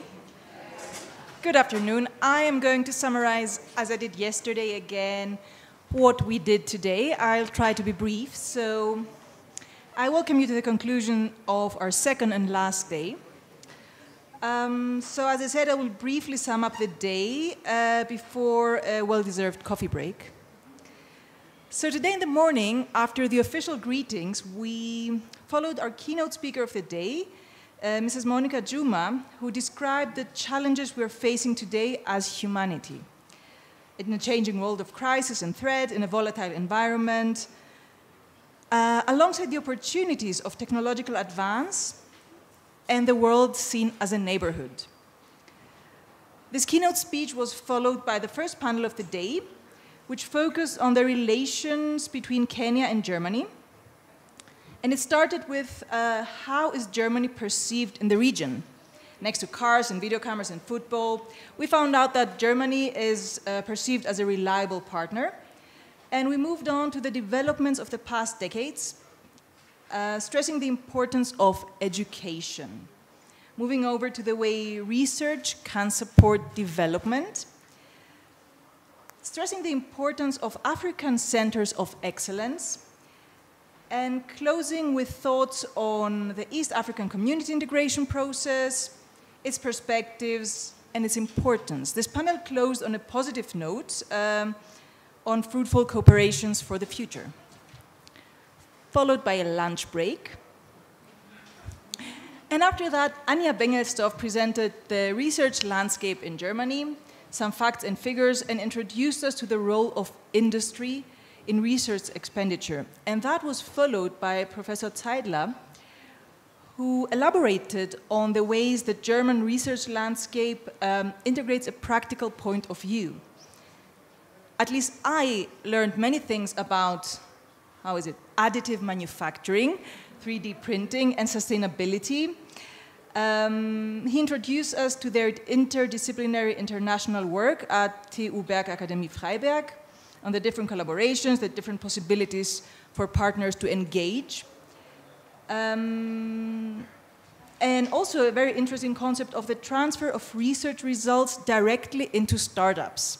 So giving just the idea that that could be a concept that could apply to Kenya as well. And that was followed by the panel discussion we just followed on the perspectives for the future. So the idea was to close with perspectives for the future, starting with the creative sector, and the pledge to seriously look at that, not forget the creative sector, as we often do. And this was followed by stressing the need for a wider perspective in a new world order of threat, but this threat can also be seen as a form of opportunity. A focus on China, coming to the conclusion that the goal is not to replicate other models or just to compete, but to think of other ways forward, keeping in mind the importance of African collaboration. As we approached the afternoon and everyone was tired, we had a very engaging way of listening to your ideas. So our moderator, who we want to thank for that, asked you to answer some questions, to give your ideas in order to come into a dialogue and to learn from each other. So yeah, we heard your ideas. The panel commented on them as we were heading towards the end of today's session. And I mentioned the word the end, so I come to the end of my conclusions, and thank you very much.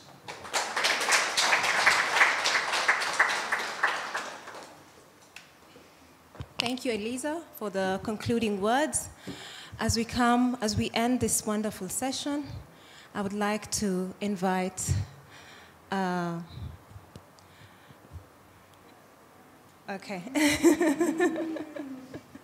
I would like to hear vote of thanks from our colleague from the German embassy. Welcome to say some few words. Yes.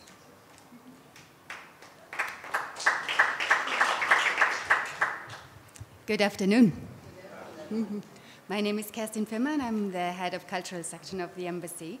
And I say a big thank you to all of you who contributed today to the success of this conference. First of all, the DAT team who made it possible. I know organization is a big thing of such a conference. University of Nairobi, all the speakers and moderators who did a very excellent job. And of course you, I want to thank you, the audience, who contributed, especially in the last panel discussion, quite immensely. So thank you for that. And yeah, I hand over to Beate, who wanted also to say a few words before we continue with the tea break. Thank you, Kerstin, and I would like also to emphasize I'm very impressed that we have still a very full room here in the conference, and it's late in the afternoon, and it's the second day, and I think we can say that it was really a success, and we are really happy and grateful for all coming and listening, especially coming from the neighborhood countries. We wish you all the luck, and we would like to continue with this work and also to stay in contact with you, especially with the alumni, but also with the scientists. Thank you so much for coming. Thank you so much for your contributions, and good luck, and come back to Nairobi or to Germany, and thank you very much, and have a good way back to your home countries. Thank you so much.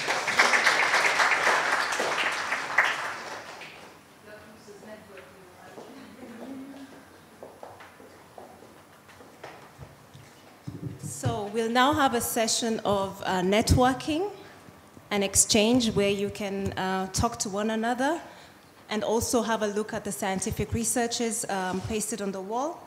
And also we'll also have a tea break outside. So welcome to that, and thank you so much for your participation. Thank you for coming today. Asanteni sana, and all the best. Thank you.